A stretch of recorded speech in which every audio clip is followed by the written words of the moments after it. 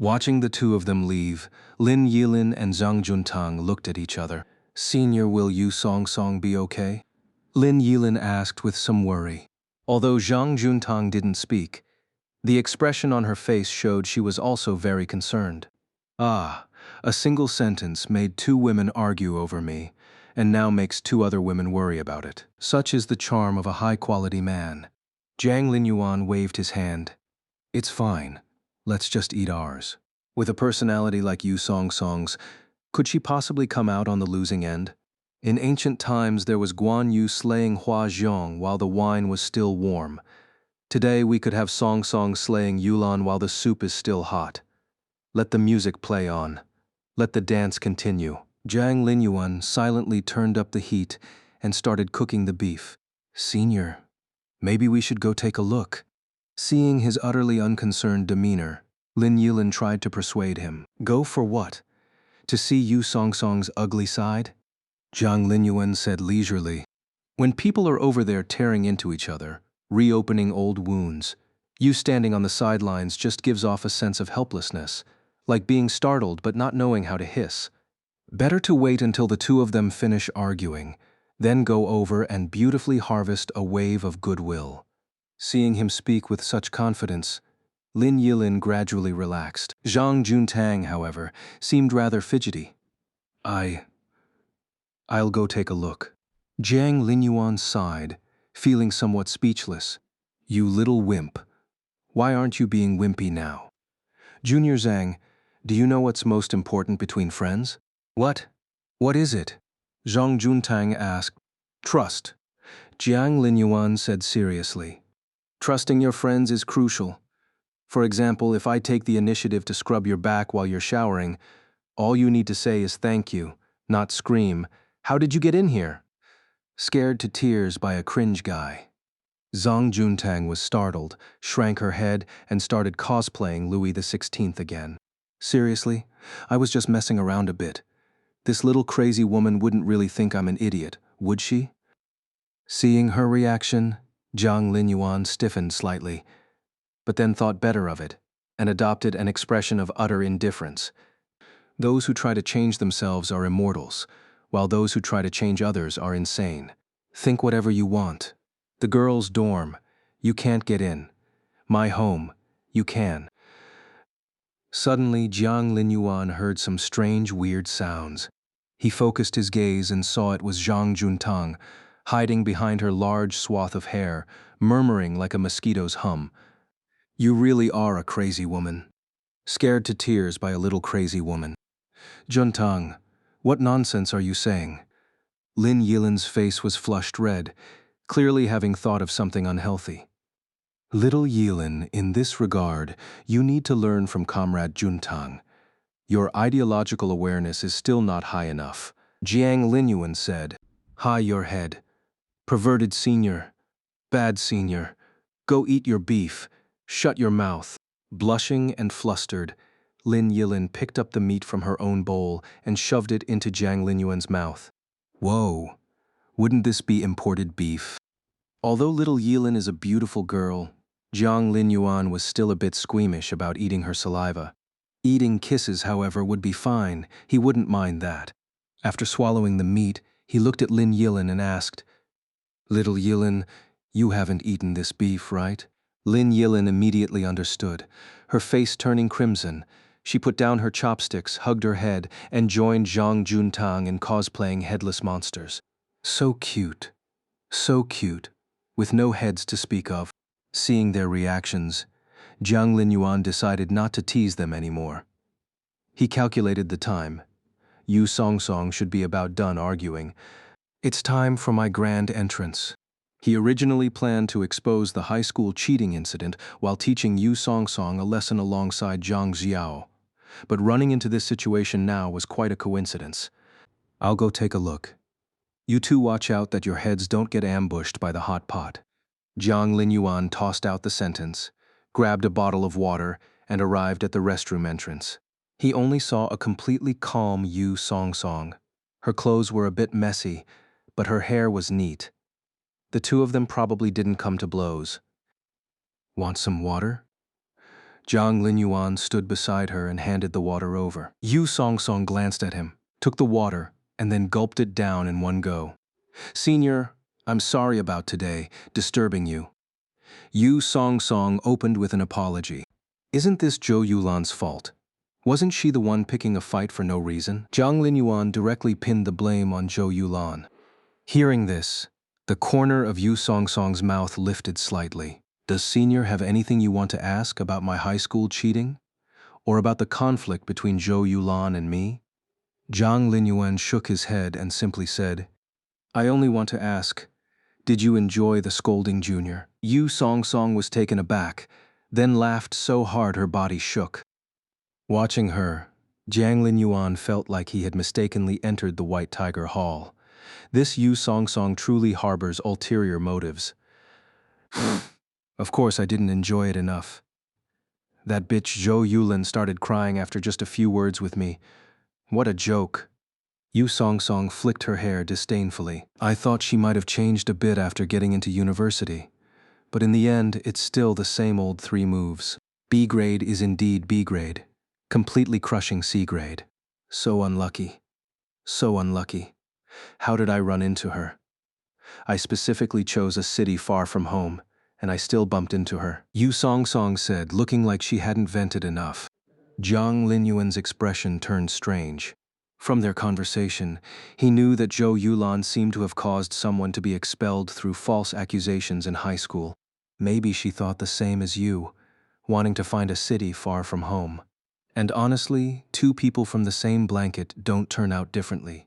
After venting her emotional garbage once more, Yu Songsong looked at Jiang Linyuan, meeting his eyes. Senior, what do you think about my high school cheating incident? How do you want me to think about it? Do you want me to praise you? Jiang Linyuan grumbled internally, then said instead, if I had met Junior in high school, then I would angrily condemn and despise your actions. But unfortunately, I met Junior in university. To me, there is only the straightforward, daring to hate and daring to love Junior Yu. Hearing this, Yu Songsong laughed heartily. Senior, what if I want to cheat on university exams too? I'd beat you to death. Hearing her blunt question, Jiang Linyuan's mouth twitched. Do you really have no sense at all? What do you think, Junior? Some words are better kept to yourself. Seeing Jiang Linyuan's reaction, Yu Songsong pouted discontentedly. Do you think cheating is simple? Tell me, the more you cheat, the easier the exam becomes? Then let me ask you, will the proctor keep staring at me? Huh? If I make cheat sheets, don't I need to research which are the key knowledge points? Answer me. Senior, you won't report me then, will you? Yu Songsong narrowed her eyes, staring at Jiang Linyuan. If I said I wouldn't, would you believe me? Jiang Linyuan retorted. Yu Songsong looked smug. Senior, let me tell you, even if you report me, you need evidence, you know. Junior, don't you know the consequences of getting caught cheating? Your degree certificate gets revoked directly. Jiang Linyuan reminded her. I know, but that's what makes it thrilling, isn't it? Yu Songsong revealed a smile. What a godly person. If you're after thrills, go play in the BDSM scene. What are you doing in academia? Jiang Linyuan sighed and asked, I don't believe you're only doing it for the thrill. Yu Songsong hummed and said, Girls, we all love vanity. Me too. So I want to elevate myself this way, to become a campus celebrity. What kind of messed up logic is that? If you cheat and don't get caught, you're a celebrity. If you cheat and get caught, you're also a celebrity. So you win twice. This Yu Songsong, could she really have a mental illness? Junior, wanting to become a campus celebrity isn't limited to just this one method. Jiang Linyuan said, Then senior, any suggestions? Yu Songsong asked. For example, Jiang Linyuan looked at her and said with a smile, You could try starting by becoming a celebrity in one person's eyes first. At that moment, the lights flickered, and the young woman chuckled softly. At the most inappropriate time, she shed her outer shell, like a hedgehog exposing its soft belly to someone else. I must be crazy. Senior, you might want to think carefully before you say certain things, okay? Yu Song leaned close to Jiang Linyuan, asking with a smile, "You're acting in a way that could easily make people misunderstand." Cringe level rising again, sis? Then may I ask, what exactly has the junior misunderstood? Jiang Linyuan deliberately leaned close to Yu Song's ear, asking with a smile. Yu Song didn't pull away either, whispering into Jiang Linyuan's ear in the same manner. If a misunderstanding is clarified, then it's no longer a misunderstanding, senior. After saying that, she immediately pulled back, pushed Jiang Linyuan away, winked at him, then turned and left. "Let's go, senior. Time to head back for dinner." Yu Song walked ahead with her hands behind her back, swinging the water bottle she was holding, then suddenly turned her face sideways and smiled. "Good news. The thief saint's favorability has increased. Bad news, seems like we've taken a wrong turn on the route." Looking at her expression, Jiang Linyuan felt something was off. Both Yu Song and Lu Tingting are B-rank cards, but the nature and aspects of their badness are completely different. Liu Tingting is about calculated self-interest through fishing, while Yu Song is primarily about domineering self-centeredness. She's competitive and doesn't really consider others' feelings. "It doesn't matter if you're happy or not, as long as I'm happy." The fact that she dumps her emotional garbage on Jiang Linyuan every day, completely disregarding how he feels, is the perfect example. She has a bit of a landmine girl tendency. But if Yu Song were to practice fancy knife techniques, she wouldn't practice on herself. She'd definitely practice on others. This is the plus version of a landmine girl, a thunderclap girl. After finishing with the reward card, she wouldn't use my neck to practice her knife skills, would she? The two walked back without speaking. Yu Song relaxed and carefree, Jiang Linyuan deep in thought. After the whole incident with Zhou Yulan, the group didn't have the mood to continue hanging out after finishing the hot pot and soon returned to campus. "Well then, senior. See you tomorrow, okay?" Yu Song stood at the entrance to her dorm building, waving at Jiang Linyuan. See you tomorrow." Jiang Linyuan smiled and waved goodbye to her. Turning around, he met a pair of sullen eyes. "Senior is going out with Yu Song again tomorrow." Lin Yilin lowered her head, her tone somewhat downcast. "Yeah, she invited me," Jiang Linyuan said with a smile. "She invites you and you just go." Lin Yilin pouted, asking sourly, "Where are you going?" "Haven't decided yet, because I might have some other important matters to deal with." Hearing Jiang Linyuan's words, Lin Yilin felt he was just brushing her off, clearly not wanting to tell her his plans. Her eyes felt sore. "Okay, then I won't bother senior anymore." Lin Yilin pursed her lips, walked a few steps, then added, "Senior, you don't need to walk me back either. My dorm is quite far from yours." "Really don't want me to walk you?" Jiang Linyuan bent down, bringing his face close to Lin Yilin's, asking with a smile. Looking at his smiling face, Lin Yilin turned her head away, quickened her pace, and muttered, "No, senior should head back and rest early. You have important things tomorrow." Where did this little onmyoji come from? "Xiao Yilin, aren't you going to ask what important things I have tomorrow?" Jiang Linyuan naturally wasn't going to leave, following beside her as he asked, "Aren't you going out with Yu Song?" Lin Yilin said sullenly, Didn't Xiao Yilin listen carefully to what I said? I said something important might interrupt my plans." Jiang Linyuan observed Lin Yilin's expression, then asked again, "Xiao Yilin, why don't you guess what it might be?" "Don't want to guess, senior, just tell me directly." Lin Yilin was also very tired today, and with her current low mood, her words were very direct. "I'm waiting for a more important person to invite me." "Huh?" Lin Yilin lifted her head, meeting Jiang Linyuan's clear eyes. "If someone I have a better relationship with invites me, then I definitely have to cancel my plans with Yu Song tomorrow." Jiang Linyuan's voice suddenly became clear and bright, as if carried into her ears by the evening breeze. "Xiao Yilin, don't you think that's right?" What does this mean?" Lin Yilin stared blankly at Jiang Linyuan, feeling her cheeks burning and her heartbeat accelerating.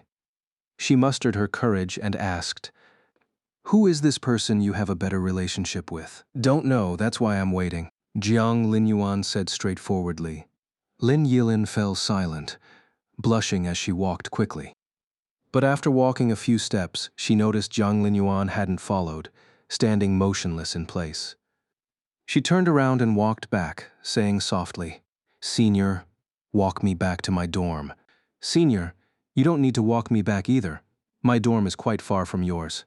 Jiang Linyuan deliberately repeated Lin Yilin's earlier words with mock consideration, grinning. Lin Yilin's face flushed red. She grabbed Jiang Linyuan's hand and angrily pulled him forward. "Wait, what are you doing?" Jiang Linyuan was somewhat surprised. He had just wanted to cheer up Lin Yilin, seeing she was in low spirits. But he never expected her to just grab his hand. Although surprised, Jiang Linyuan didn't struggle, instead matching Lin Yilin's pace. To outsiders, the two looked more like a couple holding hands. When they reached Lin Yilin's dorm building, they happened to encounter a young couple kissing. Lin Yilin felt a bit shy, then realized she had been holding Jiang Linyuan's hand the whole way and immediately let go. "Xiao Yilin, am I, your senior, really that embarrassing to be seen with?" Jiang Linyuan asked with a grin. Lin Yilin still didn't speak.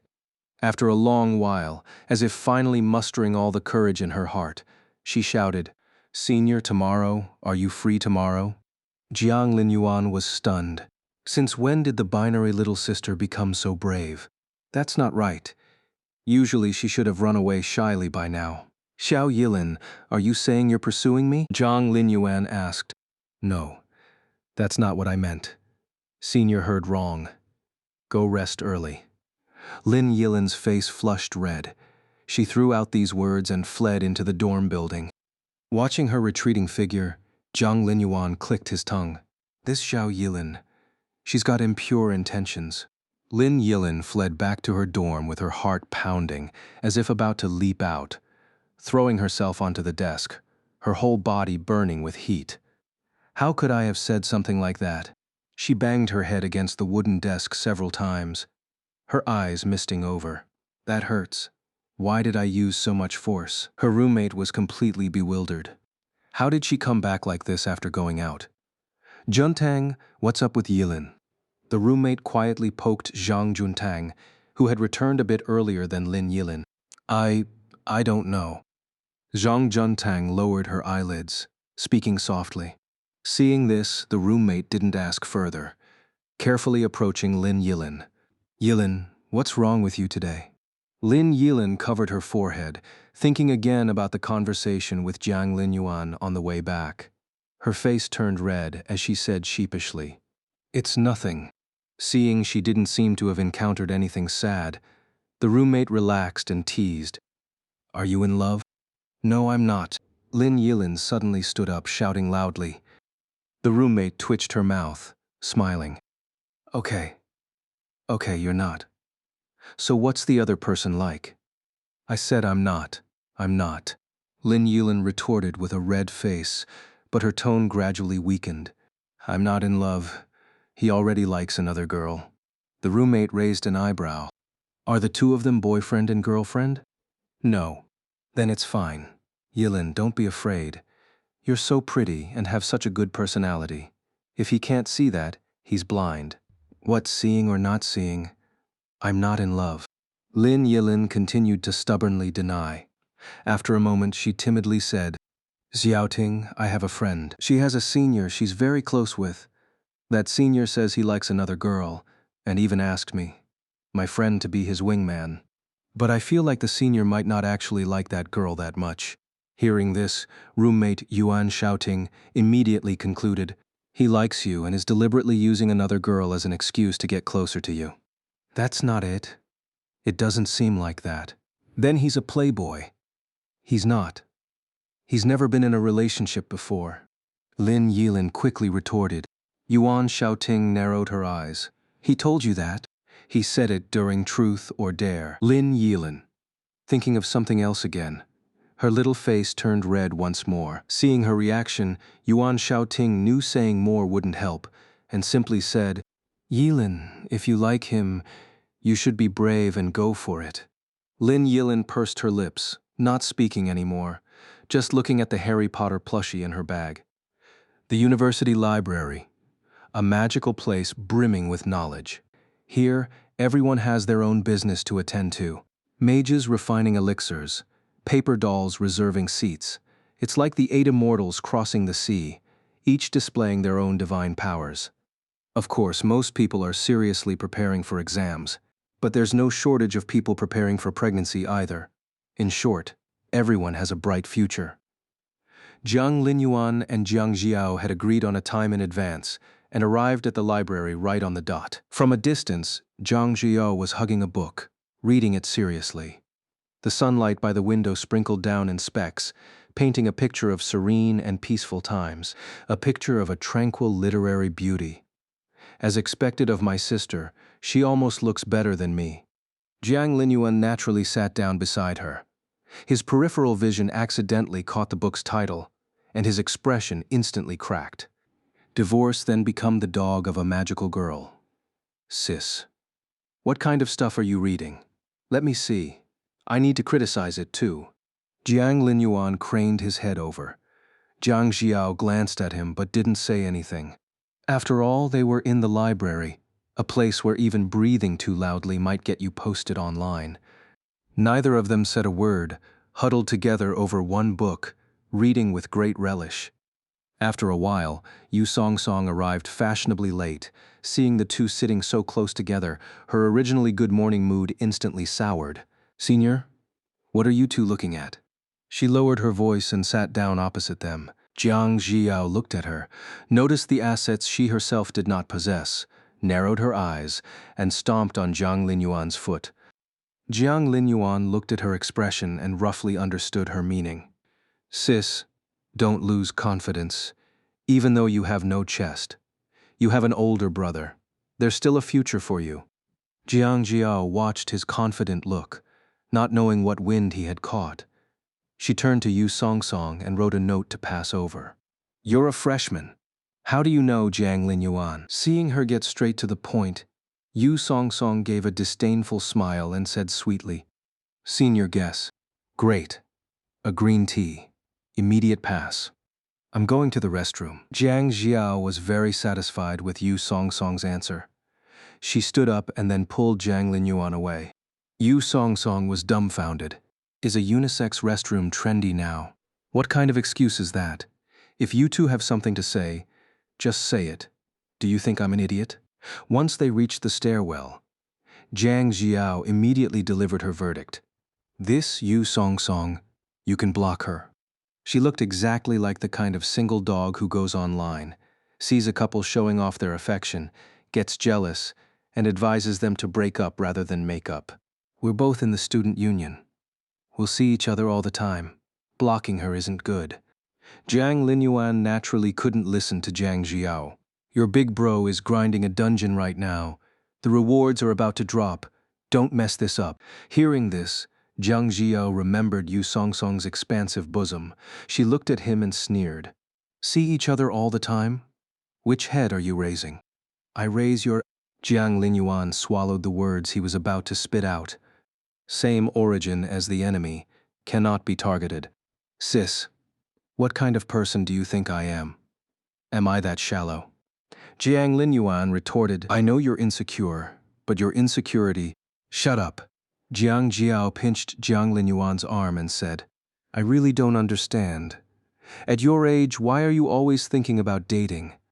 This period is the core time for you to work hard and improve yourself. Wait until later. Those who haven't dated shouldn't talk." Jiang Linyuan directly cut her off, his face full of disdain. "You're lecturing your own brother now?" Jiang Jiao looked at him and laughed in anger. "Let's not talk about anything else. Let's talk about reality. Dating costs money, right? A normal girl is fine, but with the kind that treats you like an ATM, aren't you afraid your wallet will be sucked dry?" Finally, this day has come.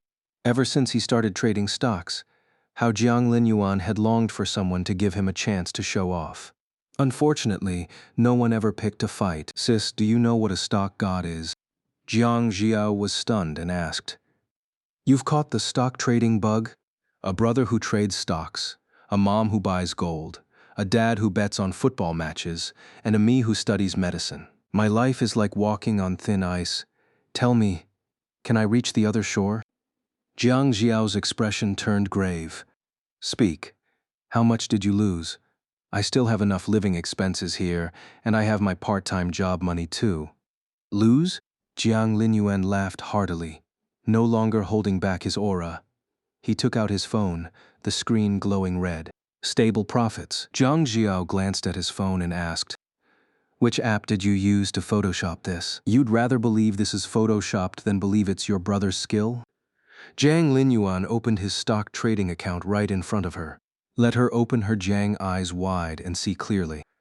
Jiang Jiao fell silent for a moment, forced to accept the fact, and slowly said, your luck is pretty good. It's skill. The skill to be someone's ATM? Jiang Jiao said again. This Haji Yao. How can she be so stubborn? Jiang Linyuan said discontentedly. What ATM? Your brother has been through countless battles. I've always been the one blowing up other people's gold coins, never the one self-destructing.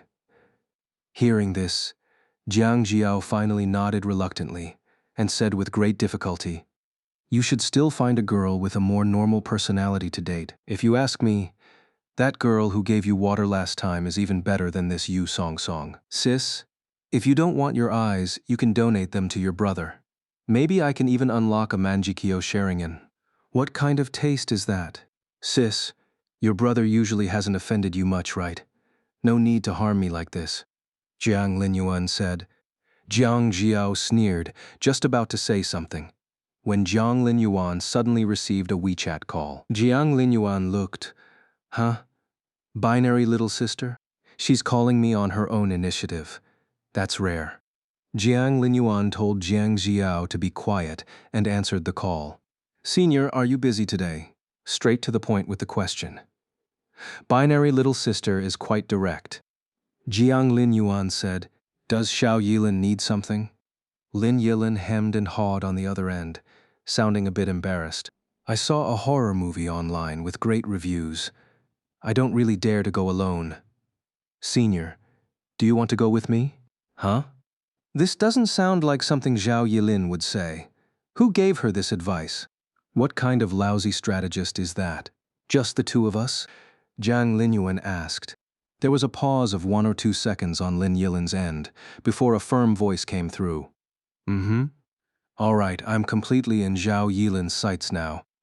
Jiang Linyuan said with a grin. Sure. Then I'll send you the time tonight, Senior. I'll hang up first. Lin Yilin's excitement was palpable even through the screen. After hanging up, Jiang Jiao stared at him. Xiao Yilin, you're multitasking? They're all friends. Jiang Linyuan looked bashful. Who could refuse a girl whose eyes are full of you, clumsily inviting you to watch a movie? Yu Song Song is work. Xiao Yilin is life. What's his relationship with Lin Yilin? Don't ask. If you ask, we're just friends. Jiang Jiao saw Jiang Linyuan answer so directly, her gaze gradually turned icy. Spending every day soaked in a pile of green tea, has this person finally rotted away? He's actually starting to date 2 people at once now. Sis, what kind of look is that? Is garbage talking? A very fine evaluation, causing my copper belt to spin wildly. You Haji Yao, do you want to be whipped into a spinning top and achieve sublimation? Is that any way to talk to your own brother? I was so good to you before. What a waste. Jiang Linyuan wore a look of extreme anguish and regret. Good to me? Jiang Jiao seemed to remember something, her expression turning even colder. Are you referring to high school? When you took me skipping class, got us chased down by mom and dad, then hid alone inside the Sam's Club, leaving me, the one without a membership, outside. Jiang Linyuan felt a bit guilty. Wasn't it you who said the academic pressure was too much back then? Big brother took you out to relax. That's all Sam's fault. A pure android supermarket. Jiang Ziao let out a cold laugh. What about that summer vacation when we went traveling? You said you had no money, made me eat instant noodles with you, but then secretly ordered takeout at night while I was sleeping. Explain that. Ah, that's only because you sleep too lightly at night. Go die, you. Jiang Jiao was triggered, happily pouncing straight at Jiang Linyuan. What's past is prologue, sis. No need to dwell on it. Jiang Linyuan recited Shakespeare's line as if giving a recitation, trying to soothe Jiang Jiao. But Jiang Jiao just thought he was a moron, grinding her teeth in anger. Fine, we'll settle the old accounts later. Let me ask you, what exactly are you thinking? Do you really want to be a scumbag? See, getting impatient again. These are all matters between friends. You're the one forcing them into a romantic relationship context, Jiang Linyuan said without looking at her. Hearing his words, Jiang Jiao also realized she was being a bit like a startled bird. It's all this dog's fault, not explaining clearly. So this Xiao Yilin is just an ordinary friend? Finally, she asked again, uncertain. Is she an ordinary friend? I think so. He. What I think, reality. The inequality instantly defeats. Jiang Linyuan nodded. Jiang Jiao was still somewhat suspicious and asked, if she and I fell into the water, who would you save first? This question has a revised version too. Jiang Linyuan looked troubled. Sis. You might as well ask me which one I'd help if my hand and foot got into a fight.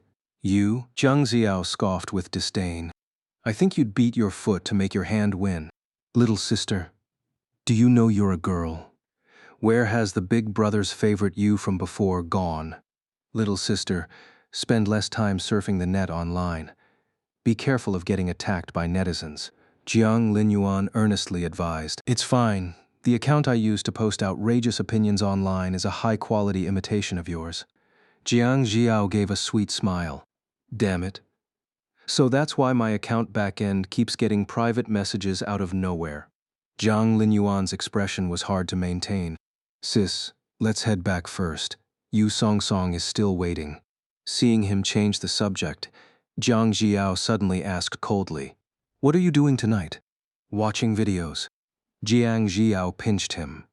This older brother is useless. Better list him on Xianyu immediately.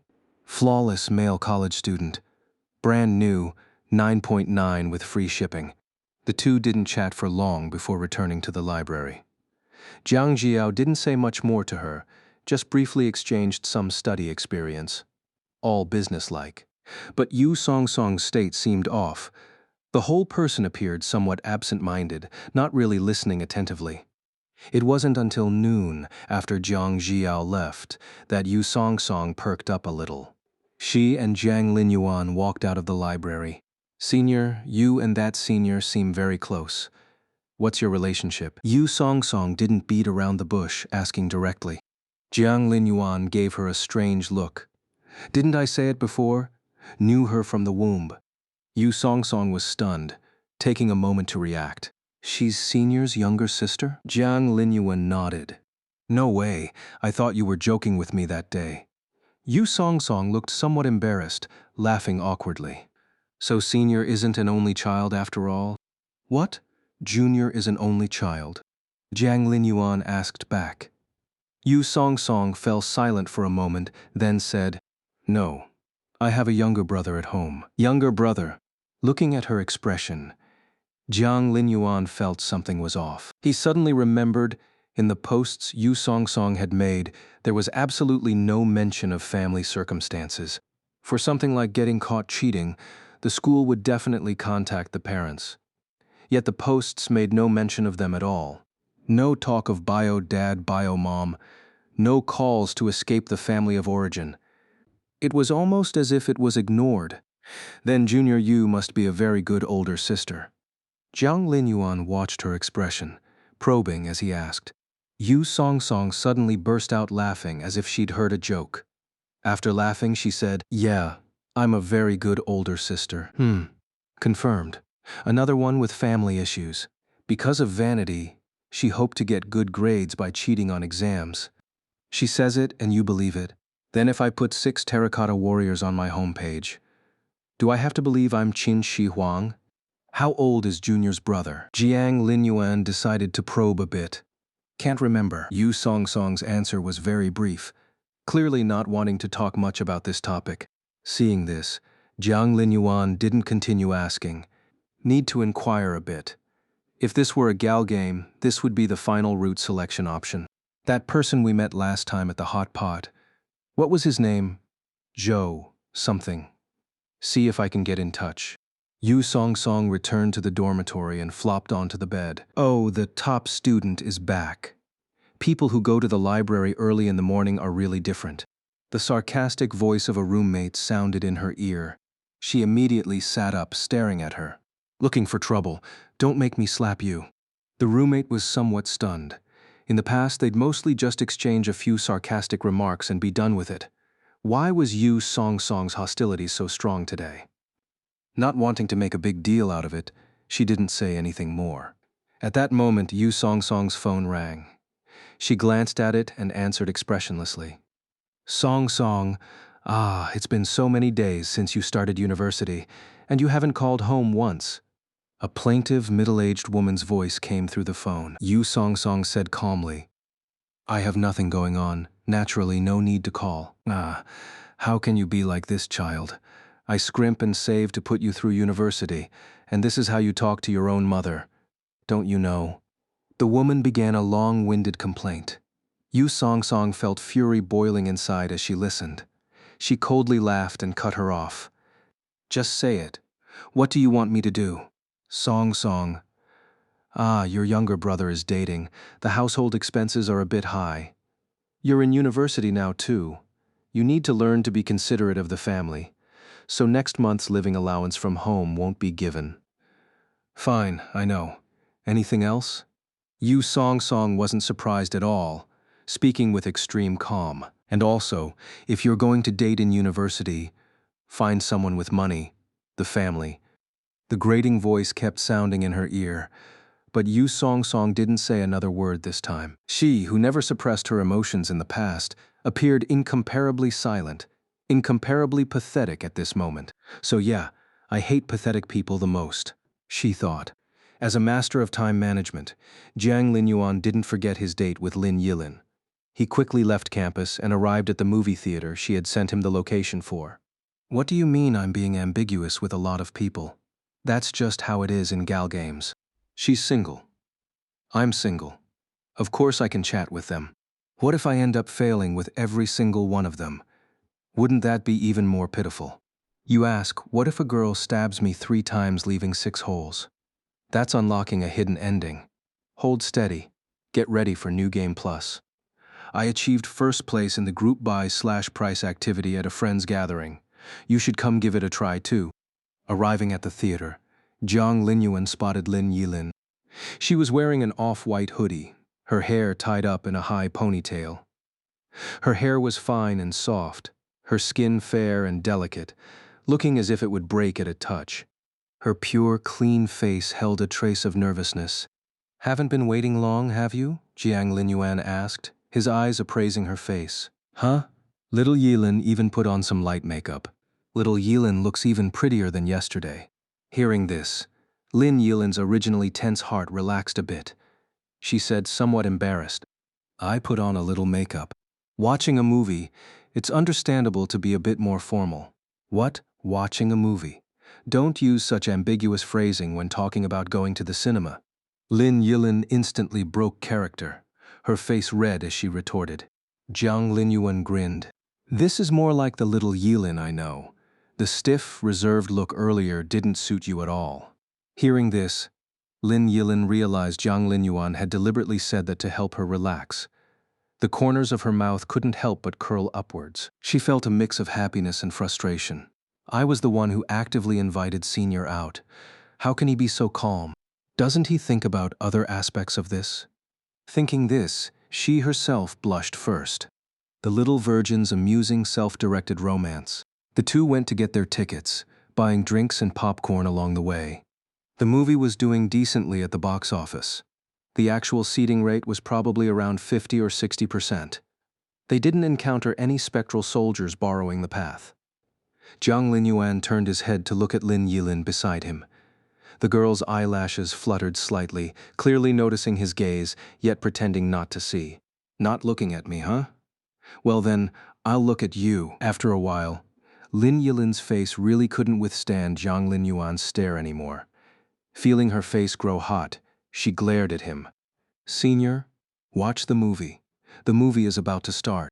"Oh. Oh what? Oh, you're supposed to turn your face away." Seeing Jiang Linyuan agree but take no action, Lin Yilin reached out, placing her hands on either side of his face, and turned his head to face forward. With a serious expression, she said, "Watch the movie." Jiang Linyuan glanced at her, grinned, said nothing more, and began watching the movie seriously. Lin Yilin stole glances at him from the corner of her eye. Finding him completely focused on the big screen and no longer looking at her, she felt oddly conflicted inside. How strange. Just as she was secretly watching Jiang Linyuan, she noticed he was about to turn his head. She immediately withdrew her gaze, putting on a pose of intently watching the film. Her heart pounded wildly. Why did she feel like she had done something wrong? To cover her awkwardness, Lin Yilin grabbed the cola beside her, biting the straw and sipping slowly. "Little Yilin." Jiang Linyuan leaned close to her and grabbed her hand. "Wah, wah, wah, wah, wah, wah, wah, wah." What is he doing? Movie theater. A guy and a girl, secretly kissing. Senior, what are you doing? Lin Yilin's brain rapidly conjured many associations, but she could only stammer out the words, her pupils filled with uncontrollable panic. "This is my cola." Jiang Linyuan took the cola from her hand and pointed to her right side. "Your cola is over there." Embarrassment. Embarrassment was the theme of today's cinema. Lin Yilin flushed crimson, puffing out her cheeks, unable to say anything. She slowly released her grip, letting Jiang Linyuan take the cola. "Thanks for the imported cola, little Yilin," Jiang Linyuan said with a grin. Hearing this, Lin Yilin suddenly remembered she had already drunk from that cola. Her face red, she reached out and snatched it back, beginning to babble incoherently. This is my cola. Is this your Yi Da too?" "Then, what will Senior drink?" Jiang Linyuan asked. Lin Yilin handed over her own untouched cola, looking fierce. "Senior drinks this one. No objections allowed." Jiang Linyuan accepted it. Throughout the whole process, Lin Yilin's heart was beating wildly, feeling like it was about to explode. So embarrassing. The two didn't speak further, watching the big screen. When the movie ended, Jiang Linyuan felt it was just average. He barely remembered anything. It was like watching nothing at all. After the post-credits scene, the movie finished. Looking at the time, it was just past 8. The two headed back to campus together. By the roadside, dim yellow streetlights filtered through sparse leaves, creating a dappled pattern of light and shadow. The two walked forward against the evening breeze, stopping at a traffic light intersection. "Senior, did you have fun today?" Lin Yilin stood beside Jiang Linyuan, asking without turning her head. "Had fun," Jiang Linyuan answered immediately, then asked in return, "What about little Yilin? Did you have fun?" Hearing this, Lin Yilin grew somewhat flustered, lowering her head. "Why is Senior asking that?" "Then why is little Yilin asking that?" Jiang Linyuan mimicked Lin Yilin's tone. "I picked the movie, so of course I have to ask Senior," Lin Yilin said stubbornly. Then she raised a small pink fist. "Copycat Senior is not allowed to copy me. Copycat Junior is not allowed to copy me. I won't invite Senior out to play next time," Lin Yilin said angrily, loudly threatening. "Then next time, Senior will invite little Yilin out to play." Jiang Linyuan asked with a smile. Lin Yilin's aggressive posture weakened. But she lifted her small head, humming and hawing. "We'll see how Senior behaves." The road was unusually quiet, with almost no one around. Just as they were about to reach the school gate, Lin Yilin suddenly asked, "Senior, do you still like Yu Song Song?" Junior isn't watching Senior's behavior now. She punched Jiang Linyuan's arm. "Answer the question first." "For now, I guess I still like her." "I see."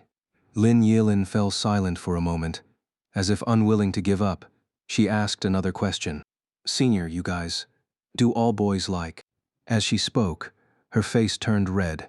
It seemed difficult to say, but she continued, Like girls who have, you know, bigger chests? Uh, Jiang Linyuan was taken aback. Why ask this now? Does she think I like Yu Song Song because she has a bigger chest? If I say yes, little Yilin might really think I like Yu Song Song for that reason, then go back to her dorm and cry. But if I say no, little Yilin would definitely ask, then why do you like Yu Song Song? That's even harder to answer. I must come up with a reply. Dead brain move. Think of an answer. Considering little Yilin's feelings, could saying small ones are cute too get me past this? Is this question that difficult? Seeing Jiang Linyuan not answer for a long time, Lin Yilin urged with some dissatisfaction. No good. She clearly wants an answer.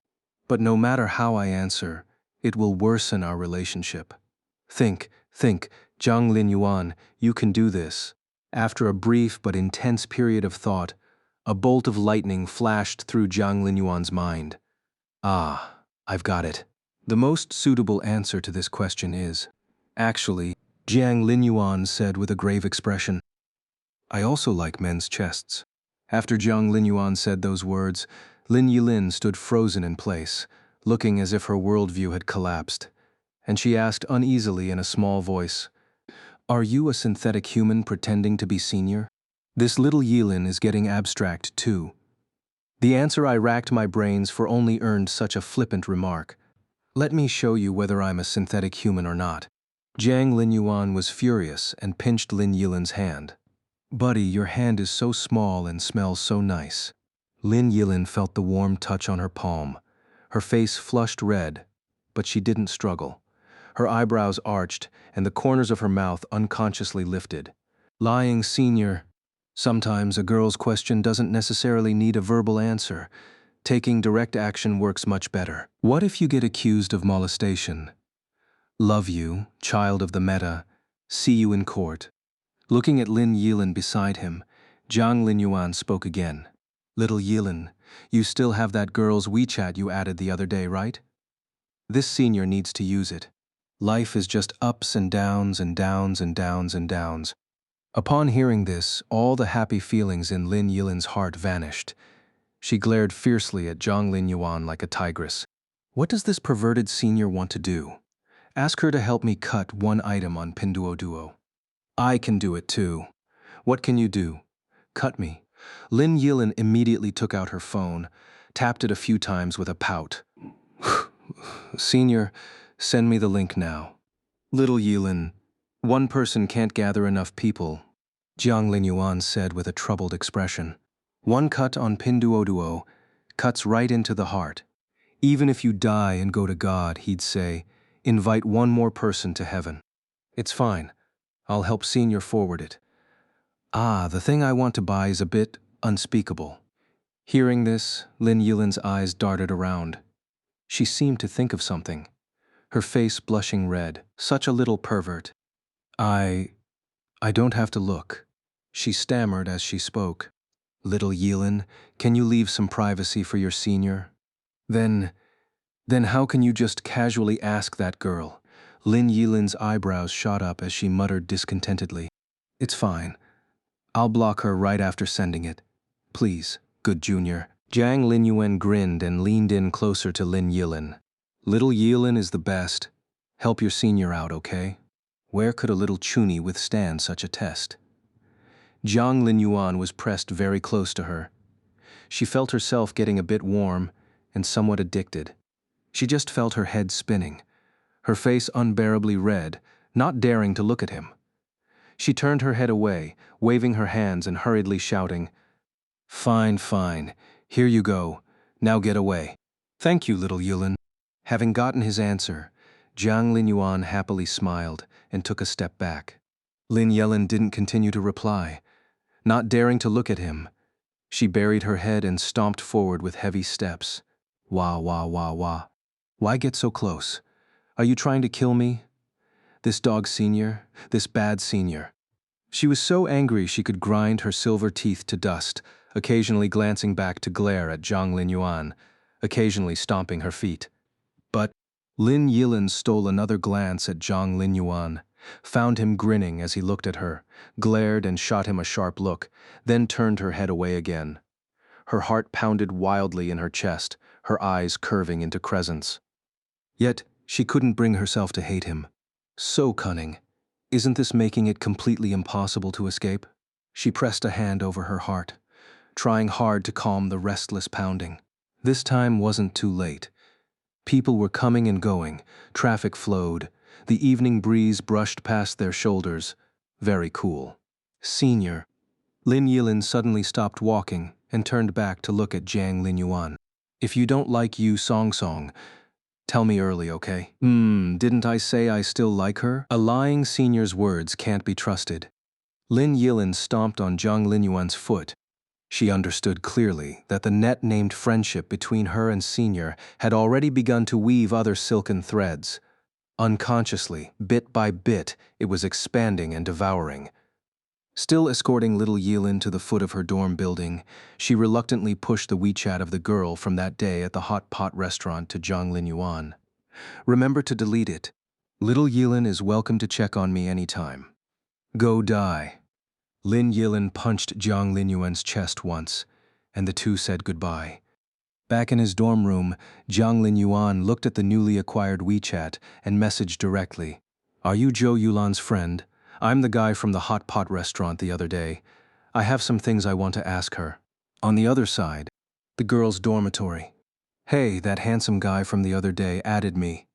A girl looked at her phone and exclaimed, which handsome guy? He's not a salesman, is he? The other roommates looked at her curiously and asked. Zhou Yulan, however, remembered. She came to the girl's side and asked, You Song Song's boyfriend? The girl was excited, as if two bullhorns had sprouted from her head. That's the handsome guy. But he seems to be looking for you, Yulan. Hearing this, Zhou Yulan recalled Jiang Linyuan's handsome face and suppressed her soaring heart. Looking for me? Interesting. Seeing her expression, the girl was somewhat displeased. Best friends must guard the honey path. I saw him first. What if the honey path wants to open up a bit? The other roommates said with a laugh. The few of them cracked a few more dirty jokes, chatting until their faces were flushed red. During the conversation, Zhou Yulan recalled the scene from that day when Jiang Linyuan pushed her to the ground, feeling a bit shy. When he pushed me away last time, my heart was pounding non-stop. It felt like falling in love. Do you guys think this is the suspension bridge effect? A roommate smiled slightly and patted Zhou Yulan's shoulder. Yulan, you're just a fucking masochist. Ah, stop it. Reply, Yulan. I'll give you his WeChat. The girl pushed Jiang Linyuan's WeChat to Zhou Yulan. The four of them stared at one phone screen, chattering noisily. Zhou Yulan, right? I want to ask you something. Are you familiar with Yu Song Song's family situation? Seeing Jiang Linyuan's question, the group lost interest. I thought it was going to be a lonely, restless, married man drama. Boring, let's disperse. Seeing them leave, Zhou Yulan felt her pride was wounded. What if he's trying to find common ground? We both know Yu Song Song. Starting a conversation like that is perfectly normal. The roommates glanced at each other, wanting to see a circus, and egged her on. If the married man is being reserved, you be direct. Confess directly. See how he replies. That's right.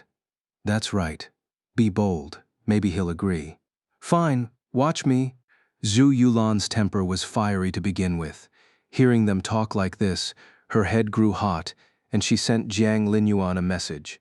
Are you willing to make your love life more colorful and exciting, handsome guy? Strong, strong, strong JPG. The few of them stared at the phone. 5 minutes passed, and not a single reply came. The roommates stifled their laughter. Zhou Yulan couldn't hold it in anymore and blurted out, It's all your fault for stirring things up. She then hurriedly tried to salvage the situation, sending messages. Ha ha ha, it's fine, just joking. That was my roommate grabbing my phone and sending that randomly. He's not asleep already, is he?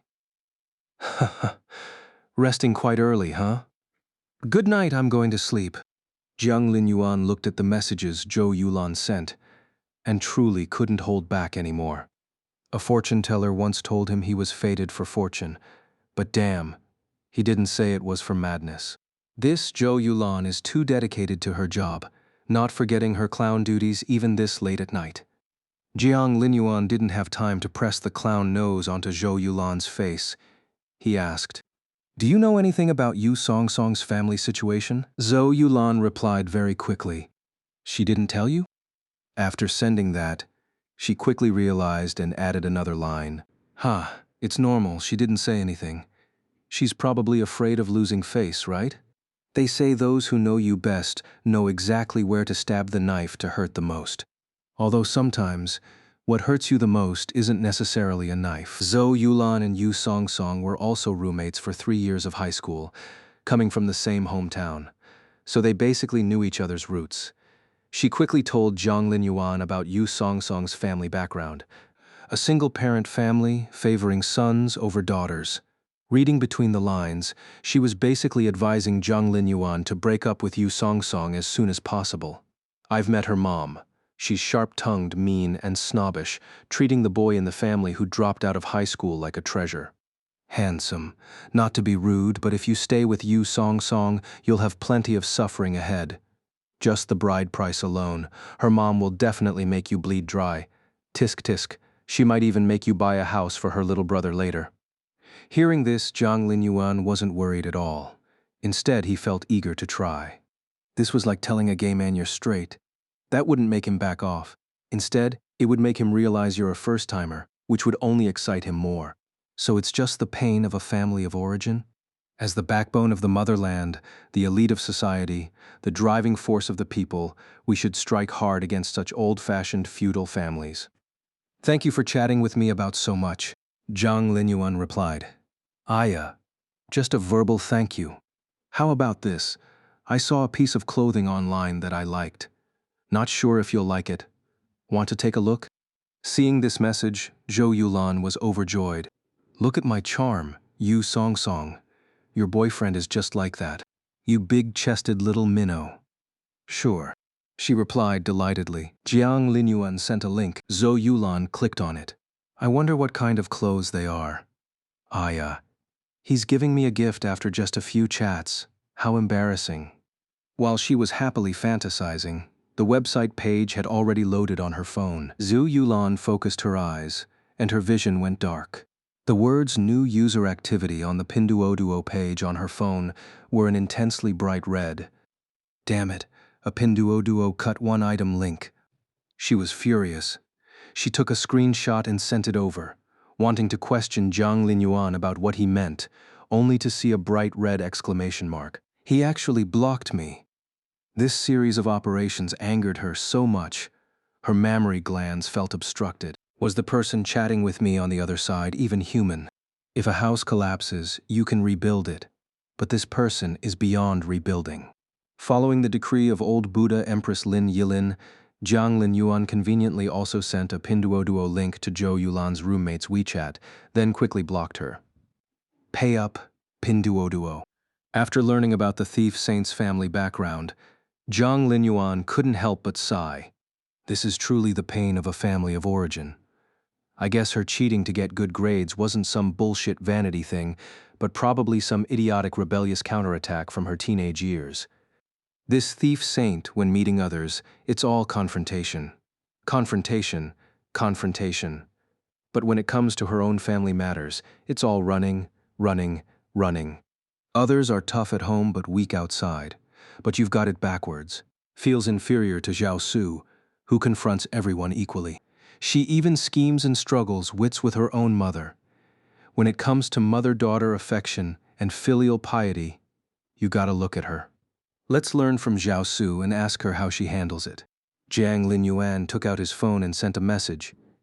"Xiao Su, how do you usually get along with your mom?" "Huh? Did you meet my mom?" Sumuji replied very quickly. "No, I met a budget version of you. Wondering if you have any methods."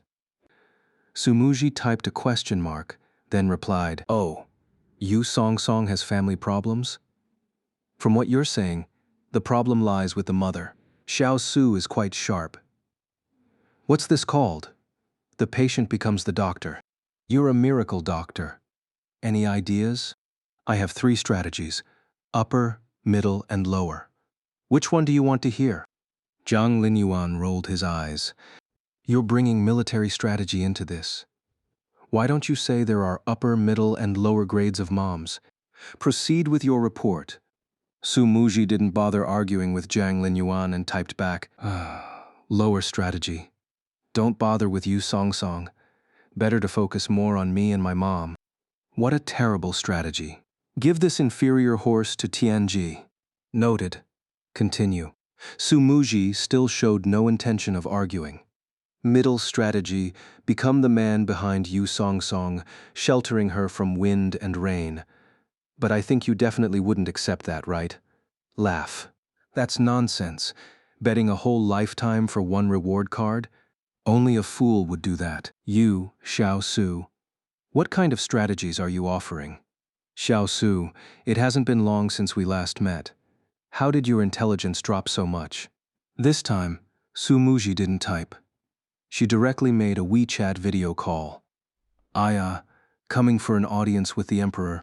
Jiang Linyuan answered the call. A smiling face appeared on the phone screen. Jiang, classmate.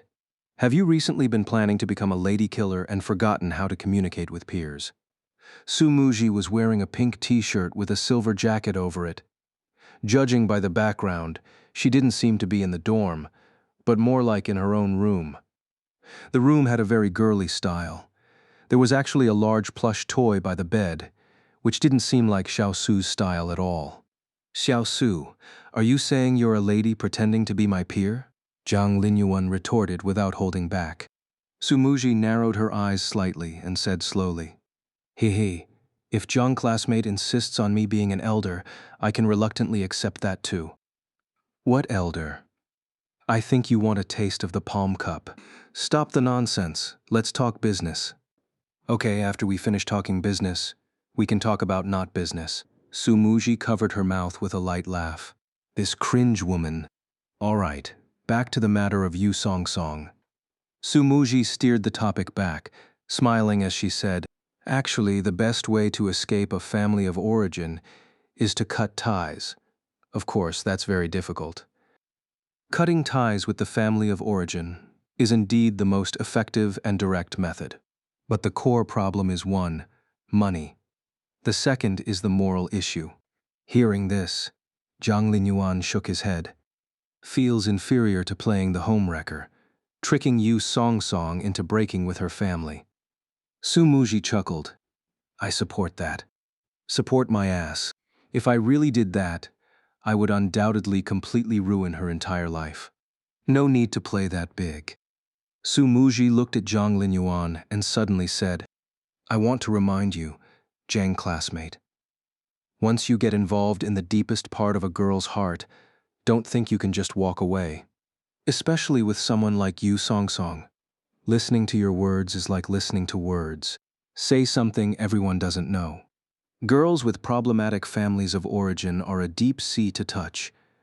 But Jiang Linyuan isn't planning to live his life with them anyway. Whether it's sacrificing the small self to achieve the greater self, or sacrificing the little transparent one to achieve the big head, he doesn't plan to do any of it. I am just a heartless card-swiping tool. You ask if feelings might develop over time? Don't be ridiculous. Do those overworked beasts who work overtime every day with their bosses secretly have a crush on them too? Xiao Su, stop shouting nonsense. I have my own rhythm. Don't you meddle in this kind of thing. Jiang Linyuan said very bluntly. You have your own rhythm? Wait to get stabbed to death. Su Muji chuckled softly, drawing out her tone. So, what brilliant insight does Jiang classmate have then? Do you understand the principle that it's better to teach a man to fish than to give him a fish, Xiao Su? Jiang Linyuan glanced at her and spoke eloquently. The situation you described is one where the girl's real underlying psychological issues aren't fully resolved, so she sees love as her only lifeline, clutching onto it desperately, unwilling to let go. But as long as I solve Yu Song Song's problem once and for all, then won't that be it? Be what? Become people's fragments. Can't you tell which is worse? A traumatized girl who sees you as her emotional anchor, or a girl you've saved from the quagmire. Looking at Jiang Linyuan's confident expression, Sumuji chose to smile. Truly worthy of you, Jiang classmate. Be sure to call me if you need any help. Hearing her tone, Jiang Linyuan frowned. Why does it feel like this Xiao Su is brewing some mischief? Time to give her a knock. You watch your mom properly first, before talking about other things. Will she suddenly disappear if I don't watch her properly? Mother-daughter affection and filial piety. Bravo, bravo, bravo. Jiang Linyuan chatted with Sumuji a bit more, incidentally inquired about her mom's situation, and listened to a chorus of mom-related sounds. The next day, Yu Songsong actively sought out Jiang Linyuan. Senior Jiang, I wanted to ask you, do you have any good part-time jobs here? She asked very directly. Looking for a part-time job? Is the thief saint planning to break free from her past shackles? I haven't done anything yet. Jiang Linyuan looked at her and asked, Why did you suddenly think of looking for a part-time job, Junior? Ah. Yu Songsong smiled somewhat awkwardly. I recently took a liking to a new bag. Is this bag of yours? Authentic? If you were really short on money, wouldn't you give me your phone? This is your senior helping you apply for an online loan. Jiang Linyuan raised an eyebrow. Is Junior's bag very expensive? Won't your future living expenses be enough to cover it? Yu Songsong laughed. Girls always have some big expenses. Senior, please help me out. Do you have any part-time jobs to recommend? Dodging the topic so perfunctorily, Jiang Linyuan glanced at her, then thought of Yu Songsong's family of origin. Probably her biological mom made a move. The living allowance she gives might be at a wilderness survival level. Part-time job, on campus or off campus? Jiang Linyuan asked. As the saying goes, a young wife finds it hard to cook without rice. To put it more crudely, without rice, it's hard to get the young wife to cook. To cut ties with the family of origin, financial independence is also the most important step. Thief Saint Song Song, you must become self-reliant. Off campus is better, on campus is fine too.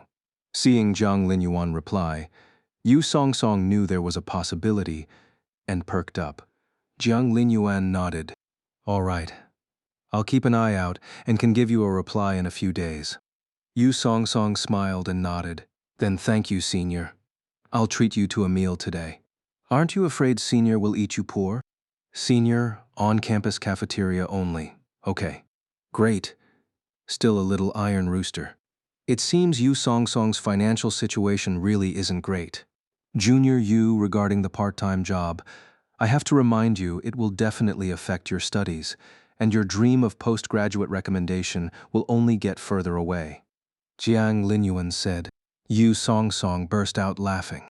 Senior, even now, do you still think I'm the kind of person who studies seriously? Damn. Still not changing your ways, huh? Don't make me find out what cheating you're doing. Jiang Linyuan's gaze sharpened, just about to speak, but Yu Song Song waved her hand, smiling lightly. I'm planning to start working early now. You didn't say that to me when we first met, Junior. Jiang Linyuan said. When we first met, Senior John wouldn't have said this to me either. Yu Song Song tilted her face, the corner of her mouth lifting, looking into Jiang Linyuan's eyes. After all, Senior back then probably didn't know I was a bad girl who cheated on high school exams.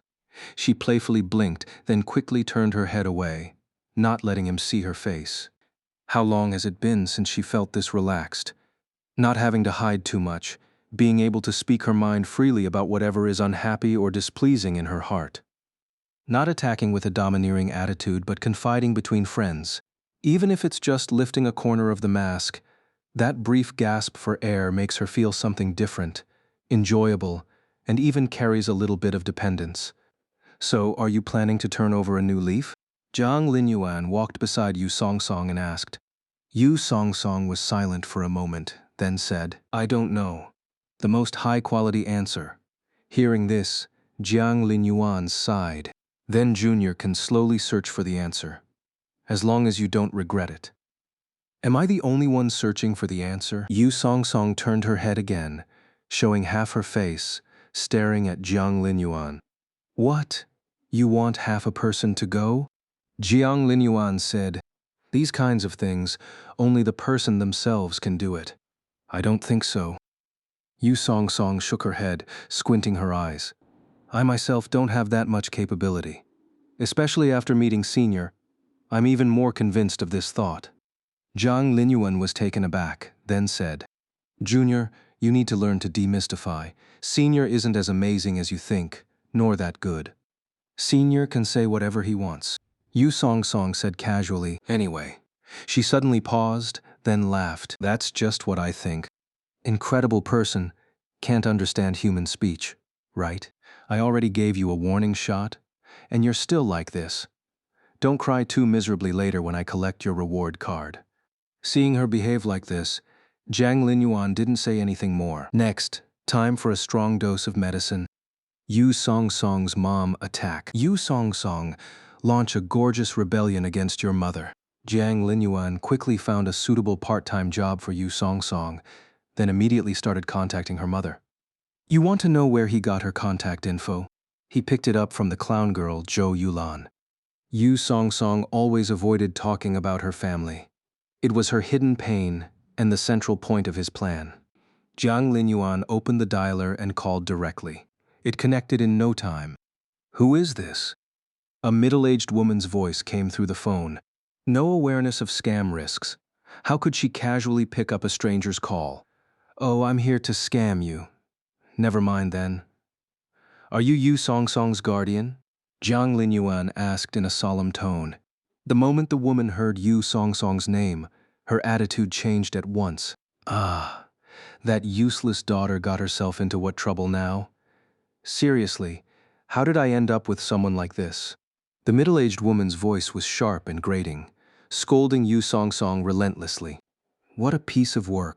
He had only heard about son preference from Zhou Yulan before, but he hadn't expected Yu Song Song's mother to be this extreme. She started insulting her own daughter before he even said anything. Some things are hard to explain over the phone.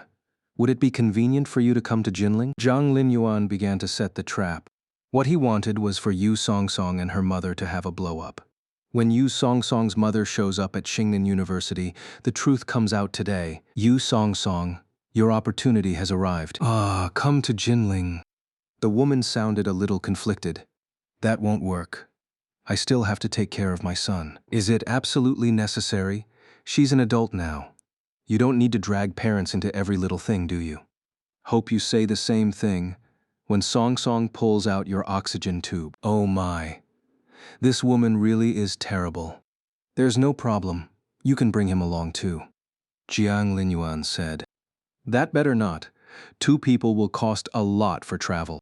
Yu Song Song's mother hesitated again. Jiang Linyuan almost laughed at the absurdity. Is this person really a mother? From the moment she picked up the phone, she never asked a single question about Yu Song Song. How did Yu Song Song tolerate that temper in this family for so long? We can reimburse the travel expenses, Jiang Linyuan said. Hearing that, the middle-aged woman brightened. All right. Then she hesitated and asked, can one more person come along? Can my son bring his girlfriend too? At that, an excited young man's voice came from the other end. Sure, I was planning to go to Jinling with Jingjing anyway, and free tickets are great. Big item comes with a small item, but now there's an unregistered item? Fine. Jiang Linyuan nodded. Just come. Call me when you arrive. Okay. Yu Song Song's mother replied cheerfully. We'll take the high-speed train, should arrive in the afternoon. Jingjing, do you want business class? I've never tried it.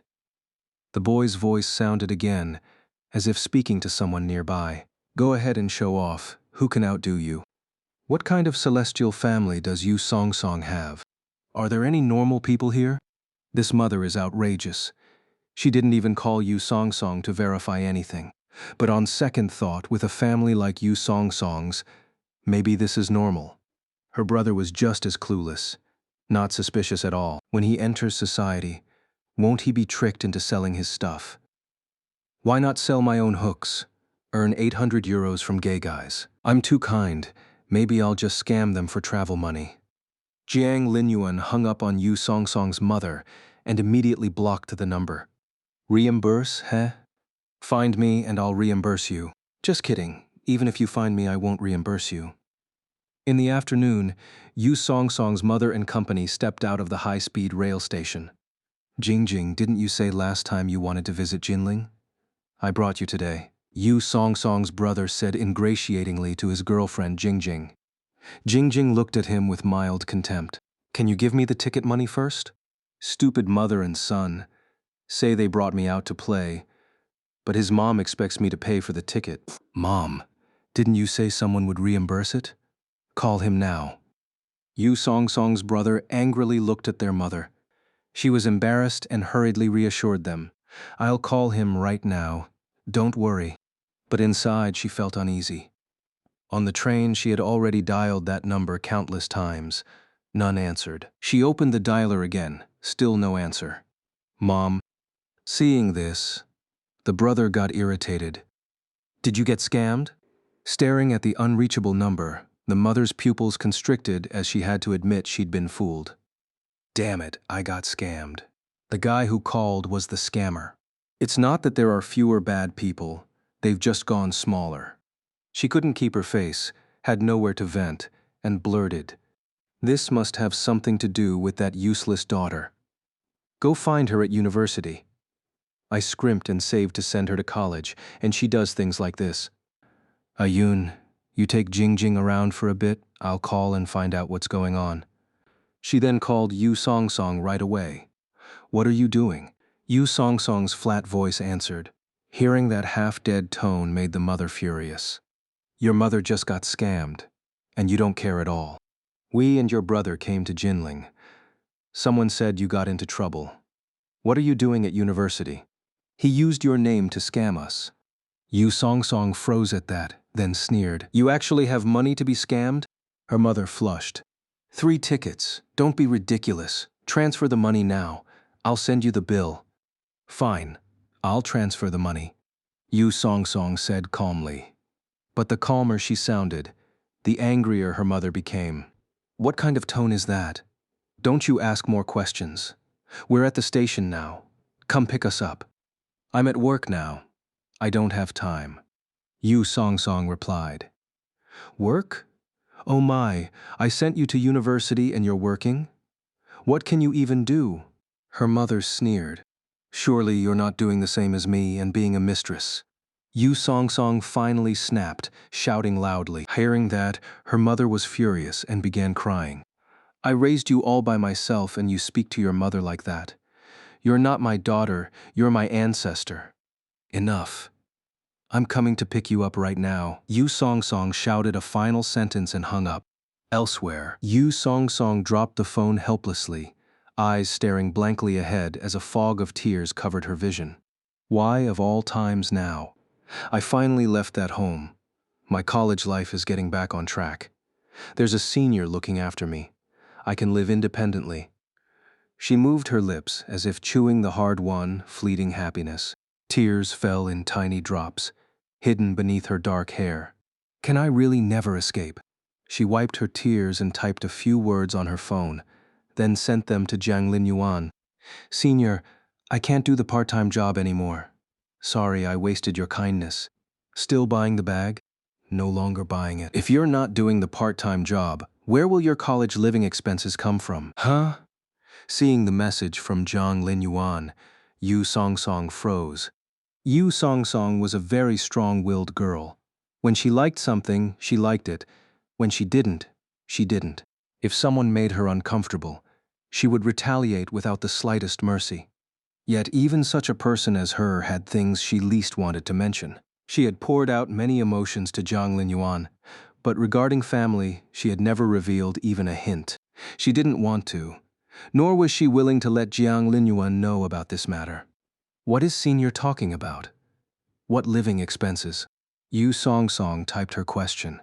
Jiang Linyuan's reply was concise. The person who called your mother was me. I was the one who told her to come to Jinling. In that instant, Yu Songsong's mind made many connections, but the emotions that surged up were faster than her own thoughts. She didn't have time to discern whether this feeling was anger or shame before directly dialing Jiang Linyuan's number. The moment the call connected, she shouted, "Jiang Linyuan, what have you done?" She suppressed her voice, sounding like both a roar and a sob. After a pause of several seconds, Jiang Linyuan's voice finally sounded. "Is that question important? Rather than thinking about this, I suggest you, Junior, should think about how to deal with your mother instead." "I hate you, Jiang Linyuan." After a long moment, Yu Song said, "Good. Remember this feeling, and vent it all out when facing your mother. But I'm guessing you might not be able to do that, Junior." "Neither in the past nor in the future," Jiang Linyuan said with complete indifference. Yu Song was silent for a while, then sneered coldly. "What could someone as self-righteous as you possibly understand? You don't understand anything. I hate you. I hate people like you from the bottom of my heart." After saying this, she didn't give Jiang Linyuan a chance to reply, hanging up the phone as if fleeing. Powerlessly putting down her phone, Yu Song lowered her eyelids, a sense of sorrow echoing in her heart. "Yu Song, you truly are a vicious woman. Senior was clearly helping you.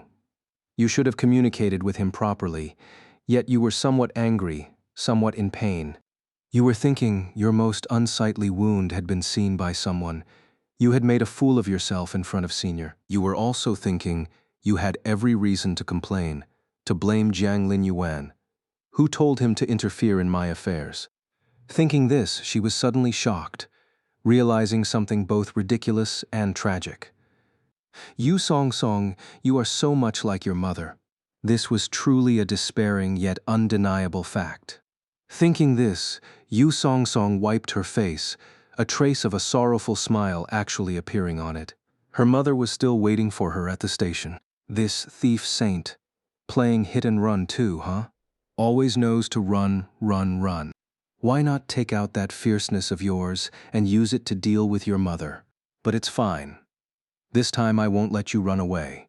Jiang Linyuan put down his phone, looked at the bustling scene of people coming and going in the station, and pulled Yu Song's mother's number out of the blacklist. The call came not long after. Jiang Linyuan answered the phone, and the other party immediately launched into a torrent of abuse. "You dare to answer my call, you damned scammer. How audacious, still daring to slander me, and not even admitting your mistake proactively. You say what she said is right. Her mistake is that she was right." Jiang Linyuan ignored it, looked at the middle-aged woman in front of him who was on the phone cursing furiously, and hung up. "Excuse me, are you Yu Song's mother from Singnan University?" He walked up and asked Yu Song's mother. Yu Song's mother, having been hung up on, was fuming. Hearing the familiar voice, she couldn't help but curse. "You scammer. You dare to come find me? Good. Those who point out my faults to my face shall receive the ultimate punishment." "Ha ha, auntie. You're so funny. What did I scam you out of?" Jiang Linyuan asked with a smile. Yu Song's mother couldn't speak. Say she was scammed out of 3 train ticket fares? When the police came, she'd just say this young man and the high-speed rail station were in cahoots, specializing in ticket scams. How ridiculous is that? Young man, how can you have no integrity at all? Didn't you say you'd reimburse the ticket fare? Yu Song's mother could only grumble and curse. If I said I wanted to buy you a house, would you believe me? Jiang Linyuan rolled his eyes. Stinky out-of-towner begging from me. Yu Song's mother could clearly hear his sarcasm.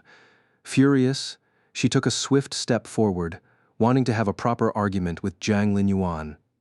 But who knew he deliberately leaned his body forward, bumping into her. Then, they saw Jiang Linyuan fly straight out, even rolling twice on the ground, looking completely unable to get up. Yu Song's mother.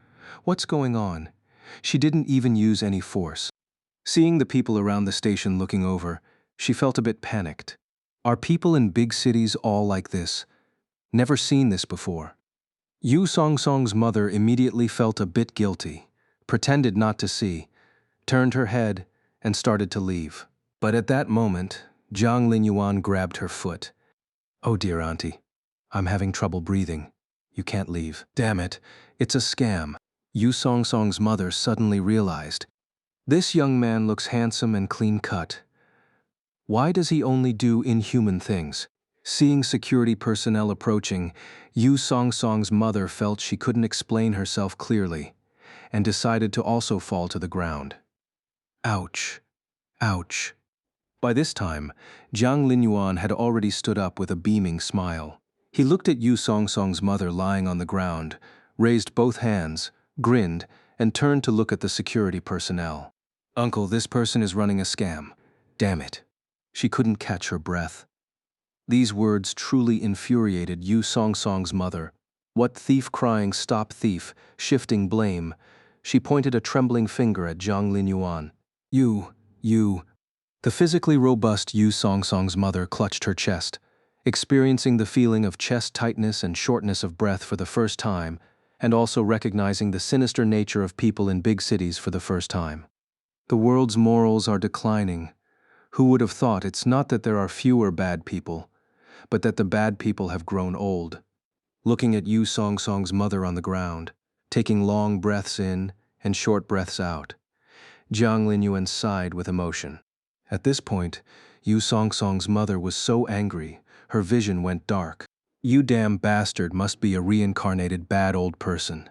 Seeing this, the security personnel was amused. This auntie's scam acting skills were quite realistic, as if she really had the wind knocked out of her. He pointed to a corner and said, "I'll remind you, there are surveillance cameras here." After saying this, he couldn't help but advise, "Auntie, you're from out of town, right? Who comes to a station to run a scam? Next time, find a place without cameras." Let me add one more thing. Scamming is already a sunset industry. You're not at sunset age yet. Don't go messing up the market. Hearing the security personnel's rambling words, Yu Song Song's mother found it even harder to breathe. I'm the victim here. The people in this big city. Not a single good one. Senior? When Yu Song Song arrived at the station with a heavy heart and saw her mother collapsed at the station entrance and Jiang Linyuan grinning beside her, her brain short-circuited. You tricked my mother into coming here just to have her cosplay a roadblock? You know him. Yu Song Song's mother, hearing her daughter's address, flew into a rage. She scrambled to her feet, looking as if she had found a perfect target for her anger. Pointing at her daughter's face, she angrily accused, "I paid for your college education so you could get to know this kind of person. How can you face me?" Being lectured like this by her own mother in front of Jiang Linyuan, Yu Song Song felt her skin burning as if on fire, unbearably hot. She lowered her head, not wanting anyone to see her expression. "Let's talk somewhere else." "What? Feeling ashamed now, are you?" Yu Song Song's mother seemed to enjoy seeing Yu Song Song in this state. She pointed at Jiang Linyuan with a haughty air. "You tell me, what's your relationship with him?" Jiang Linyuan felt his sleeve being tugged. He turned his head to see Yu Song Song's originally delicate face now etched with pleading. This was the first time he had seen such an expression on this extremely strong-willed girl's face. "Senior, could you please leave first? I'm begging you," she said. Jiang Linyuan gently pried her hand off his sleeve under her sorrowful gaze and said softly, "Do you think I would leave? Ah, why? Why do this? Is it funny to see me humiliated? I was hiding it so well. Why did you have to expose it? If you just didn't expose it, I could forget, I could numb myself. Why did you do this? I hate you, Jiang Linyuan." Yu Song Song was filled with rage, wanting to lash out at Jiang Linyuan, but she sadly realized, how similar this is to my mother. Looking at Yu Song Song's extremely complicated expression, Jiang Linyuan sighed and turned to Yu Song Song's mother. "I'm her boyfriend." Both Yu Song Song and her mother were stunned by these words. Yu Song Song's mother didn't question Jiang Linyuan, but instead directed her criticism at Yu Song Song, scolding, "You went to college just to fall in love? What did I tell you? If you date, find someone rich. Men like this will only deceive you. Have all those years of studying been for nothing? I shouldn't have let you go to college in the first place. Come back with me. Get ready to marry someone. I... I don't want to. Why can't I go to college? Why can't I have my own life? Under the immense pressure, Yu Song Song finally erupted. She spoke loudly, ignoring the stares of others, angrily pouring out all her grievances. When I was little, you made me cooperate with you so you could pursue your own happiness. I listened to you, acted extremely well behaved, didn't cry or make a fuss, and portrayed you as a virtuous wife and loving mother in front of that man. You succeeded. That man divorced for you and got together with you. But from then on, you never looked at me again, putting all your attention on my so-called little brother. Upon hearing this, Yu Song Song's mother trembled. Gone was her previous anger, replaced by a sudden mournful cry. Daughter, I know you resent me. Think I'm not a qualified mother. But what could I do? She wailed sharply. When I first gave birth to you, your father said he would give me happiness. I hoped for that too. But he died. A single woman with a baby. How was I supposed to survive? Yu Song Song's mother cried, I could only remarry. I just wanted to pursue my own happiness. Is that wrong? You know, your new father only loves your brother because he's his real son. So I had to care for him a little more. But Song Song, only you are my flesh and blood, my real daughter. I do love you. Do you want your mother to kneel and apologize to you, my daughter Song Song? Listening to these words she had heard countless times before, Yu Song Song's heart was filled with agony. She had tried to fight back before, but every time her mother would put on this sorrowful act, trot out this same rhetoric, even kneel before her, frantically slapping herself, apologizing to her, to torment her, to humiliate her. So, what can I do? I can only be silent. I have to be silent. Yu Song Song couldn't speak anymore, her expression grief-stricken. Seeing her expression, Yu Song Song's mother felt a surge of joy in her heart. As long as I'm your mother, you'll never be able to defy me, to escape me. She grabbed Yu Song Song's hand, pleading, Song Song, listen to Mom. Mom won't harm you. Mom isn't an outsider. How could I harm you? Yu Song Song was in pain, in sorrow. When she learned her mother was coming to Jinling, she quit her part-time job, prepared to abandon her college life. It would be more accurate to say that since she entered college, she had anticipated this day. It was just too soon. Mothers know their daughters, but don't daughters know their mothers just as well? An extremely rare look of embarrassment appeared on Yu Song Song's face as she looked at Jiang Linyuan.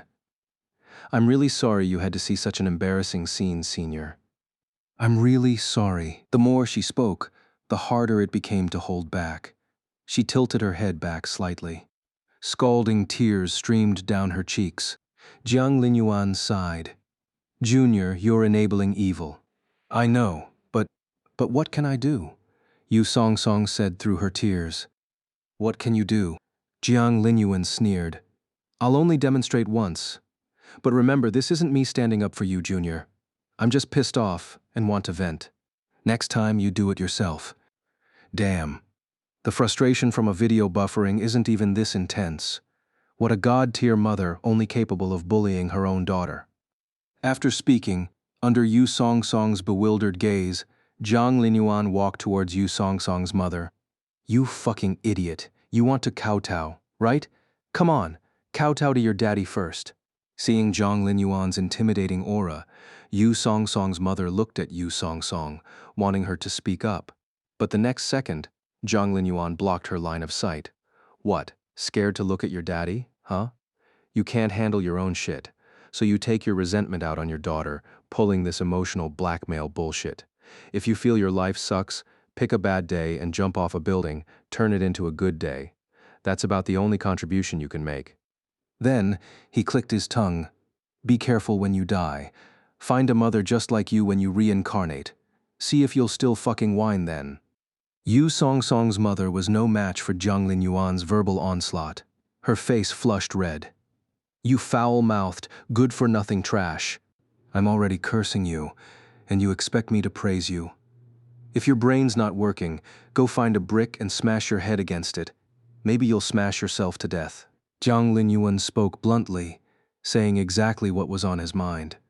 Furious, Yu Song Song's mother cried out, "Song Song, how can you just watch your mother be humiliated like this?" Yu Song Song was stunned. Then she saw Jiang Linyuan turn his head to look at her, his eyes serious. "If you fucking dare speak up for her now, just consider me an idiot." Yu Song Song took a deep breath, closed her eyes, and said, "I won't. Not bad. Not a complete idiot." Jiang Linyuan turned back to look at Yu Song Song's mother. "I'm taking your daughter. When you die, send me a message. Find me on your 7th-day memorial. Let me curse you out again." After speaking, without looking back, he grabbed Yu Song Song's hand and strode away. "Senior." Yu Song Song held Jiang Linyuan's hand and spoke softly. The station was bustling with people, already noisy, combined with Yu Song Song's mother wailing something incessantly behind them. The multiple sounds overlapped, completely drowning out Yu Song Song's soft voice. "What is it?" Jiang Linyuan felt Yu Song Song had said something and asked. Yu Song Song was dazed for a few breaths, then took a deep breath. She suddenly hugged Jiang Linyuan and shouted in his ear, "Senior, why did you say you were my boyfriend?" Jiang Linyuan said, "Last time at Hot Pot, Zhou Yulan said you were my girlfriend. You didn't deny it either, did you?" Yu Song Song was taken aback for a moment, then burst out laughing. "Right. So this time I didn't deny it either. Right, my ass. You just wanted to hide behind me. Use me as your proxy fighter. Next time you deal with your mom yourself." Jiang Linyuan hit the nail on the head. Yu Song Song didn't mind. Without saying another word, she wrapped her arms around Jiang Linyuan's neck and laughed freely. Her laughter drifted with the wind, seeming to mock Yu Song Song's mother, who was still crying and wailing behind them. And just like that, Yu Song Song's past life was destroyed. Extreme verbal filth brings extreme enjoyment. When curse words come out of your mouth, your heart becomes clean. So, cursing someone isn't low-class behavior. It's to defend your innocent heart. It's righteous. After cursing Yu Song Song's mother, Jiang Linyuan only felt as if his thoughts had become clear. But his clarity was useless. Yu Song Song needed to achieve clarity. He glanced at Yu Song Song beside him. Her brows and eyes were brimming with joy, and she was walking with a bounce in her step like a primary school student. He felt he could use the reward card now, but the key was what to do after getting this reward card. Do like with Liu Tingting. Use the card and then vanish, instantly block her, and cut all contact. Haha, go stab yourself. Jiang Linyuan wasn't a sports student. Once his head was taken off, it was taken off. Letting it settle and then doing a super reassembly wouldn't work. You give me the reward card, I solve your problem. That's pretty good. A one-stop service delivered to your door. What? You say you like me? That's a separate price. From the start, he had the idea that it's better to teach a man to fish than to give him a fish, which is why he called Yu Song Song's mother to Jinling. The goal was to make Yu Song Song completely independent, not like now relying on him to angrily curse her mother, but to do it herself. In short, thief saint, for your own sake, use Frostmourne on your mom. But for now, get the reward card first. If things progress further, she probably won't refuse much. Junior, Jiang Linyuan suddenly stopped walking and looked at Yu Song Song beside him. What is it, senior? Yu Song Song stood at Jiang Linyuan's side, raising her eyes to look at him curiously. Can you be my girlfriend? Thump. Yu Song Song felt her heart seem to stop for an instant. She slowly tilted her head, looking at Jiang Linyuan, her mind a complete mess. In that moment she felt her pulse seemed to have its own breath, but then she remembered her pitiful and hateful mother, so she could only desperately suppress the feelings in her heart, speaking as if she didn't care at all. Senior, I'm completely overwhelmed by my mother's issues right now. Don't joke about things like that. Host has had his feelings toyed with by a bad woman. Target, Yu Song Song, bad woman quality, B-tier prize pool exchange card has been issued. Another reward card obtained, but Jiang Linyuan didn't feel the same pleasure he had when he got Liu Tingting's reward card. Because Yu Song Song was ultimately different from someone like Liu Tingting. Useless system. What kind of bad women are you even identifying? Jiang Linyuan raged inwardly. If you don't give me a good reward this time, I'm going to have a mental connection with you every single day. Drawing B-tier reward. Acquired passive skill. Superhero's robust physique. Superhero's robust physique possesses an incredibly robust physical constitution, greatly immune to diseases. You really want me to go fuck grass, don't you, system? What kind of trash skill is this? And also, why are your reward names so weird? Superhero's robust physique? Is it superhero or robust? Can you change it? My body is perfectly fine. What do I need a robust physique for? Jiang Linyuan checked his body, feeling no changes, just a bit of vigorous blood energy, feeling energized. Wait, that's not right. Why is this energy down there? He looked down. Holy crap, don't mess with me. I don't want to be a superhero yet. My adolescence is over. Why is my little brother still popping up at the drop of a hat? Senior, Yu Song walked beside Jiang Linyuan, looking at his expression and calling out to him strangely. Jiang Linyuan's face was grave. Jiang Linyuan, now is the time to challenge yourself. If this gets discovered, your life is over. Subdue your desires. Little Jiang Linyuan, submit to me. Junior, let's talk about your mom's situation. Jiang Linyuan said with a serious expression. Yu Song didn't notice his abnormality and began speaking softly, as if reminiscing. When I was about 4 years old, my biological father had an accident and passed away. During that time, my mother had a very hard life, and her personality became irritable because of it. Perhaps my father's death made her feel utterly hopeless. She smiled. My mother poured all the hardships of life onto me during that period. But I was still young then, and only thought I had done something wrong. Jiang Linyuan held it in and continued asking, "What about your brother then? From your conversation at the station, he's not your mom's biological son." Yu Song nodded. He's the son of the man my mother remarried. At this point, she suddenly smiled. I'm not afraid you'll find it laughable if I say this, Senior. My mother is a woman who broke up another person's family to climb up. Yu Song looked into Jiang Linyuan's eyes and said, "My mother hooked up with that man while he was still married. Later, he divorced because of it, and my mother got together with him. In other words, the so-called mistress becoming the official wife." As Yu Song spoke, she seemed to remember something sorrowful. My mother knew she had done something despicable, so within the family, she placed herself in a very low position. As the extra baggage, I became a dispensable existence. Little Jiang Linyuan gradually calmed down and asked, "So, the reason you cheated to get good grades in high school was to seek attention?" "Attention?" Yu Song smiled and shook her head. "No, I didn't need her attention. I was taking revenge." She spoke word by word, a faint smile on her face. "I made the entire school know about her. My mother, having a daughter who achieved grades she didn't deserve through cheating. What kind of pretty-faced grenade launcher are you?" The corner of Jiang Linyuan's mouth twitched, but then he thought about it again. In the oppressive environment of the final year of high school, anything could happen. He had done some stupid things himself, too. He asked again, "What about your mother's remarriage partner? Did he ever ask about you?" "Ha, he's a typical believer in favoring sons over daughters," Yu Song said. "That's not right. The clown girl gave me intel saying Yu Song was from a single-parent family. She didn't mention her mother remarrying. She gave false intel. That clown girl. Drag her out and feed her to Yu Song's mother. He really didn't care about you at all?" Jiang Linyuan's vigorous blood energy gradually dissipated as he asked. "He went inside years ago.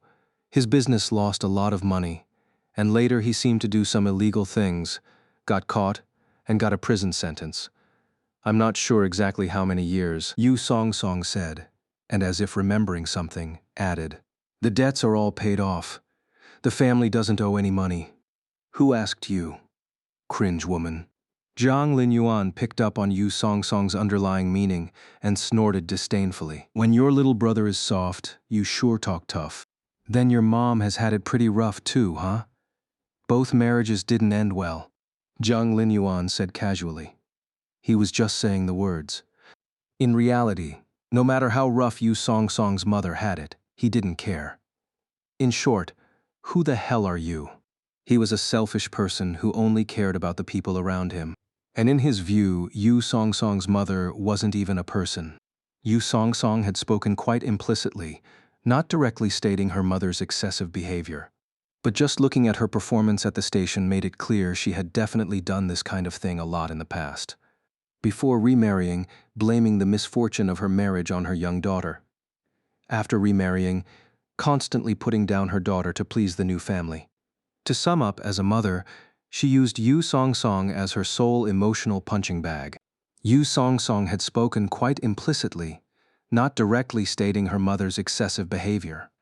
Hearing Jiang Linyuan's words, Yu Song Song just nodded silently. Seeing this, Jiang Linyuan didn't turn his head and said offhandedly, thinking pessimistically since your mom's life is so unfortunate. Maybe one day heaven will take pity on her and strike her in half with a lightning bolt. That would make a pair, achieving a positive outcome. As he spoke, he felt it wasn't very polite to say this in front of her daughter, too pessimistic. He should be more positive. So he added, thinking optimistically, cremation is popular now. When your mom dies, you can totally look forward to 100 years of good ashes. That also counts as meeting her own undying happiness. Yu Song Song, is there a possibility that my mom could actually keep living? Jiang Linyuan and Yu Song Song returned to the university. Before parting ways, Jiang Linyuan asked a question. I reckon your mom will come to the university to cause trouble next. What are your plans? Yu Song Song pursed her lips and tentatively asked, Senior, won't you help me? Oh, help, help, help. I'll help with everything. Why don't you just ask me to help you have a baby while you're at it? Jiang Linyuan rolled his eyes and encouraged her. Be a strong, independent woman. The part-time job is still waiting for you over at my place. Go get it yourself. And about the financial aid, you can come to me if you run into any trouble. Although Yu Song Song didn't get the answer she wanted, this reply still warmed her heart. She nodded with a smile and went back to her dorm. As expected, an evil auntie appeared at the gate of Xingnan University these past few days. She claimed to be the mother of a student at the university and loudly cursed, calling her daughter an ungrateful wretch who doesn't know filial piety. But unfortunately, although Xingnan University has its share of eccentric people, the security guards are at least normal. They didn't let an outsider like Yu Song Song's mother in. What's your daughter's name? He asked. Yu Song Song. Yu Song Song's mother said, call her phone. It's not going through.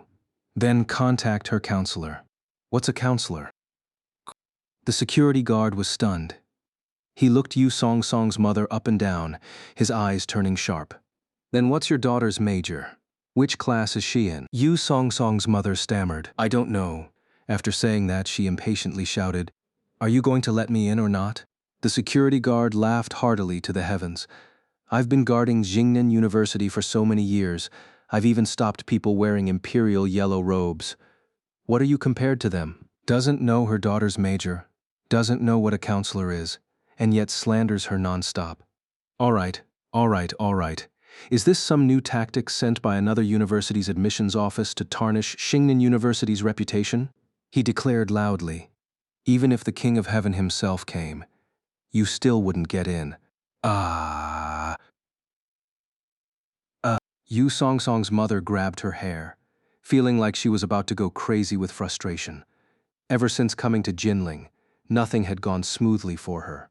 People in big cities are just too wicked. Jiang Linyuan had also recently heard the rumor that a new NPC had spawned at the south gate of Xingnan University and decided to come check it out. Yu Song Song's mother was still loitering at the school gate today. Spotting Jiang Linyuan's figure, her eyes lit up. He knows me. He knows me. He can vouch for me. The security guard frowned and looked at Jiang Linyuan. An inside job too? Has some rival university's force already infiltrated our campus? Seeing the look in the security guard's eyes, Jiang Linyuan felt something was off. Is he a Chengdu superhero or something? Student, do you know her? The security guard asked. Haha, no, I don't. Zhang Linyuan said with a grin. Yu Song-song's mother was furious. Watching Yu Song-song's mother excitedly hopping up and down, Zhang Linyuan raised his phone, used her as a backdrop, made a peace sign, and took a selfie. Then he sent it to Yu Song-song. Your mom. Yu Song-song replied quickly. Then a call came through. Senior, why did you go see her on purpose? Yu Song-song said helplessly. Just passing by, checking in. Jiang Linyuan said, then asked, want one too? She's at the south gate. Yu Song-song. I feel like ever since that day, Senior has become a lot more unhinged. Is it because we've gotten closer? Although I don't dislike it. In fact, I like it a bit more, but Senior, I'm busy. Yu Song-song said, being busy is good. Being busy is good. Zhang Linyuan asked, Junior, can you stay busy your whole life? Truly worthy of being called the thief saint. First it was running, running. Now it's hiding, hiding, right? Having her thoughts exposed, Yu Song-song's voice grew quieter. I haven't made up my mind yet. Then keep hiding. Wait until your mom gets into the university, makes a scene known to everyone, and you're still acting like a turtle hiding in its shell. Jiang Linyuan said irritably. Little turtle girl thief saint. Yu Song-song fell silent, then gritted her teeth. I'll do it, Senior. Jiang Linyuan didn't believe her. Hung up the phone, ignored the screaming Yu Song-song's mother behind him and left. This thief saint still lacks confidence in her heart. For someone like Yu Song-song from that kind of family of origin, if she wants to cut ties, she needs to make a clean break. If she can't do that, her mother will cling to her like a water ghost. And Yu Song-song is an extremely conflicted girl. You say she's strong-willed, but deep down she's actually afraid of severing these connections. Because if she completely cuts ties with her mother, what will she have left? Simply put, she lacks love, yet fears love, yet still clings to the so-called family. A little hedgehog. She needs another push. Xiaosu, do you understand what I'm saying? In the cafe, Zhang Linyuan sat opposite Su Muji, explaining Yu Song-song's current situation to her. You've explained it so thoroughly. You should know best what to do, right? Su Muji looked like someone who enjoys watching the drama unfold. You just need to unhesitatingly help her confront her mom again. Then pressure her, asking choose between your mom and me. With a bit of pushing and pulling, she'll definitely make a choice. You really want me dead, don't you? That would only make Yu Song-song more dependent on me. Then one day if I say I was just playing around with you, hey, watch me pull a disappearing act on you. Jiang Linyuan patted the table. Xiaosu, the two of us need to stand behind Yu Song-song, give her some backbone. Remove the us. Su Muji raised a finger and pointed at Zhang Linyuan. I haven't been that involved in Yu Song-song's matters. Ha ha ha. So you really want to serve me that much? Jiang Linyuan laughed heartily. All right then. I'll reluctantly give you a chance, Xiaosu. This man is still such a piece of work. Su Muji raised an eyebrow and, as if possessed, asked, You care so much about Yu Song-song. Would you do the same for me? Xiaosu brothers are like limbs. Women are like clothes. I see you as a brother. Your matters don't worry. Jiang Linyuan said. From Xiaosu's description, Su Muji's mom is a typical control freak. She might be a lesser version of the domination demoness Miss Makima. Let's just call her Auntie Shakima. Hiding won't work. Might as well go see what she's like. Hearing Zhang Linyuan's words, Su Muji was stunned for a moment, then smiled radiantly. But you know, if you have no limbs, people will care for you as a disabled person. But if you wear no clothes, everyone will just call you a pervert. So have you really fallen for Yu Song-song? What can I say? Cao Pi's father-in-law has nothing to say. Zhenji's dad is speechless. Jiang Linyuan didn't want to argue. He leaned to the side and nodded repeatedly. Yeah. Sleeping under a bridge covered by a little blanket, doing a little something inside the blanket, finishing up and not caring about style, telling everyone, yeah. I'm giving up. Say whatever the hell you want. Seeing Jiang Linyuan's attitude, Su Muji also felt it was pointless, and simply said, "What do you want me to do? Help me ask around if there are any cost-effective apartments near the university. You're a Shanghai young lady. Your connections are what matter here." Jiang Linyuan said. After hearing this, Su Muji seemed to think of something amusing and asked, "You want to buy a place?" Something like that. Jiang Linyuan said vaguely, not revealing too much. But Su Muji seemed to have guessed something and smiled very happily. All right. Although Zhao Su is a cringe woman, she is, after all, a young lady from the Shanghai circle, with real capability.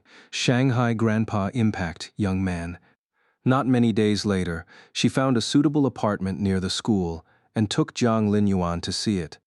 A 40-square-meter studio apartment, ready to move in, quite suitable for a girl to live in. Su Muji stood beside Jiang Linyuan and smiled slightly. But if two people were to live here, it might get a bit cramped. This Zhao Su, wildly speculating about the emperor's intentions. What's even more infuriating is that she actually guessed right. Jiang Linyuan glared at her, but Su Muji didn't care at all, still maintaining her elegant smile. He withdrew his gaze and examined the apartment. A small unit with high-quality decoration, a very cozy style, a semi-open kitchen, one bedroom plus a bathroom, and a south-facing balcony. The pure dream love nest of a literary young woman. Jiang Linyuan looked at Su Muji and asked, "This apartment isn't cheap, right?" Jinling's housing prices were never cheap to begin with, and with this kind of decoration plus the university district, it probably wasn't much cheaper than some large, flat apartments. During this period, relying on Wall Street Wolf, he had earned quite a bit, estimating he could afford anything within the seven-figure range. "It's okay, Jiang classmate. Just nod your head, and I'll consider this apartment a gift to you." Su Muji winked at Jiang Linyuan. "So bold, Zhao Su.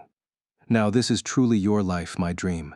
Just gifting an apartment like that." Jiang Linyuan showed a troubled expression. "Xiao Su, such an expensive gift. I can't accept it without giving something in return." Then he gritted his teeth, putting on the expression of someone bravely marching to their execution. "I allow you to pursue me. As the saying goes, when you meet a good person, start a family first. When you meet a benefactor, build a career first. When you meet a wealthy woman, you get both family and career. Xiao Su, you have my approval." Su Muji chuckled. "This can't really be considered pursuing you. It's more like a precautionary shot. If Jiang classmate cares so much about this kind of thing, then I think you'll soon be completely crushed by my mom." She maintained her elegant smile, but spoke extremely fast. "If just a single apartment like this is enough to make the macho Jiang classmate feel his pride is insulted, I suggest you'd be better off finding a cherry tomato to crash into and die. My cringy, vengeful, domineering, rich young lady, why are you provoking me like this? Really afraid my inferiority complex will act up. Do you even understand the weight behind being Xingnan University's #1 cringe man?" Since Su Muji had said that, Jiang Linyuan naturally couldn't bring up things like even brothers should settle accounts clearly to say to her. At most, he'd just treat her better in the future. He nodded and patted his chest. "Brothers are in the heart." Seeing his expression showed no reluctance, Su Muji's eyes curved, squinting as she smiled, taking out a set of keys and handing them over. "Then, congratulations to Jiang classmate on his golden house for hiding a beauty. Brother's my ass. I want to fuck rich people." Jiang Linyuan took the keys and said, "Xiao Su, don't speak carelessly. What do you mean golden house for hiding a beauty?" Su Muji looked at him, chuckling lightly. "You're not planning to let Yu Song Song live here?" "She'll live here, but I didn't say she wouldn't have to pay rent," Jiang Linyuan said. Su Muji raised an eyebrow, looking him up and down, smiling as she asked, "The plot of a male landlord forcing a female tenant? Keep talking nonsense, and I'll star with you in a high-class young lady AV." Jiang Linyuan said irritably. Su Muji chuckled. "I'm looking forward to it. Ultra cringe woman." In the end, Xingnan University still let Yu Song Song's mother in, just like some men fail to guard the back door and get entered. Because Yu Song Song's mother had been rolling around and making a scene at the school gate for a long time, she eventually attracted the attention of the leadership. That day, Yu Song Song, who had just finished her part-time job, saw her mother again. An office. Notified by the counselor to come collect her mother. Yu Song Song stood expressionless, looking at Yu Song Song's mother, saying nothing. Seeing her attitude, all the anger Yu Song Song's mother had been holding back these days burst into flames. You see your own mother, and you don't say a single word? Yu Song Song let out a long sigh and said without any emotion, "What? Are you going to continue throwing your weight around as a mother in front of me? How are you speaking to your mother?" Yu Song Song's mother roared angrily and viciously. "I fed you. I clothed you. I raised you this big. What exactly are you dissatisfied with? Huh? Without me, you would have died long ago." In the past, at times like this, Yu Song Song would only choose silence, but today was different, she said. "That's because you wanted to sell me off like goods, to exchange for your own happiness." Yu Song Song's mother froze, then suddenly grabbed Yu Song Song's arm, grinding her teeth. "If it weren't for you, how could I be like this? If it weren't for you, I wouldn't have had to take on the identity of a single mother at all. Wouldn't have had to live so cautiously after remarrying. You ruined my life." She cursed angrily, shaking Yu Song Song's arm like a madwoman. She was unwilling to give up her authority as a mother because her daughter, Yu Song Song, was the only person she could freely control. "That's just you talking to yourself. What do your hardships have to do with me?" Yu Song Song said, feeling incredibly liberated. Yu Song Song's mother stared blankly at her daughter, finding her utterly unfamiliar. Her body trembling, she shouted, "You think having a boyfriend means you can escape me? Song Song, I am your mother. This is something you can never deny. I will cling to you forever. If you don't come back with me, then I will stay by your side. When you go to class, I'll stay with you. When you go back to the dorm, I'll walk with you." As she spoke, she actually started laughing, somewhat maniacally. Yu Song Song couldn't take it anymore, broke free from her mother's grip, and walked out of the room. Yu Song Song's mother didn't chase after her, just kept laughing loudly. Yu Song Song walked out of the room, feeling the sunlight was blinding. She ignored the counselor beside her who kept trying to persuade her, saying bluntly, "Teacher, can you let me be alone for a while?" Seeing the situation, the counselor didn't say much more, entered the room, intending to try and persuade Yu Song Song's mother. Yu Song Song walked alone in the sunlight, yet felt incredibly cold. Her mother's words were like ropes tightly strangling her neck, making it hard to breathe.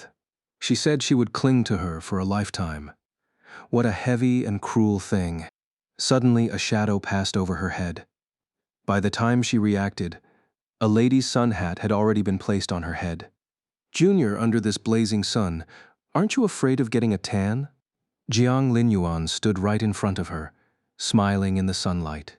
Yu Song Song suddenly felt her nose sting a little, but didn't know why. She thought of many things to say, but in the end only said, "My mom came to the school to find me." Actually, she had another half sentence, but she couldn't, and didn't have the courage to say it out loud. "Senior, help me." Hearing this, Jiang Linyuan smiled and said, "Junior, ever thought about having a belated rebellious phase?" Yu Song Song didn't understand what he meant, but just kept nodding. "Don't regret it?" Jiang Linyuan asked. "I won't regret it." Even though Jiang Linyuan hadn't said anything specific, Yu Song Song still said this resolutely. "Then come with me, Junior." Yu Song Song followed behind Jiang Linyuan, strolling through the campus. Wearing the sun hat, it clearly blocked the sunlight, but Yu Song Song felt exceptionally warm. She thought to herself, secretly glanced at Jiang Linyuan, and deliberately moved closer, leaning against him. The sunlight wasn't falling on her, but it was falling right beside her. Jiang Linyuan led Yu Song Song toward the house that Su Muji had given him. When Jiang Linyuan opened the door, Yu Song Song stared dumbfounded at the scene inside the room, then looked at the boy beside her, asking cautiously, "Senior, what do you mean by this?" "I found you a place to live. You'll stay here for a while so your mom can't bother you," Jiang Linyuan said. Yu Song Song immediately breathed a sigh of relief. But deep down, She still felt a sliver of disappointment with his answer. Then thank you, Senior. She took off her sun hat and curiously examined everything in the house. Don't thank me. I'm acting as the agent here. I get paid. Remember to pay the rent. We'll sign a contract in a bit. Jiang Linyuan's words instantly dampened Yu Songsong's mood. Why is this guy such a mood killer? She bumped into Jiang Linyuan discontentedly saying, Senior, the rent won't be too expensive, right? This place looks really nicely decorated. 1K a month, Jiang Linyuan said. Yu Songsong thought for a moment, then hesitantly said, Senior, maybe just take me to a hotel instead. Wait, you, Jiang Linyuan said. Don't mess around, Junior. I'm trying to abstain again. Yu Songsong realized the unintended implication of her words, feeling a bit embarrassed, and quickly explained, That's not what I meant, Senior. I meant my mom probably won't stay in Jinling for long, so I could just crash at a hotel for a bit. What about afterwards? Jiang Linyuan asked. Yu Songsong thought about it and said, I'll just ignore her then. Anyway, I have my part-time job now, plus the financial aid I can get by. After graduation, I can find a job to support myself. As she spoke, she started giggling foolishly again. And then, I'll meet someone I like. Stop right there. Save the dreams for nighttime. Jiang Linyuan looked at Yu Songsong, feeling exasperated at her lack of ambition. Do you think your mom will just let you go? There was a first time. There will be a second. If this goes on, will you really still have the mental energy for this? Yu Songsong said indifferently. Aren't you here, Senior? So your mom latches onto you, and you latch onto me, is that it? Jiang Linyuan was speechless. Yu Songsong got anxious and said angrily, I'm not like her at all. Then prove it to me. Jiang Linyuan said bluntly, I'll find you a job. Starting now, you need to become independent. Consider the 1K monthly rent as pressure. Can you do it? Yu Songsong's stubborn nature flared up again, and she puffed up her cheeks in anger. What's so impossible about that? All right, it's settled. I brought the rental contract. Sign it. Jiang Linyuan had already prepared everything and pulled out the contract. Without another word, Yu Songsong signed it without even looking. Jiang Linyuan could only shake his head, wondering why this thief saint seemed so ditzy lately. In the following days, Yu Songsong transformed from a thief saint into an overworked beast. Through Jiang Linyuan's referrals, she took on several tutoring jobs. Although it was more exhausting than attending classes, Yu Songsong genuinely felt a sense of joy from within. It was an experience she had never had before.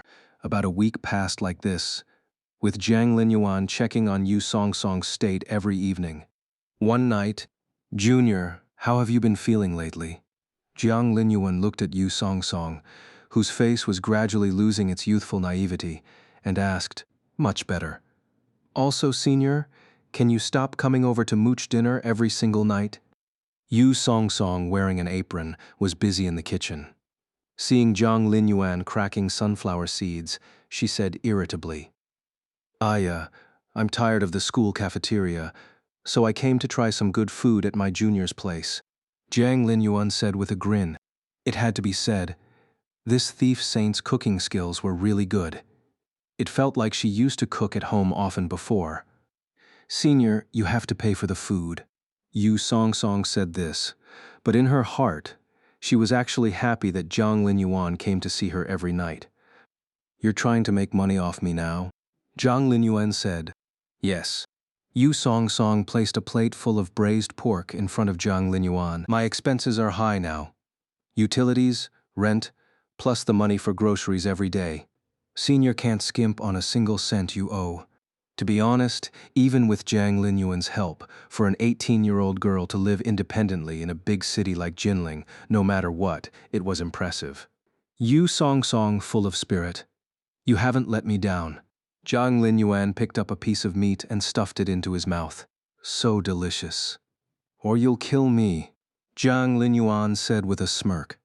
Yes, I would kill you, Senior. Yu Songsong said with a serious face, then laughed. Just kidding. Senior has helped me so much, I wouldn't just kill you. As she spoke, she also sat down, and the two began to eat. Suddenly, Yu Song Song asked, "Senior, how are things at school?" Zhang Linyuan knew what she meant and said, "I talked to your counselor. We said you went out for an internship. Your mom is still stubbornly refusing to leave the school." "Oh," Yu Song Song said flatly. Then, as if struck by a sudden whim, she stood up, put on a sun hat in the room, struck a pose, and looked at Zhang Linyuan. "Senior, do I look good like this? What are you doing? Come on, answer me, Senior. Do I look good or not? The hat was a gift from me, so full marks. So that means full marks."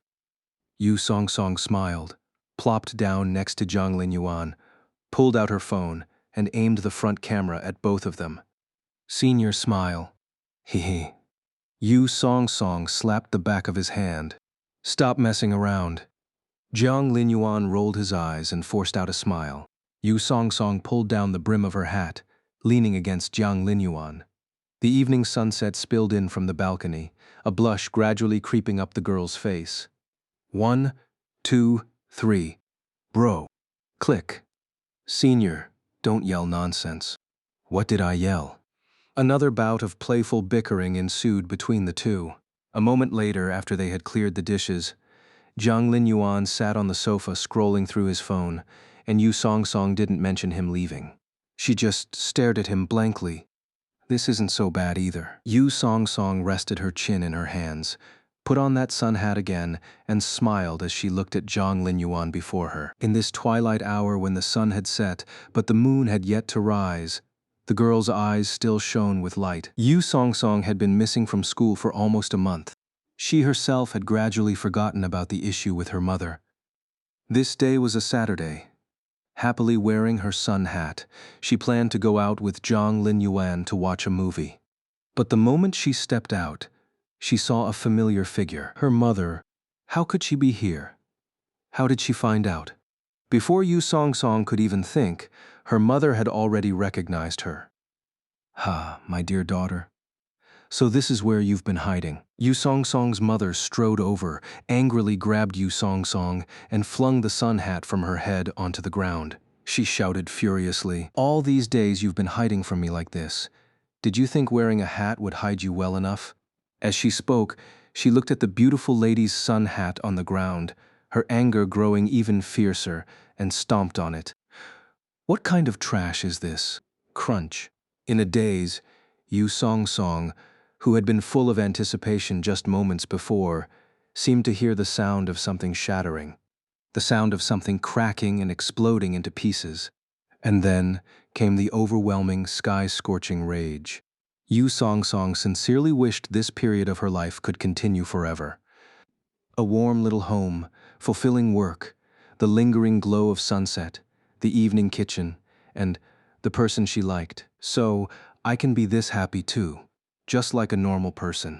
But it wasn't until her own mother appeared before her, stomping that sun hat underfoot, that Yu Song Song realized, ah, so it turns out, my happiness can be destroyed so easily.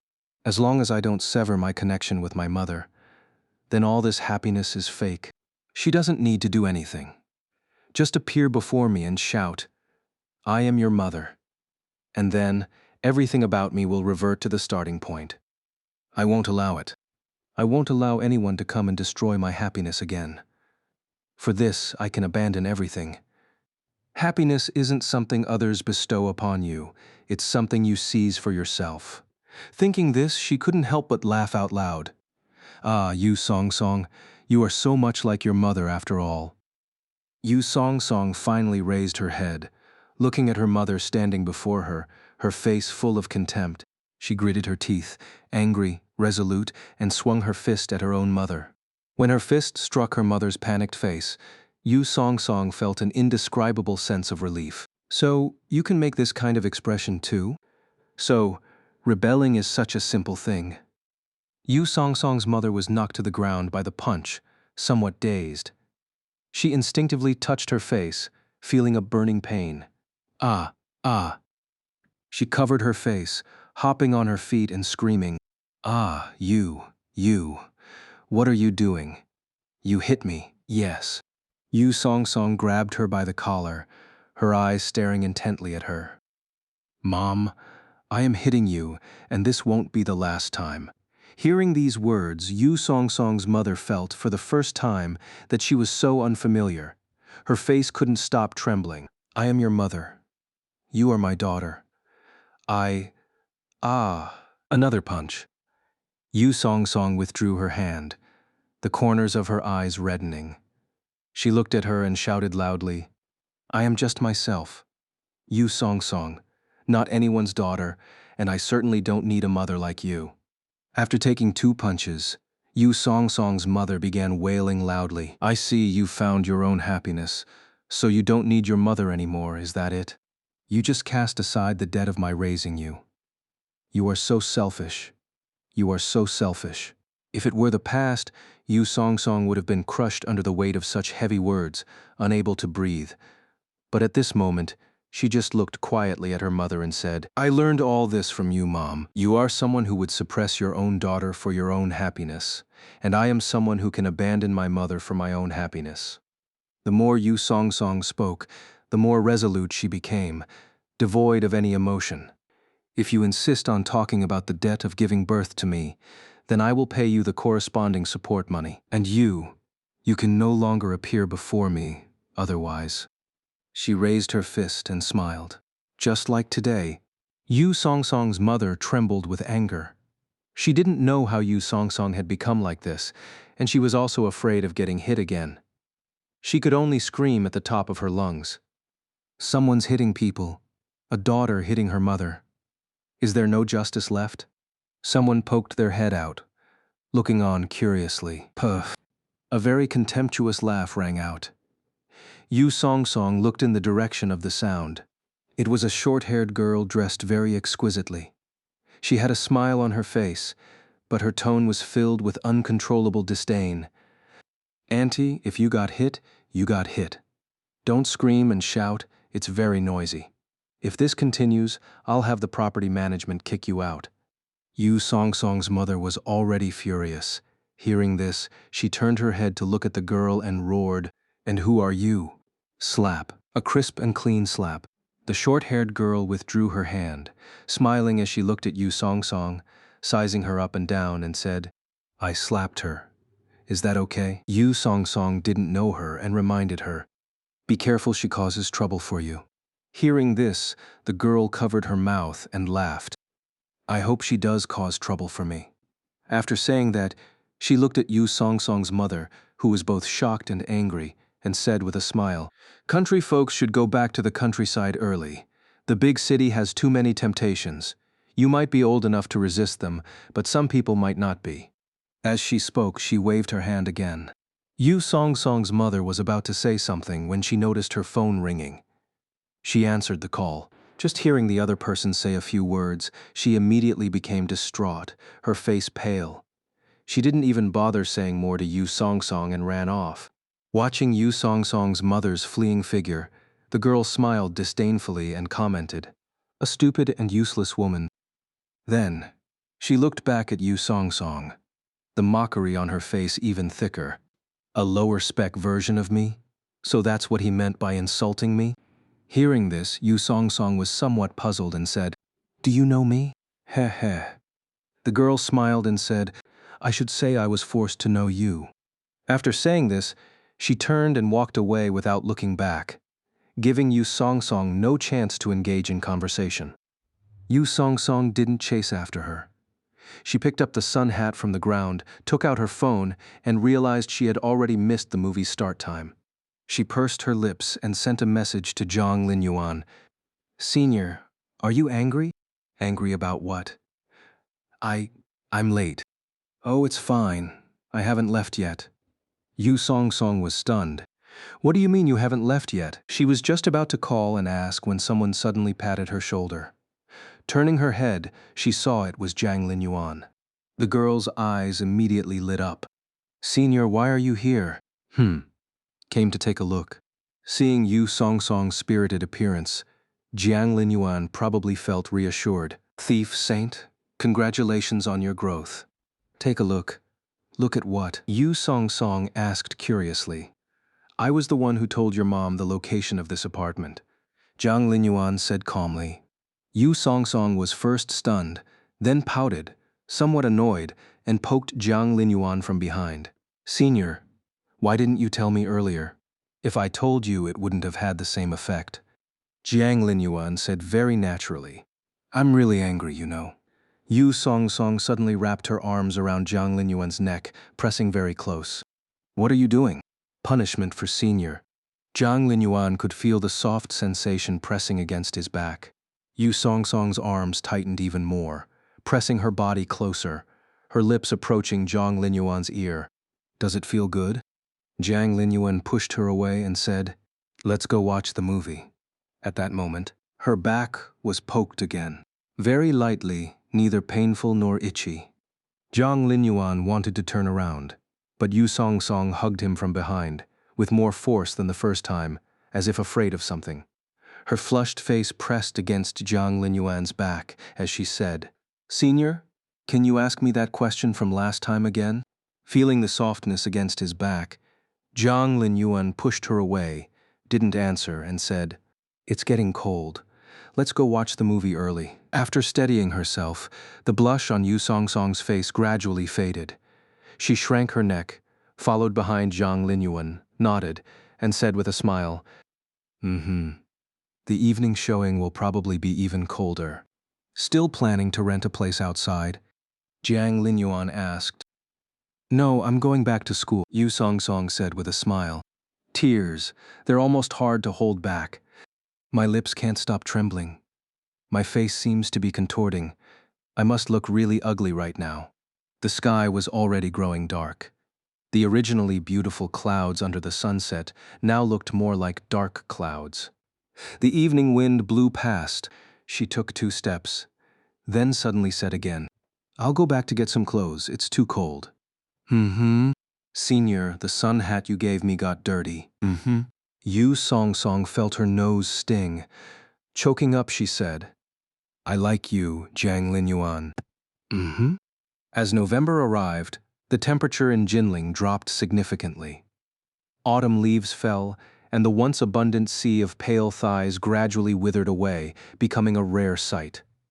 With refreshed and renewed, and superhero's strong body, Jiang Linyuan felt he was already starting to evolve into a non-human creature.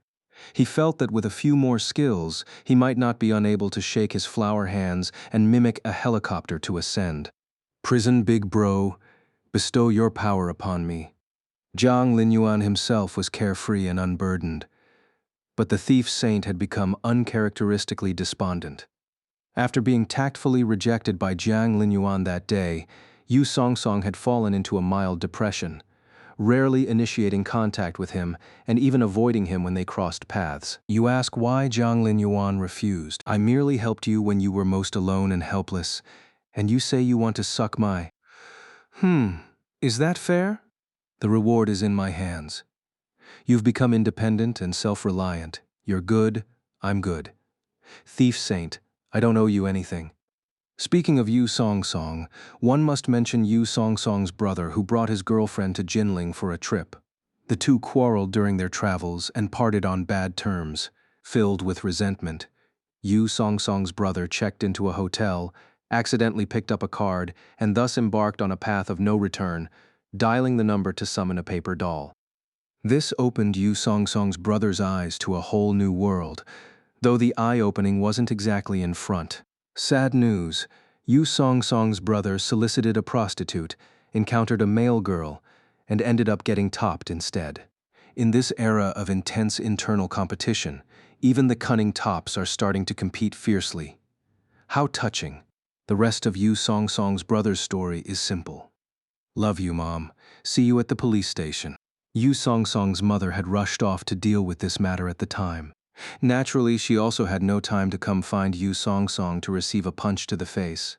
When Jiang Linyuan learned about this from Su Muji, it felt like listening to a piece of wild history about 3 families and Lu Bu. So wild it was nothing but shit. Saturday, Xiao Su requested an audience. Jiang Linyuan was greatly pleased and granted it. Inside the milk tea shop. Xiao Su, I'm in a very good mood today. I'll allow you to treat me to milk tea. No longer needing to worry about Yu Song-song's affairs, Jiang Linyuan was filled with delight. Seeing him like this, Su Muji raised an eyebrow slightly. Did you get together with Yu Song-song? Spreading yellow rumors, is it? Jiang Linyuan tapped the table discontentedly. Don't joke about a boy's innocence. Innocence, huh? Su Muji said with a slight smile. Is Jiang classmate completely innocent with every girl, including Shen Wanyu? Beg me, and I'll tell you Xiao Su. Jiang Linyuan revealed a look of fearless confidence and said calmly. Su Muji naturally wouldn't comply. She smiled slightly. No need. With Jiang classmate saying that, I already know the answer. What do you know? Jiang Linyuan rolled his eyes. Xiao Su, we have zero rapport. I was just messing with you, and you're seriously interpreting it like that? Hee hee. Su Muji's smile was sweet. I was just messing with Jiang classmate too. Someone's getting agitated. I won't say who. Ah, so annoying. How is this cringe woman so much like me? Thinking about how his various trains of thought always coincided strangely with Su Muji's, Jiang Linyuan felt a rare sense of annoyance. Is this the rapport between a cringe man and a cringe woman? Xiao Su, has anyone ever told you that you're actually quite annoying?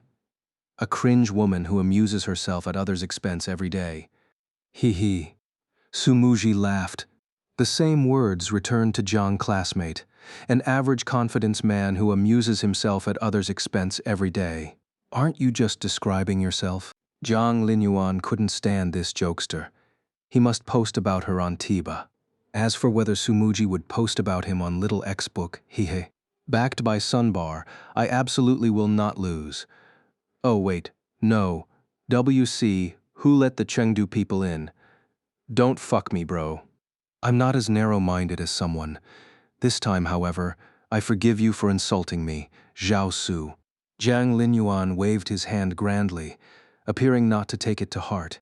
Yes, Jiang classmate does prefer people with broad-mindedness. For example, classmate Song Song, Su Muji said with a smile. You're just leaving her hanging like that. What do you mean leaving her hanging? I already refused. Jiang Linyuan said. Refused. Hearing this, Su Muji just chuckled. For an anthropomorphic creature like Jiang Linyuan, he needs to be taught a good lesson. You think the girl is just despondent? It's entirely possible she's secretly plotting something. Is Yu Song-song's personality the type to give up after a rejected confession? She used to have some inferiority complex due to her family of origin, but you even solved that for her, hehe. She can even throw heavy punches at her own mother. Why wouldn't she do the same to you? Jiang Linyuan, I'm looking forward to that day. When it comes, what will you do then? Thinking this, Su Muji's face unconsciously revealed a smile again. Seeing her like this, Jiang Linyuan pointed at her and said, You're fantasizing about me, aren't you, Xiao Su? Why doesn't Jiang classmate take a guess? Su Muji asked, a brilliant smile on her face. Jiang Linyuan let out a long sigh. Xiao Su, take care of your health. Girls might have no cooldown, but a no-caste chanting water mage like you still needs to be careful. Hehe. Su Muji was already becoming immune to Jiang Linyuan's kind of cringe quotes. My mom came to Jinling. Xiao Su, we have zero rapport. I was just messing with you, and you're seriously interpreting it like that? Jiang Linyuan was stunned. Auntie Shakima is here? The thought of Auntie Shakima coming to visit him made him unable to resist humming lightly. River rat scum. Dare to come invade? I'll definitely make her return in utter defeat. What's the situation? Jiang Linyuan asked directly. Xiao Su had given him a house and helped so much. Helping her deal with her mom wasn't too difficult a task. She's arguing with my dad. Su Muji said casually. More accurately, it's my dad getting scolded alone. Vice Principal, aren't you the Dragon King's son-in-law? Hurry up and smile. The Vice Principal has it tough. Jiang Linyuan said with a look of emotion. Su Muji said, Is this the rapport between a cringe man and a cringe woman? No way, Vice Principal. You're a god-tier person too. Seeing his reaction, Su Muji chuckled happily. Although my dad is a son-in-law, he actually has a very good relationship with my mom. They're childhood sweethearts, the kind who grew up playing together since they were little. I see. A cultivated masochist. Auntie Shakima, you're terrifying. But Xiao Su's words were even stranger. If the two were childhood sweethearts, why would their attitudes towards Xiao Su be so different? Xiao Su. Jiang Linyuan's expression turned grave. Tell me, is it possible your mom isn't your biological mom? Su Muji. I'm their biological child. That's beyond doubt. Su Muji said with a beaming smile, but then seemed to remember something and smiled. Jiang classmate, instead of talking about me, maybe you should think about whether you're your own mom's biological child. Xiao Su, your attack power is this strong, you dare to sabotage my family, saying I have no mom. Jiang Linyuan was furious and was about to speak when Su Muji cut him off first. When my mom was investigating your family background, Jiang classmate, she discovered something very interesting. At least one of you and your sister was adopted. Huh? What kind of outrageous family drama plot is this? My mom might not be my mom. Xiao Su, what did your mom find out? You sound so certain. Jiang Linyuan asked. Although Xiao Su loved to joke around, she still understood what was important and what wasn't. This was most likely true. Jiang classmate, your family has a formal adoption certificate, you know? Didn't you know? Sumuji covered her mouth and laughed. Hehehe, this is much more interesting. I thought he was aware. Jiang Linyuan was silent for a moment. Xiao Su, I'm going outside to contact my family. Don't run off. Haha, Jiang classmate. You are the one who shouldn't run off. Sumuji smiled elegantly. Jiang Linyuan walked out of the milk tea shop. He actually wasn't that hung up on whether he was biologically related or not. Father Jiang and Mother Jiang had raised him and Jiang Jiao from childhood. Regardless of whether he was biologically theirs, they were his parents. What about the biological parents? Haha, never met them. Might as well consider them gone. Giving birth, but not raising, even if you had 1,000 reasons. Don't come bother me now. But Father Jiang and Mother Jiang hiding this from him was another matter. I'm this old, and you still didn't give me the full picture? Jiang Linyuan took out his phone and sent a message to Father Jiang. Dad, are you my dad? Father Jiang replied quickly. What stupid thing have you done this time that I need to clean up your mess? Who talks to their own child like that? You have zero trust in me. Such a tragic family of origin, sigh. Dad, someone said I'm not your son. Send me their contact info. I'll kill them. The hot-tempered old man's temper was as explosive as ever. Looks like he wouldn't get any info that way. Jiang Linyuan started contacting Mother Jiang. Mom, are you my mom? Mother Jiang also replied quickly. Who are you? Jiang Linyuan, my mom and I seem a bit unfamiliar. Feels like we met when I was topping up her phone credit. He typed a quick reply. Mom, I'm your son. Mother Jiang didn't respond immediately. After a good while, a message came through. Son, your father was in a car accident and needs surgery. The hospital urgently needs 1 million. Quick, wire the money to this card. What kind of scammer script is this? Jiang Linyuan wanted to make a call, but the next moment he found himself blocked. Haha, Mom's hitting her rebellious teenage phase. Why is she acting out now? Jiang Linyuan took a screenshot and sent the chat window to Father Jiang. Dad, Mom says you're about to kick the bucket. Your mom is right next to me. She just told me there was a scammer impersonating you, so she blocked them directly. Father Jiang replied. After a moment, he typed again. You're not really a scammer, are you? I'm crying. A wave of desolation washed over Jiang Linyuan's heart. First toast to my tragic family of origin. To prove his identity, he made a video call. The faces of Father Jiang and Mother Jiang appeared on the phone screen, staring at Jiang Linyuan.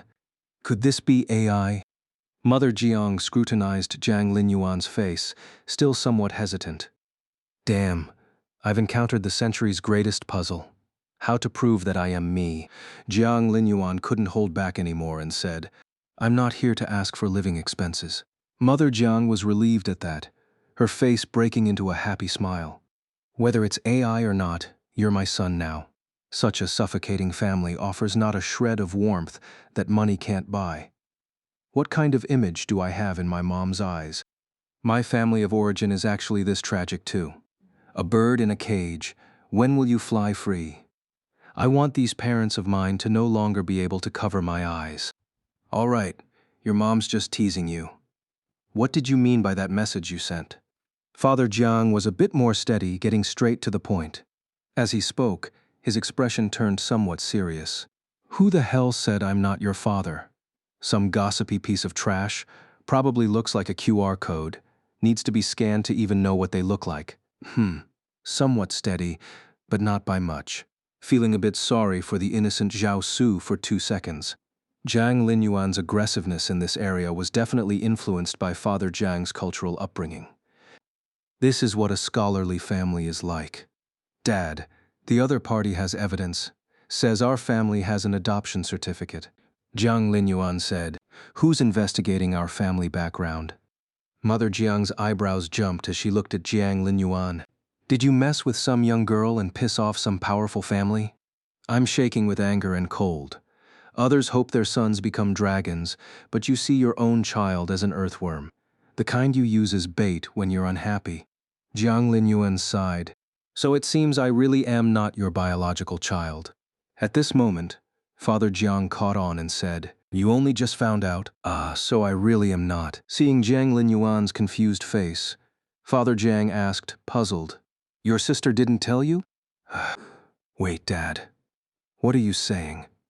Weren't you just cursing the person who said I'm not your son? The amount of information was a bit overwhelming. Jiang Linyuan couldn't process it. Father Jiang looked as if it was the most natural thing in the world. You are my son. You are my biological child.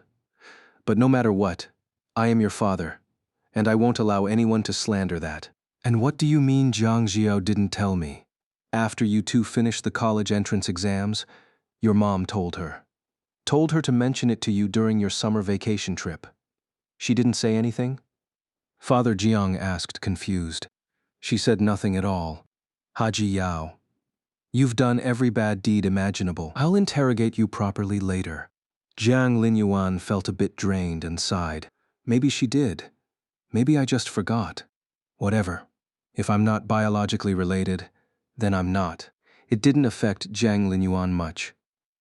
After so many years of living together day in and day out, they were more than family, even if not by blood. It's not like this relationship would undergo some huge transformation because of this. Did you forget? Or did she not say it? Be clear. Mother Jiang interjected coldly at this moment, her expression somewhat stern. I forgot. Jiang Linyuan said, feels like Mom's a bit angry. Haji Yao, your brother just saved your sorry life. Remember, you owe me. It was unclear whether Mother Jiang believed him or not, but she steered the topic back. Who is investigating our family background? A friend's parent. Where is the girl from? Mother Jiang asked directly. Jiang Linyuan was speechless. Why assume my friend's gender is female? What if it's an attack helicopter? Mom is still too traditional. What if it's a boy? Jiang Linyuan couldn't help but retort. Father Jiang gave a disdainful laugh. Do you even believe that yourself? Mother Jiang looked horrified. A boy, boys are not okay. Son, you should go mess with little girls instead. Father Jiang also snapped back to reality, glaring at Jiang Linyuan, gnashing his teeth. If you're dating a guy, I'll break your legs. This pair of crazy man and crazy woman. We're not dating. Jiang Linyuan said irritably. Oh, so it is a girl then. How far along are you two? Mother Jiang was very interested in this sort of thing, asking with animated excitement. I'm hanging up. Jiang Linyuan didn't want to continue being interrogated and was about to end the call, but a cheerful, smiling voice sounded in his ear. Jiang classmate taking a call for this long. Mother Jiang in the phone, hearing it was a girl's voice, hurriedly shouted, Don't hang up, don't you dare. Jiang Linyuan ended the call and switched his phone to Do Not Disturb mode. Goodbye, Mom. Tonight I'm sailing far away. Don't worry about me. On the other side, he, he, he dared to hang up on me. I'm so angry. Usually never contacts us, and today he hangs up on me first. He's rebelling. Mother Jiang looked at the disconnected phone, very annoyed. Call him back? Father Jiang asked. He definitely turned on Do Not Disturb. Mother Jiang sighed. Father Jiang remembered the girl's voice at the end of the call and nodded. He's out with a girl, that's understandable. Mother Jiang pinched him. Don't you know your son's personality? If he really was out with a girl, why would he call us? If you ask me, it's clearly the girl's family investigating our family. They were chatting. The topic came up, and he stepped out temporarily to make the call. Father Jiang was silent for a moment, then said with satisfaction, That's a good thing. Young people, falling in love, it's normal. Normal, my foot. What kind of dating starts with investigating family background? Sounds more like applying for a civil service job. Mother Jiang said irritably, That girl, her family is probably not simple. Children and grandchildren will have their own fortune. Father Jiang said, Ugh, that's not what I'm talking about. Ah, forget it. I can't make it clear to you. Mother Jiang was somewhat speechless. Why is there so much messy business in this family? One after another, none of them let me rest easy. Classmate Jiang, why are you in such a hurry to hang up? I was thinking of saying hello to your parents. Su Muji looked at Jiang Linyuan, who had just put away his phone, with a beaming smile. Don't worry about it, Xiao Su. As long as you treat me with the respect you'd show an elder, I'll pass it along for you. Jiang Linyuan said without any reservation. Oh, classmate Jiang, are you implying we're family?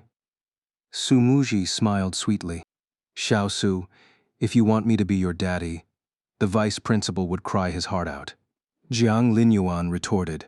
Hey, so classmate Jiang has that kind of kink. Su Muji didn't shy away at all, smiling playfully. Sigh, Xiao Su, don't try to guess my preferences to please me. It's impossible between us. You don't even have a chance to be a female lick dog. Jiang Linyuan sighed. Got it. Classmate Jiang is so popular with women. Of course you don't need it. Su Muji clapped her hands lightly and said with a smile, Xiao Yilin, Zhang Juntang, and Yu Songsong. I wonder which one is your female lick dog. How truly detestable, this cringe woman. She's rotten to the core. Forget about Zhao Yilin and Yu Songsong, but why the hell did you have to drag Zhang Juntang into this? You're my only female lick dog. Satisfied with that answer? Jiang Linyuan said. But didn't you just say I don't even have a chance? This is a test. If you waver, it means you're not worthy of being my lick dog. This is a necessary test of affection. Jiang Linyuan declared shamelessly. Hee. Su Muji offered a polite smile and said, Next Sunday, my mom wants to invite you to dinner.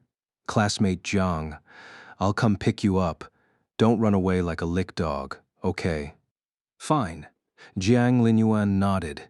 Every conversation with this cringe woman was mentally exhausting. It's so much easier to talk with the innocent little virgin. Sigh, first day missing Zhao Yilin. After finishing the discussion about Auntie Shakima's matter, Su Muji stood up and left, not even sparing a cup of milk tea for Jiang Linyuan. Cheapskate. Jiang Linyuan walked along the roadside, looking toward the girls' dormitory in the distance with a menacing expression. Well then, next up, Haji Yao. I'm coming for your dog life. Jiang Linyuan charged all the way to Jiang Jiao's dormitory building and called her. Come out. I'm at your dorm. There's something very important to discuss. What is it? Jiang Jiao's tone sounded somewhat displeased, but the sound of putting on shoes could be heard. What couldn't you say over the phone that you had to come all the way to my dorm? Taking you out to have fun. Huh? Jiang Jiao paused on the other end, suspiciously asking, You're not trying to scam me out of money, are you? Very good, Haji Yao. Still slandering me. That's an additional crime. You're dead. My treat. Just come out. Oh, Jiang Jiao didn't ask any more questions. After a while, she walked out fully dressed, wearing a brown checkered long skirt paired with small white shoes. Her upper body had a snow-white base layer, topped with a gray wool cardigan, giving off a well-behaved and intellectual vibe. But she ruined it as soon as she opened her mouth. "Did that Yu Song Song dump you? Coming to me to cry about it?" Jiang Jiao stood beside Jiang Linyuan, frowning as she looked at him. Cry where? Jiang Linyuan couldn't tell for a moment if she was making a dirty joke or having a serious conversation, so he simply changed the subject. "Your big brother made a huge profit from stocks, taking you out to eat." Jiang Jiao looked him up and down. "Did you get diagnosed with a terminal illness and don't have much time left? Why are you suddenly being so nice to me? Your chest is so flat. The 2 demon pills up there probably aren't even as big as the one I have down below, yet you still dare to speak so lawlessly. This Haji Yao really doesn't know who's boss." "Suit yourself." Jiang Linyuan sneered coldly and walked straight ahead. Jiang Jiao pouted and followed. The autumn air was slightly cool, and the evening breeze carried a hint of chill. The two walked out of the school gate. Jiang Jiao looked at Jiang Linyuan's thin sweatshirt and asked, "Aren't you cold?" "I'm not as weak as you." Jiang Linyuan glanced at Jiang Jiao, who was bundled up tightly, and sneered. Now that he had superhero robust physique, he wasn't afraid of getting sick or catching a cold at all. Seeing her concern met with such a retort, Jiang Jiao gritted her teeth in anger and said sarcastically, "Who knows about you? Hanging out with those green teas every day, better not catch some weird disease. Tisk, you really wish the best for your brother, huh?" Jiang Linyuan said. Jiang Jiao swayed and bumped into him. "If I really didn't care about you, I wouldn't be telling you every day to stop hanging out with those green teas." "Relax, I've said it so many times, bro. It's all just acting for the occasion, just playing around." Jiang Linyuan looked at Jiang Jiao's sulky face and said lightly, "Then how long do you plan to keep playing?" Jiang Jiao suddenly asked. The night wind blew past.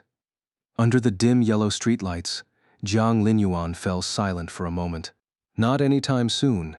After dealing with Yu Song Song's matter, he was too tired. He also wanted to take a break.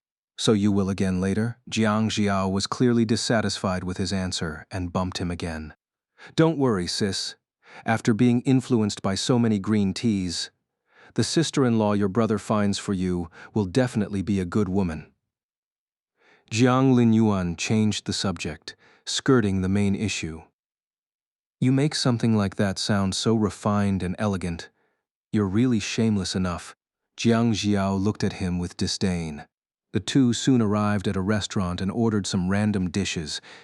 Sitting across from Jiang Linyuan, Jiang Jiao suddenly said, "No kindness is offered without a motive. What do you really want?"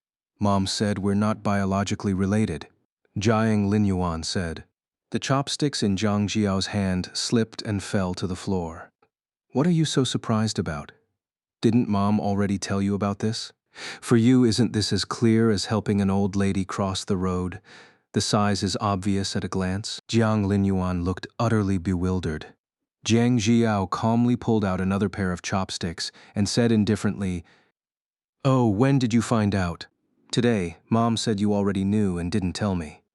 "You never asked," Jiang Jiao said with an air of righteous confidence. "This Haji Yao needs a spanking." Jiang Linyuan picked up his chopsticks and tapped her on the head. Who would actively ask about something like this without being told? "Then how did you find out?" Jiang Jiao, having been tapped, covered her head and shot back. "None of your business. I have my sources of information." Jiang Linyuan said irritably, "Why didn't you tell me?" "On purpose." Jiang Jiao crossed her arms, looking down on Jiang Linyuan. "You did too many dog-like things during the summer trip. It made me so angry I didn't want to talk to you at all. You're so selfish, only thinking about yourself." "Fine." Jiang Linyuan had no intention of continuing the argument. Getting things clear was enough. After a while, Jiang Jiao asked again, "What do you think about this?" "Just whatever." Jiang Linyuan looked completely indifferent. Jiang Jiao snorted and buried her head in her meal. Suddenly she called out coldly, "Bro." "What?" "You'll always be my brother." Remember that. Or else what? Hmm, hmm. Jiang Jiao lifted her little head, though it wasn't clear what she was so proud about. The siblings sat at the dining table, the atmosphere somewhat chilly. It was mainly Jiang Jiao who felt a bit guilty. After all, no matter how you looked at it, she had kept things from Jiang Linyuan. Even though he didn't seem to mind, she still felt a little embarrassed. Jiang Jiao gently kicked him under the table, turned her face away, and whispered, "Brother, I shouldn't have hidden things from you. It's fine. Your brother has also kept plenty of things from you." Jiang Linyuan waved his hand dismissively, completely unconcerned. Such a small matter. Silly little sister, feeling guilty over this. With your attitude, if I told you that the rabbit you raised for 3 months as a child didn't actually disappear by accident, but was secretly offered up to Mom to cook, would you still make me kneel and apologize to you? What have you hidden from me? Hearing this, Jiang Jiao turned her head back, her bright eyes fixed on him. I felt something was off last time when you wouldn't let me see your WeChat.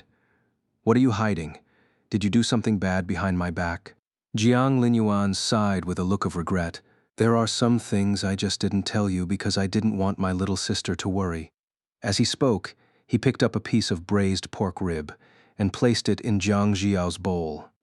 Your favorite braised pork ribs, eat more. Jiang Jiao was already feeling a bit guilty. Seeing Jiang Linyuan like this, she immediately began to reflect on whether her questioning tone had been too aggressive. Next time I press him for answers, I'll be gentler. I know, but you still have to show me your WeChat contact list today. No arguments, Jiang Jiao said softly. This Haji Yao, why is she so stubborn? Since that's the case, you show no mercy. Don't blame me for being ruthless. Jiang Linyuan smiled slightly. I'm going to the restroom. With that, he got up and left. Jiang Jiao watched him walk towards the shop owner, presumably to settle the bill on the way. This old brother of mine, he's not all bad. The corners of her mouth lifted as she thought this. 10 minutes passed, and Jiang Linyuan hadn't returned. Jiang Jiao put down her phone after several calls went unanswered, her expression blank, finally confirming one thing. Jiang Linyuan had most definitely run away. Her face darkened as she looked at the smiling proprietress before her. Pretty lady, you're in cahoots with that handsome guy, aren't you? The proprietress giggled, tapping on a calculator as she said, he took some skewers to go when he left, said to put the bill all on your tab. Total is 160. Hee.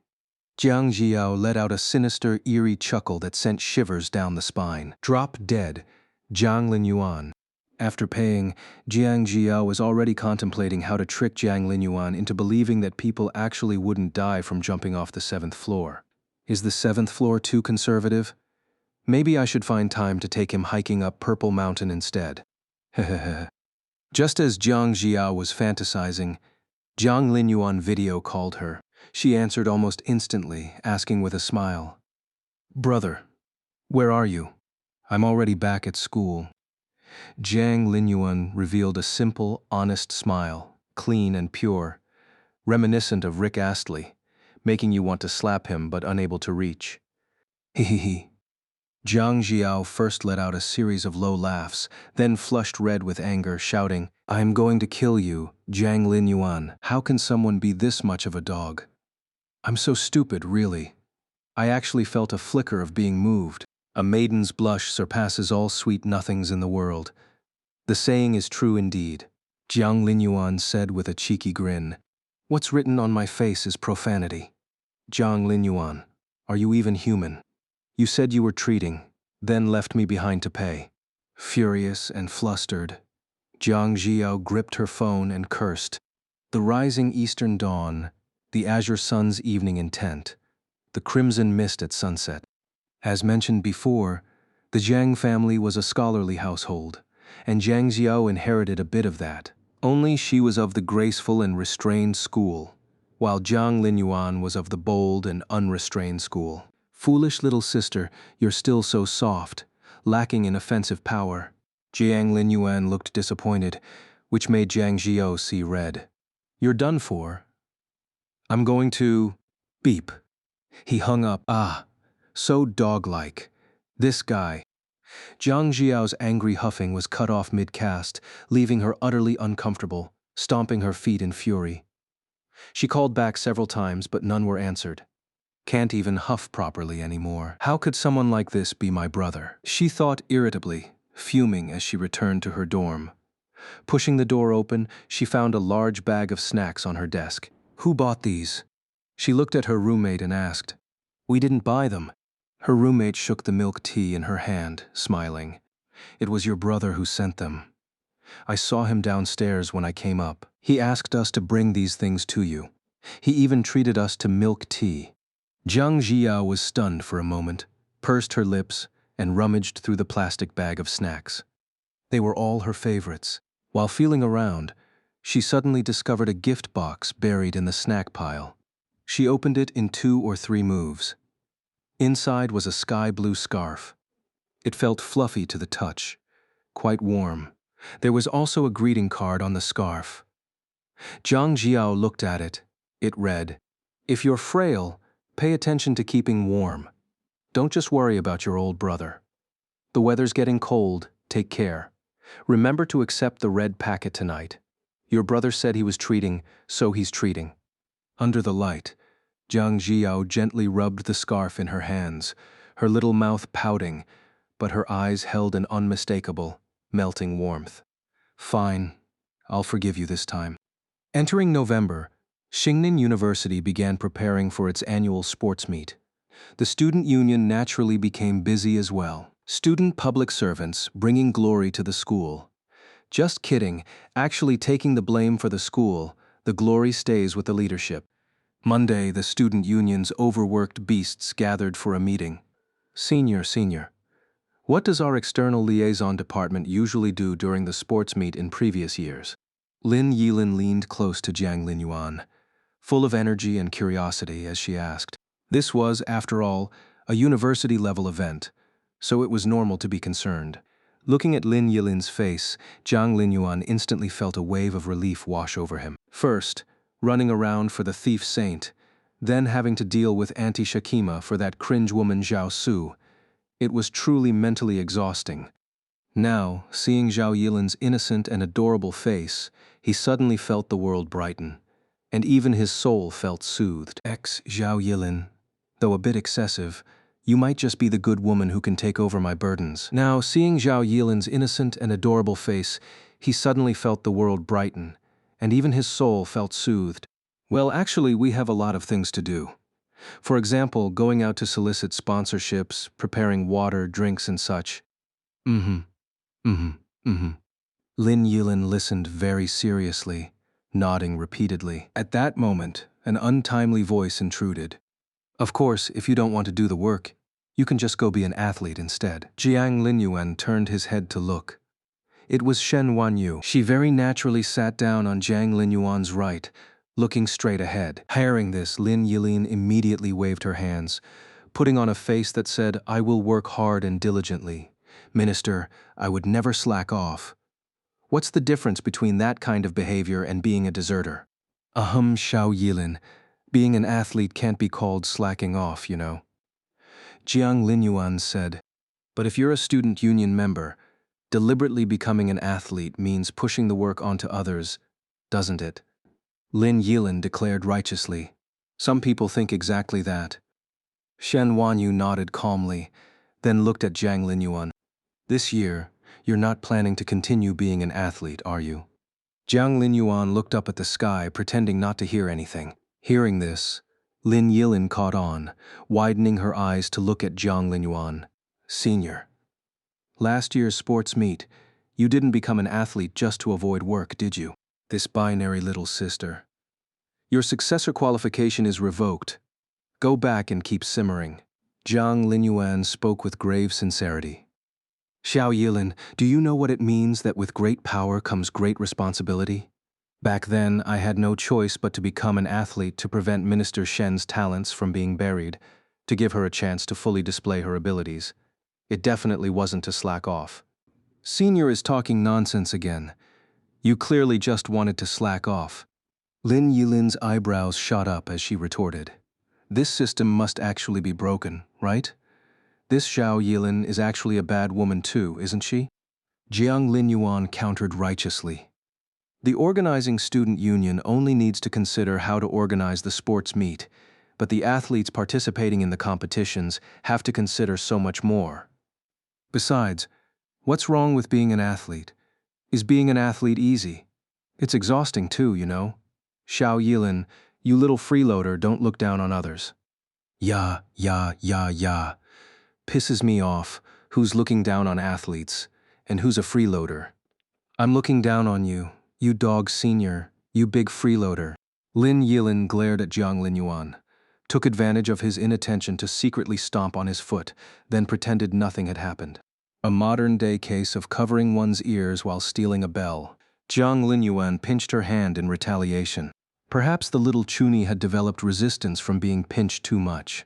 She didn't immediately cosplay Louis XVI.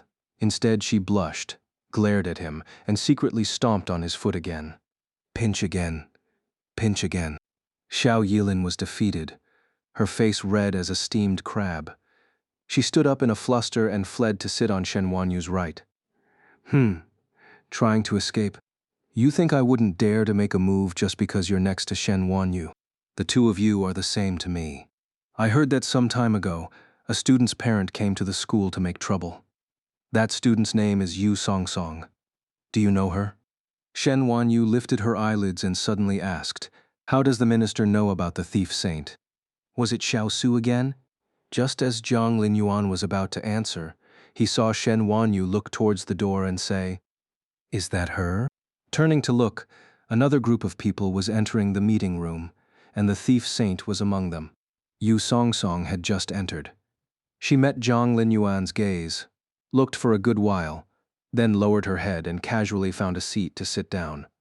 Handled properly, Yu Song Song had just entered. She met Jiang Linyuan's gaze, looked for a good while, then lowered her head and randomly found a seat to sit down. What's going on? How does this minister seem to know everything? Xiao Su. Why does she blab everything?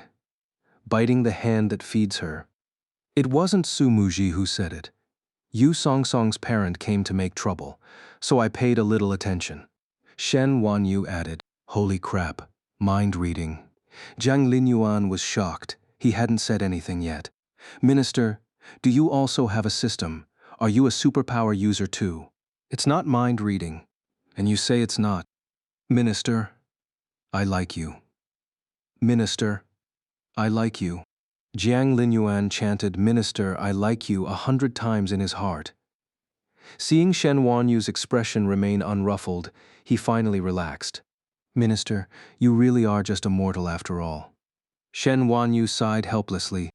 "After almost a year of interacting, there are still times when I can't understand you." "Minister, are you pursuing me? I can give you a chance to enter my heart, you know, since I like you." Jiang Linyuan said with a playful grin. "But it's precisely at times like this that you're easier to understand."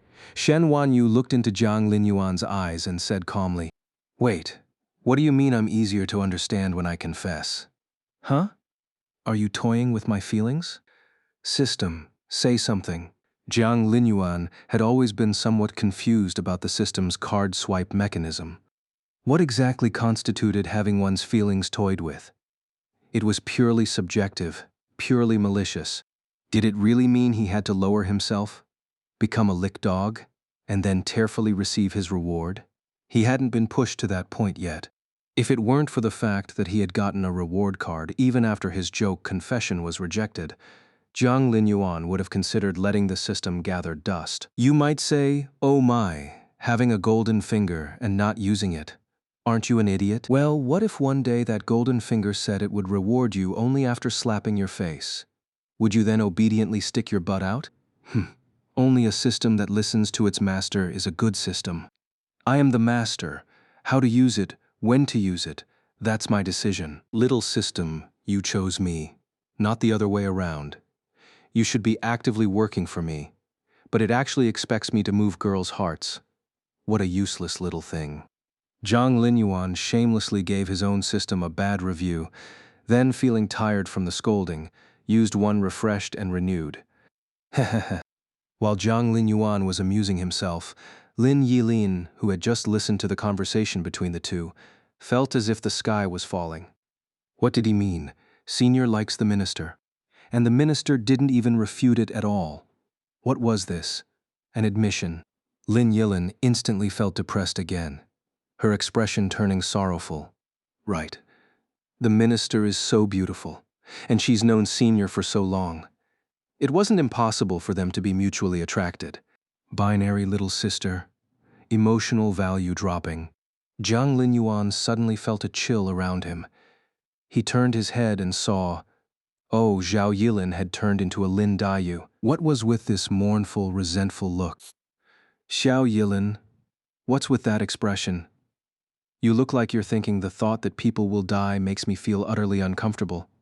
Zhang Linyuan voiced his complaint. Oh, I see. Seeing her reaction, Zhang Linyuan roughly guessed what the single-minded binary little sister was thinking. Typical little virgin mentality. If a man and a woman have a slightly good relationship, it must be developing into a romantic one. Everything is black and white. Although the probability of pure friendship between men and women is low, this is just too cringe. I haven't even considered being a couple with Shen Wanyu, and you're already thinking about it. Quite the imagination. I've said it before. There's no need to pay special attention to his words. At that moment, Shen Wanyu suddenly spoke. Lin Yilin was stunned for a moment before realizing she was being spoken to, and asked cautiously, Minister, what do you mean by that? 9 out of 10 sentences from Deputy Minister Jiang are false. You can simply ignore them. After saying that, she frowned slightly. For you, perhaps only 5 out of 10 are false. You need to learn to distinguish. Oh. Lin Yilin was confused and didn't understand what Shen Wanyu meant by that. But it seemed like the two of them weren't boyfriend and girlfriend. Happy. Binary little sister. Emotional value rising. Xiao Yilin, Senior is an honest man who never lies. You should believe Senior. Zhang Linyuan put on a sincere expression. Lin Yilin pouted, glanced at Shen Wanyu, then moved back to sit on Zhang Linyuan's left, poking his arm. Then let me ask you something, Senior. Don't lie. Ask away. Ask away. Zhang Linyuan sighed. Sigh. To comfort Zhao Yilin. I'm really going to great lengths. It feels like coaxing a child. If all children born in the future were orphans, society would definitely become even stronger. Senior, do you still like Yu Song Song? Lin Yilin observed his expression as she asked. Don't like. A decisive, resolute response. I am a heartless card-swiping machine. Thief saint, our bond is severed. Sigh, all things of the past eventually scatter like smoke. Really? Not even a little bit? Not even a single moment of heart fluttering? Huh? Did Xiao Yilin turn on a voice changer? Zhang Linyuan followed the sound and saw Yu Song Song's face behind him, lips pressed together, eyes reddened. Ah, no. When did you sneak over here? Not a single sound. Truly a thief saint's secret technique. Lin Yilin, who had been happy just moments ago, also looked over, feeling a bit uncomfortable inside. Why come disturb me and Senior? Though she thought this, seeing Yu Song Song's expression wasn't quite right, she didn't say anything, just a little peek. Oh, hi Yu Jr. Feels like we haven't seen each other in ages. Zhang Linyuan greeted her with a smile. Yu Song Song forced herself to adopt an expressionless posture and asked, Senior, can you tell me? Tap. Shen Wanyu suddenly stood up, looked at Yu Song Song, and said calmly, If you are still single-mindedly pursuing an answer, then I believe you will never get the response you want. Huh? The minister is this good to me? Even helping me out of a tight spot. Feeling pleased. Zhang Linyuan looked at Shen Wanyu, about to speak, but was directly interrupted. I'm helping you because I heard about you going to see Su Muji's mother. Shen Wanyu sat back down, her expression extremely calm. I owed her some things in the past. You can repay her on my behalf. Ah? Minister, is this transferring a favor or a lover? Zhang Linyuan was somewhat unable to figure it out. Xiao Su and the minister's past is strange. I'll have to ask Xiao Su about it sometime. Don't know if she'll tell me or not. At that moment, Lin Yilin tugged on Jiang Linyuan's clothes again. Senior, what happened between you and Yu Song Song? Jiang Linyuan thought for a moment. She confessed to me, and I rejected her. Lin Yilin was stunned for a moment and asked, "Why, didn't you say you liked her, Senior?" That was then. This is now. I'm a fickle man. By the time she confessed to me, I already didn't like Yu Song Song anymore. Jiang Linyuan said. Hearing this, Lin Yilin pouted, feeling sullen. He was clearly brushing her off, but at least she understood Senior's attitude now. The student union members were all present. Soon, a leader started reading from a PPT and assigning work. Jiang Linyuan's mind wandered, beginning to contemplate whether he should change his future conquest methods. Feels like if he gets stuck with another Yu Song Song type, he'll be exhausted to death. In the future, I need to screen even B-level cards. A-level cards, use the minister as an experiment. C-level cards, truly look down on them. D-level, does that even exist? In short, searching for targets is the most crucial part. He felt his system was actually designed according to a search, strike, withdraw model. First, search for a target, then strike, then loot the tomb, obtain the reward, and withdraw. No wonder the reward names his system gave were so weird, so lewd. So, his system shared the same origin as those yellow skies above software like JM, Bika, etc. Jiang Linyuan sat in the audience, listening to the school leader's lengthy speeches. It was incredibly boring. He looked to his left at Zhao Yilin. Her delicate little face was serious, listening attentively. Better not disturb her. Then he looked at the department head. Huh? Why was she also listening so seriously? You're a veteran too, right? You're basically familiar with the whole procedure. Why listen so carefully? Shen Wanyu seemed to notice his gaze. She slightly turned her face, took off one Bluetooth earbud that was hidden by her long hair, and asked with a cool expression, "What is it, department head?" "I'm sorry. I actually misjudged you. I actually thought you were a diligent person. Department head, your earbuds look really nice. Can I try them on?" Jiang Linyuan pointed at the earbud in her hand and asked with a smile. Shen Wanyu turned her head away at lightning speed, put the earbud back in, and ignored him. Sigh. The department head must be listening to something she can't let others hear. Otherwise, why wouldn't she let me listen? Forget it. Let the kid keep some privacy. Feeling utterly stifled, Jiang Linyuan walked out of the conference room to go take a leak. Arriving at the restroom, he found a middle-aged uncle already inside. He didn't look closely, just found a spot farther away and pulled out his little buddy. After all, standing right next to each other is pretty awkward. It's not a bullfighting competition. Just as he finished, a man's voice suddenly sounded beside his ear. Yang Linyuan? Holy crap. Folks, who can understand the horror of having the middle-aged uncle next to you, call out your name while you're peeing. Little Jiang Linyuan was so scared he was about to cry. Jiang Linyuan quickly zipped up and looked at the man who had spoken. "Oh, it's the vice principal." He greeted him with a smile. "Haha, vice principal, what a coincidence. You also came to the men's room to use the toilet." This left the vice principal at a loss for words, momentarily speechless. If I come to the restroom not to use the toilet, then what am I here for? He thought for a long time and could only nod. Then, vice principal, if you finished but didn't leave, were you secretly watching me pee? Jiang Linyuan thought for a moment and hesitantly asked, "Vice principal, have young people's focus points already become this strange?" He cleared his throat, gave Jiang Linyuan a cold look, and changed the subject. "I heard from Muji that you're pursuing her. That cringe woman has driven me mad with anger." "What nonsense. What do you mean I'm pursuing her? It's clearly Zhao Su pursuing me, if anything." Jiang Linyuan instantly felt the helplessness of Qin Shi Huang, being told his surname was Qin. Is there no one to stand up and defend Ying Zheng for him? He really had no idea what Zhao Su told the vice principal about him every day. "Uncle, Miss Su and I are just ordinary friends. In front of an elder, Jiang Linyuan was slightly more polite. Don't call me uncle, the vice principal said discontentedly. Call me principal. Oi, you old geezer. I show you some courtesy and you put on airs, huh? Vice principal, next Sunday, I suddenly remembered I have some things to do. I probably can't make it. Hearing this, the vice principal sighed and waved his hand. All right, all right. Call me whatever you want. Okay, uncle. Jiang Linyuan replied. Actually, he planned to call him father-in-law to annoy the vice principal, but felt doing so would let Zhao Su take advantage of him. In the end, he changed it back to uncle. The vice principal looked at Jiang Linyuan, sizing him up. It must be said this young man is indeed handsome and talented-looking. He just seems like a bit of a troublemaker.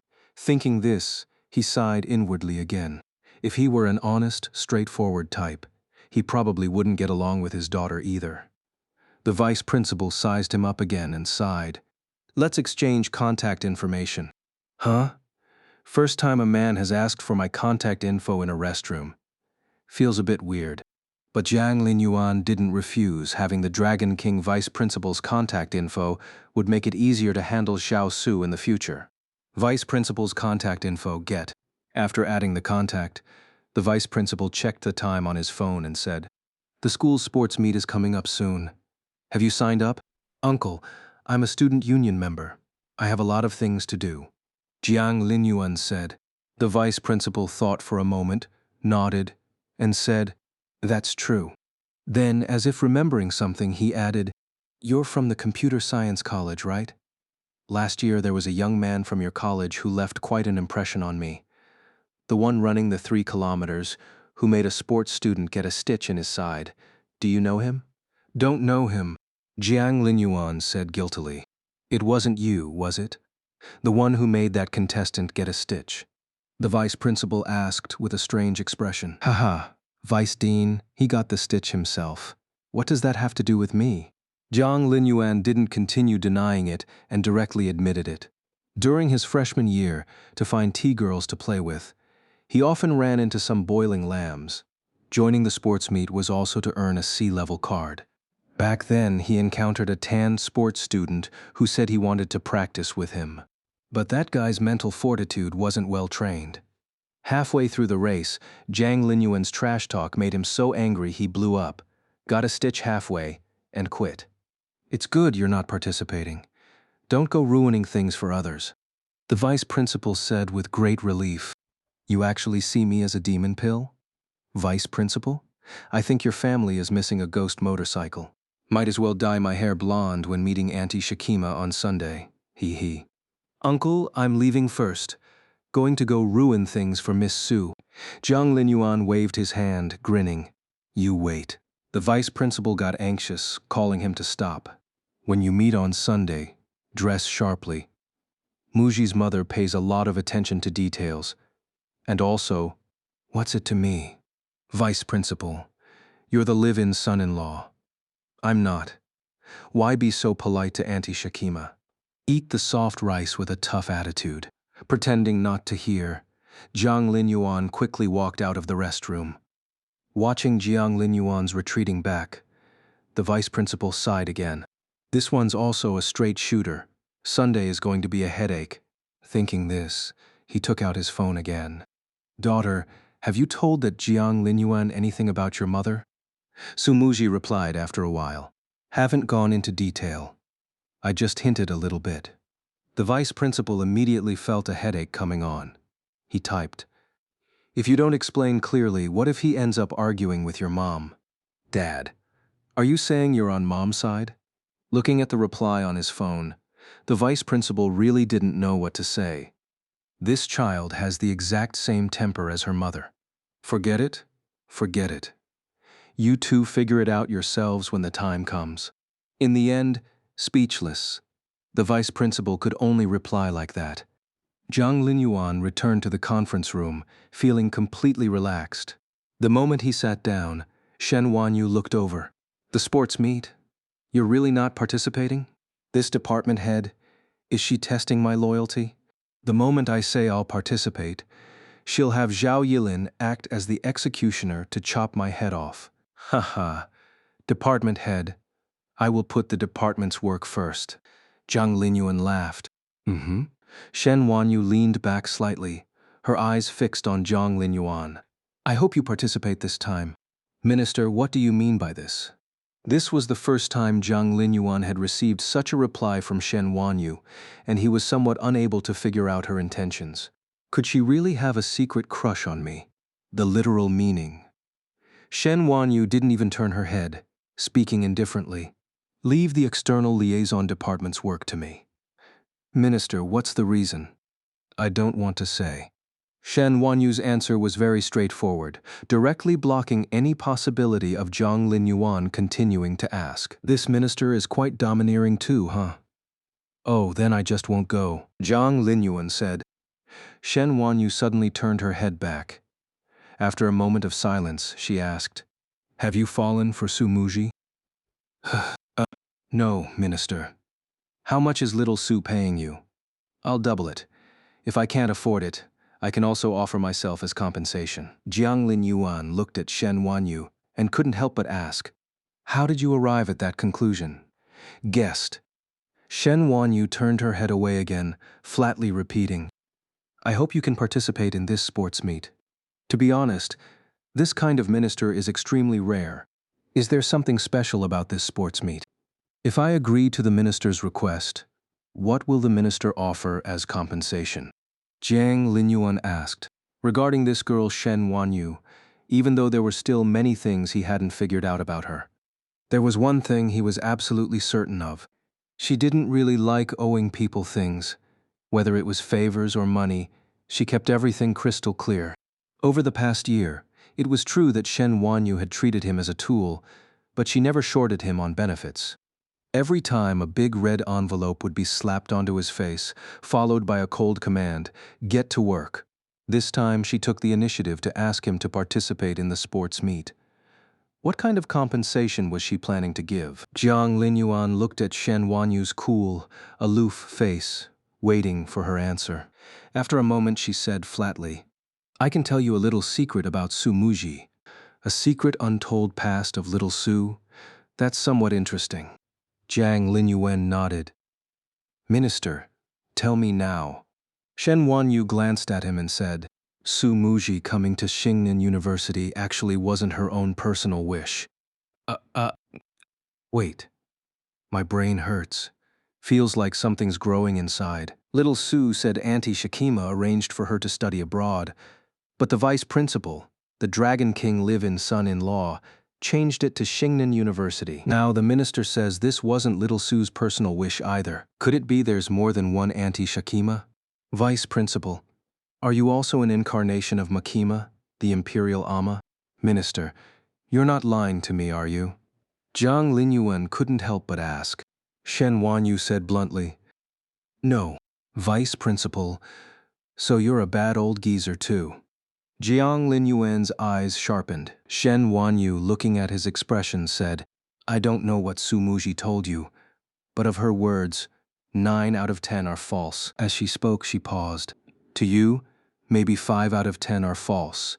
You need to learn to distinguish. Sounds familiar. Isn't this what you said to Zhao Yilin?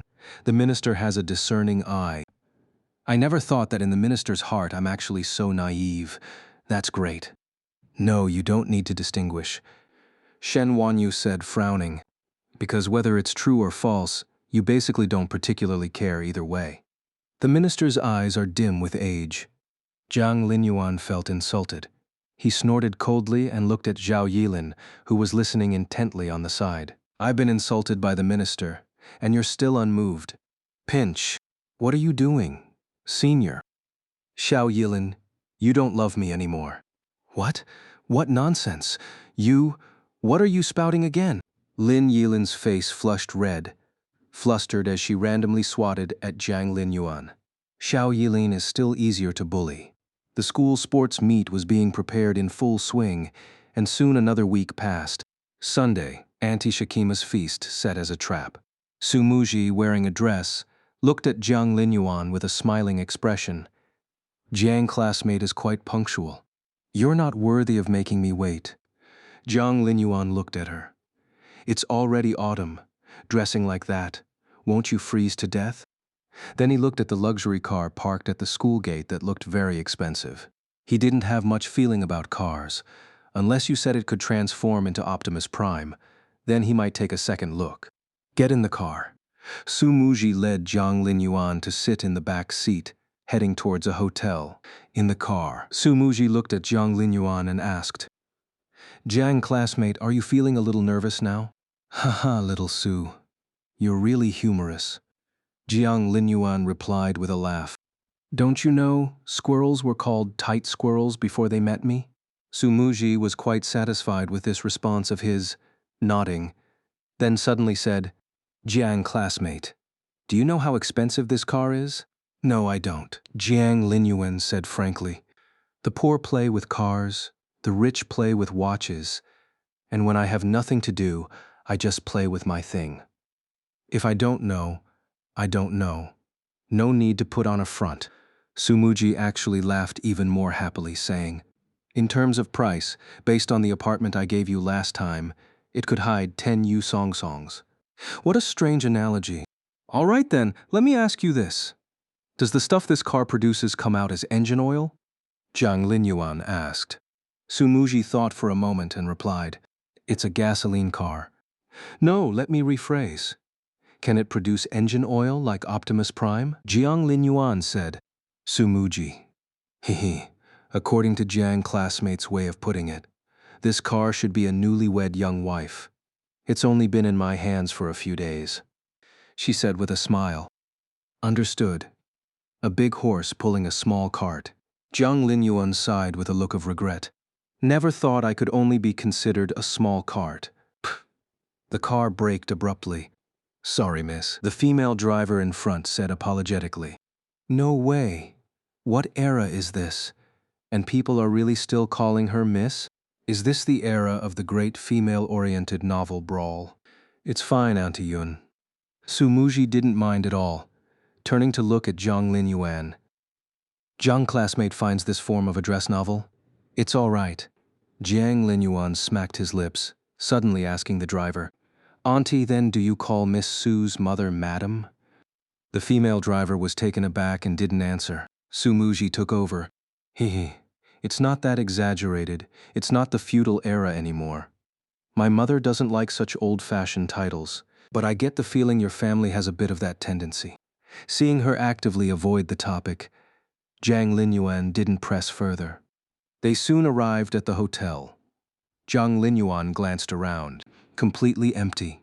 "It's been booked out," Su Muji said with a smile, leading Jiang Linyuan towards a private room. "My mother is quite particular. She even brought the chefs from her own personal culinary team to the hotel. So, Jiang classmate, you're basically just having a home-cooked meal this time. Don't be too nervous." Even though he had some guesses about little Su's background, isn't this a bit too exaggerated? Upon entering the private room, I saw a dignified-looking woman who appeared quite young. She had short hair just like Xiao Su, looking very fashionable and avant-garde. Sitting beside her was a middle-aged man with a worried, frowning face. It was the vice principal. I ignored him directly. "Jiang Linyuan, right? Sit next to me." Seeing someone enter the doorway, the woman looked at Jiang Linyuan and spoke very calmly. Her tone was flat, but it carried a commanding air. It wasn't deliberate. It felt more like a habit. The pressure was on. "Mom, don't you want your daughter to sit next to you?" At this moment, Su Muji smiled and asked her mother. Mother Su nodded, then looked at the vice principal sitting beside her. "You get up. Give your seat to Muji." "Ribbit, why should I move? Can't that brat sit next to me instead?" The vice principal was furious, but he didn't dare disobey Mother Su. So he glared at Jiang Linyuan. Then he got up, looking utterly pathetic. "Vice principal, hasn't the 3-year period ended yet?" "I still prefer the you in the bathroom who said, 'Call me principal.'" Jiang Linyuan watched with amusement, sitting confidently on Mother Su's right side, while Xiao Su sat on her left. It looked a bit like the composition of 2 door gods guarding the entrance. Oh, and there was also a holy guardian beast in the corner. "Care to introduce yourself?" Mother Su turned her head to look at Jiang Linyuan and asked. Tisk tisk, you, this Auntie Shakima, have already investigated me thoroughly, yet you're still putting on an act. I won't play along. How should I address you, Auntie? Jiang Linyuan countered with a question instead of answering. Mother Su instinctively frowned, then relaxed and said, "For now, you can call me Auntie Su." "All right, Auntie Su." Jiang Linyuan agreed with a smile, but showed no intention of introducing himself. The atmosphere cooled for a moment. Mother Su suddenly chuckled. "I was initially worried you might be a bit soft-natured and would be bullied by Muji in the future, but now it seems that won't be necessary." After saying this, she called out toward the door, "Start serving the dishes."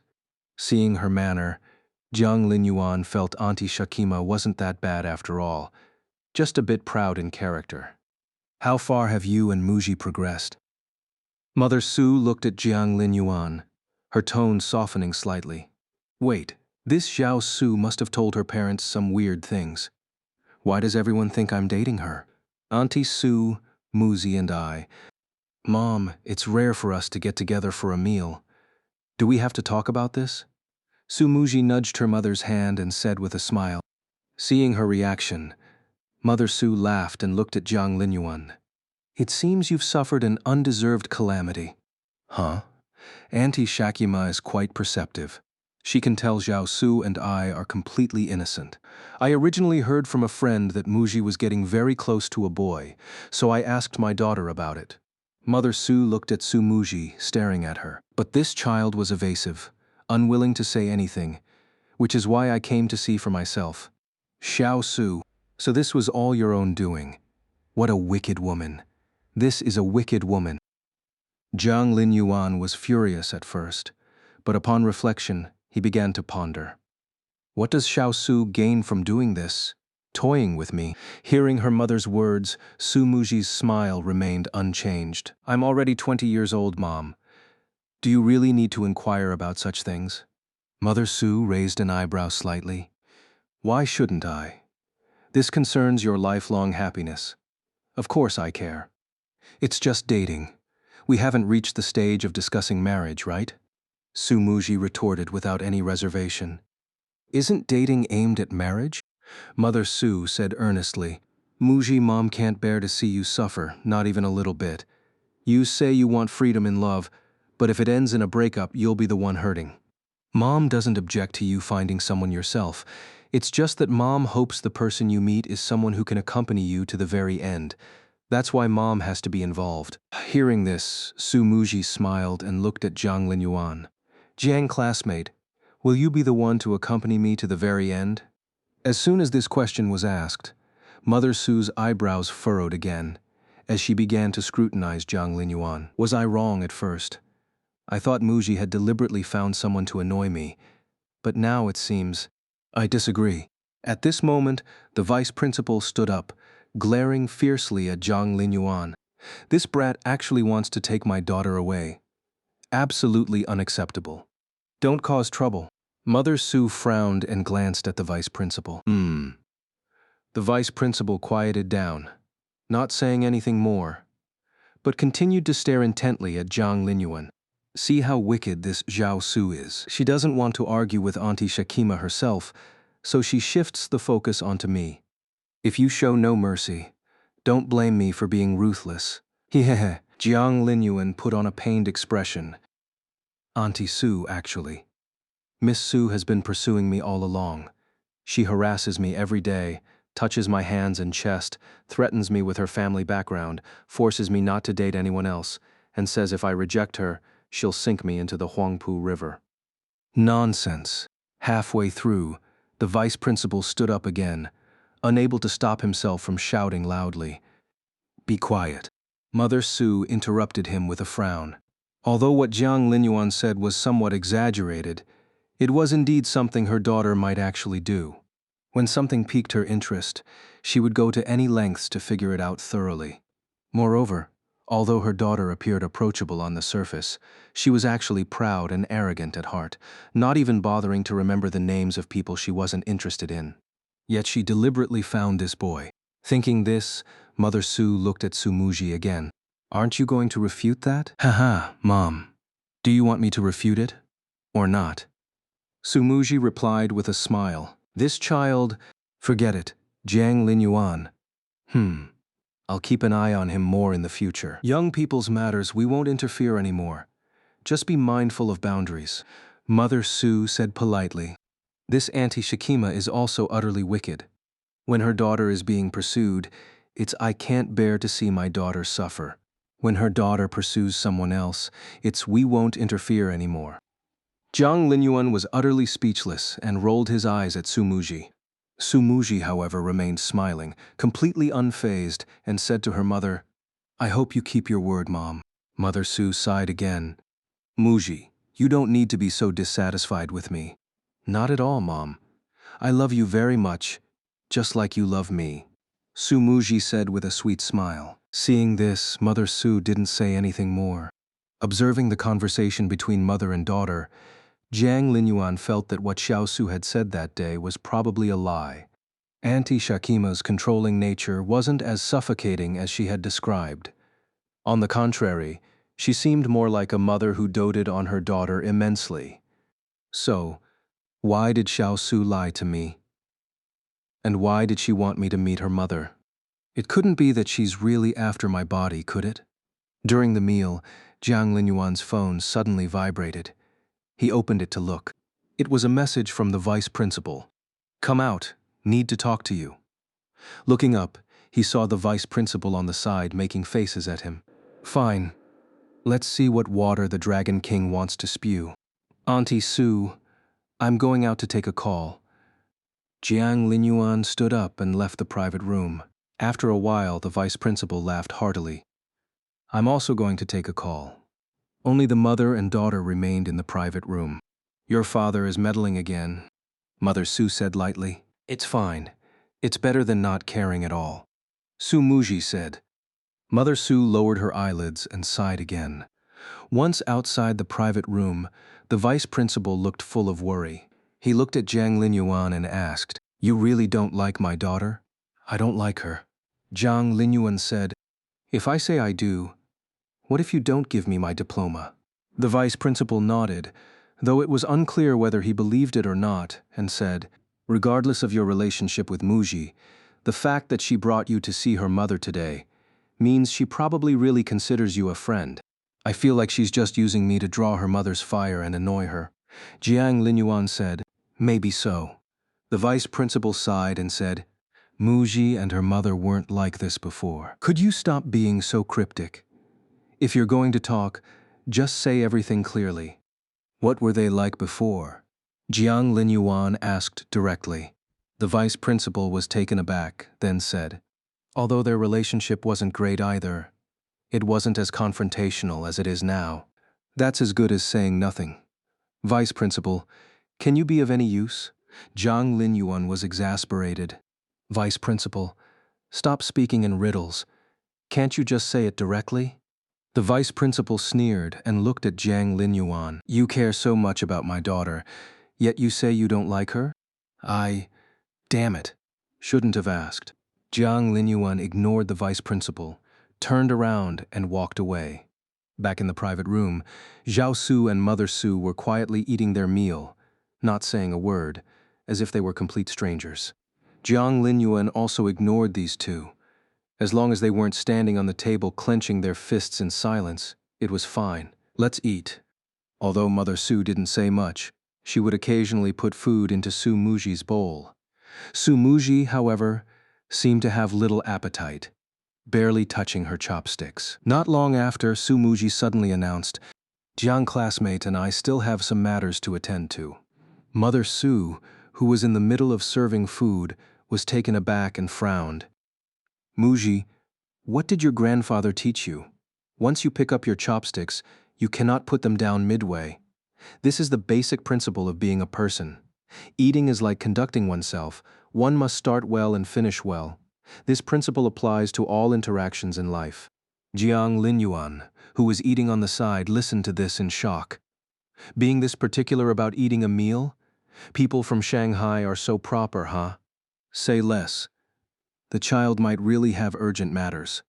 The vice principal interjected coldly. Mother Su raised an eyebrow, about to flare up. But seeing Su Muji's expressionless face, she said nothing and turned to look at Jiang Linyuan. Really have matters? Jiang Linyuan looked at Su Muji. She directly turned her head away, not letting him see her face. This Xiao Su? Auntie, we really do have matters, Jiang Linyuan said. Su Muji turned her head back, a smile on her face. Mother Su sighed. All right then. I'll have Zhao Yun drive you back to school. No need. Jiang classmate and I can walk back to school ourselves. Su Muji stood up, ran to Jiang Linyuan's side, and said while holding onto his arm. Watching this made the vice principal's eyelids twitch uncontrollably. Mother Su originally wanted to say something more, but in the end, she just nodded helplessly. When they came out, it was dusk. The clouds under the glow of the setting sun looked like an oil painting. Jiang classmate, take a stroll with me? Su Muji looked at Jiang Linyuan with a smiling expression and asked. Jiang Linyuan's face showed hesitation. He paused for a moment. I actually didn't eat my fill just now. How about we find a place to solve that first? Haha. Is Jiang classmate a country bumpkin glutton? Su Muji gave a disdainful laugh, then quickly walked ahead. After 2 steps, she turned back and found Jiang Linyuan hadn't moved, saying, What? Does Jiang classmate need me to put a leash on you? Haha, Xiao Su, when walking a dog, usually the dog walks in front. Jiang Linyuan said without any courtesy, but he still followed her. Forget it. Let's hear what this Xiao Su has to say. Seeing his reaction, the corners of Su Muji's mouth lifted. Standing by his side, she said, Does Jiang classmate's remark mean you're planning to raise a pet with me in the future? Don't flatter yourself. But you've already met my parents, haven't you? Su Muji stopped walking and turned her head to look at Jiang Linyuan. Under the setting sun, her narrowed eyes overflowed with sweetness in the afterglow. Wasn't that all orchestrated by you?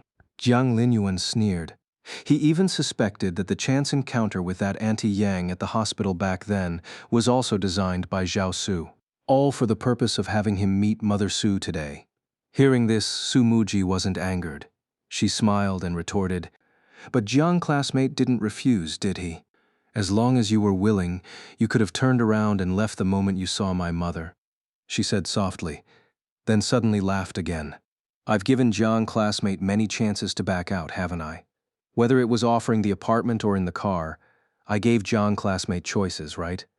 But, Su Muji reached out and pressed down her bangs that were ruffled by the wind, blinking at Jiang Linyuan. You were still willing to meet my mother. Jiang Linyuan crossed his arms. I see you as a bro, Xiao Su. Don't think I have a crush on you. The corners of Su Muji's eyes held a smile. It doesn't matter. I don't care about that. Because no matter who Jiang classmate likes right now, you are bound together with me. How are we bound? Don't be so cringe, okay? Jiang Linyuan couldn't hold back anymore and complained. I don't believe Jiang classmate doesn't know what meeting my mother today means. Su Muji was still smiling. It's just being your shield to attract your mom's attention, Jiang Linyuan said disdainfully. Xiao Su designing this meeting between him and her mother was nothing more than to have him bear the brunt of the attention. Originally, Auntie Shakima only had to deal with her daughter alone, which was probably easier to control. Now with him added to the mix, she can't be as sure anymore. Jiang Linyuan naturally understood this, but he didn't care. It's just being stared at, that's all. Hearing Jiang Linyuan's answer, Su Muji nodded with satisfaction. A Jiang classmate who understands me like this earns a lot of points in my heart right now. Not needed, thanks. Jiang Linyuan looked disgusted. Gazing at Su Muji's face, he suddenly asked, Why did you come to Xingnan University after the college entrance exam? Was it for Shen Wanyu? Su Muji was stunned for a moment. Then a brilliant smile appeared on her face. That depends on whether Jiang classmate can guess it. If you guess it, then naturally, I don't need to say it. If you don't guess it, I don't think Jiang classmate is worthy of knowing yet. Divine logic. Not getting an answer, Jiang Linyuan asked another thing. Shen Wanyu said she owes you something. Part of the reason I'm helping you is because of her. What does she owe you? Tap. Su Muji suddenly grabbed Zhang Linyuan's hand. Her expression instantly turned gloomy, and she said in a low voice, "No, Jiang classmate. You helping me has nothing to do with her. You need to remember this point clearly. Remember it well." Hiss. Such a dark expression. Who would have thought Zhao Su's sunny disposition was all an act? Then, does she have erectile dysfunction? Wait, that's not right. For women, should it be called frigidity or menstruation? If it's called menstruation, women have it once a month. Then, shouldn't men also have erectile dysfunction once a month? According to Chinese language, the opposite of yang, positive male principle, is yin, negative female principle. Yang pairs with yin, according to geography, longitude, and latitude, then wei impotence pairs with jing, menstruation. I get it. Female erectile dysfunction should be called yin-jing. Zhang Linyuan felt like he had opened the door to a new world. Looking at Su Muji beside him, he felt he understood everything. No wonder this cringe woman is so wild. It's because she has yin-jing. Su Muji. Something feels off. Is he thinking about something strange again? Su Muji realized her loss of composure. Slowly let go of his hand, revealed a smile, and said again, "Matters between Jiang classmate and me are just matters between the two of us. Don't randomly drag other people into it." Jiang Linyuan pondered for a moment. "Is this you confessing to me?" "Nope," Su Muji said cheerfully. "So you can't refuse." "Xiao Su, you don't even have the qualification to be rejected by me." Jiang Linyuan shook his head and said, "Me helping you deal with your mother might be out of friendship, or maybe just a moment of boredom, but it's definitely not because I like you." Upon hearing this, Su Muji laughed so hard she nearly doubled over. After laughing for a long time, she finally lifted her face, reined in her smile, and said calmly, "Do you think I'm Yu Song Song? I've said it before, Jiang Linyuan, I don't care who you like." As she spoke, a smile reappeared on her face. "As for me, I'm the kind of person who absolutely has to figure things out when I encounter something interesting, and who absolutely won't let go when I meet someone interesting. Unfortunately for you, Jiang classmate, I find you very interesting. Of course, Jiang classmate, if you want to run away, hehe, you're welcome to try." Su Muji's words were truly the epitome of willfulness, but upon closer thought, she really does seem to be that kind of person. A person who lives for amusement. Back during the freshman orientation, she probably sought me out on her own initiative because she wanted to see the amusing spectacle between me and Shen Wanyu. Now, setting up this situation for me to meet Mother Su, she just wants to see the amusing spectacle with her mother. Geez, how can this Su Muji be so wicked? They're both A-cards. Look at how adorable our minister is. Xiao Su, a girl, should have self-respect, not be self-propelling. Zhang Linyuan earnestly advised her once more. Su Muji ignored him, shifting the topic as she said, "You're still interested in Shen Wanyu, right? Huh? What's this about now, trying to harm me?" "Sort of." Jiang Linyuan gave an ambiguous reply. "This time, the minister asked me to actively participate in the sports meet. It feels like a rare breakthrough opportunity. Opportunity knocks but once." Seeing his expression, Su Muji asked another question. "Interested in the same way as with Yu Song Song?" Tisk, so sharp. Jiang Linyuan didn't speak. Su Muji laughed happily. "Jiang classmate, this is exactly what makes you most interesting." Jiang Linyuan glanced at her sideways and said, "Do you have something you want to say?" Su Muji smiled. "Does Jiang classmate remember what I told you back then? I can help you win over Shen Wanyu, you know." "Yeah, right. Help me. Aren't you just purely looking for amusement? But hey, Zhao Su, you're too arrogant. Watch out, or I'll win you over too." "Xiao Su, this act of yours pretending to help someone chase a girl while secretly harboring a crush yourself is already very cliché." Jiang Linyuan gently reminded her. Hearing this, Su Muji was momentarily stunned, but soon revealed a smile again. "Isn't that even more interesting? If Jiang classmate, after winning Shen Wanyu's heart, turns around and gets together with me instead. Ha ha ha, that would be absolutely hilarious." As she spoke, she seemed to imagine such a scene, and couldn't help but laugh out loud. Huh? Your purity as an amusement seeker is way too high, isn't it? You don't even care about becoming the amusement yourself. Jiang Linyuan silently increased the distance between himself and Su Muji. This Xiao Su is too bizarre. It gives off an absurd feeling, like wanting to pet a cat, but finding you don't have one at home, so you can only take off your pants, petting yourself while meowing like a cat. No amusement to be found, then become the amusement yourself? Xiao Su, has anyone ever told you you're not a normal person? Jiang Linyuan said. Su Muji scoffed and looked at him. Jiang classmate, do you actually think you're a normal person? And you're saying I'm not normal? Where am I not normal? Jiang Linyuan retorted angrily. Me, a model youth, and you say I'm not normal? Would a normal person disregard their reputation to actively seek out a green tea? Would a normal person go to great lengths to touch a girl's heart, help her overcome her difficulties, only to ask for nothing in return and just walk away? As she spoke, a trace of sympathy appeared on her face. Even more terrifying is that to this day, you actually think your actions appear normal in the eyes of others. That's a pretty good point. So this is how I look from other people's perspective, so miraculous. But I'm only doing this because of the system. You don't have a system. Xiao Su, can't be bothered to argue with you. You're not worthy of hearing it. Jiang Linyuan chose to give up the debate. A good man doesn't fight with a woman. In any argument between a man and a woman, the man is inherently at a disadvantage. It's like how people always pat a pregnant woman's belly and say congratulations, but no one has ever patted a man's gun and said good job. Seeing him like this, Su Muji just smiled and changed the subject. The school sports meet is coming up soon. Doesn't Jiang classmate plan to strut his stuff on the field like a peacock? Jiang Linyuan automatically filtered out the irrelevant parts, remembering Shen Wanyu's hope for him to participate, and asked, is there anything special about this sports meet?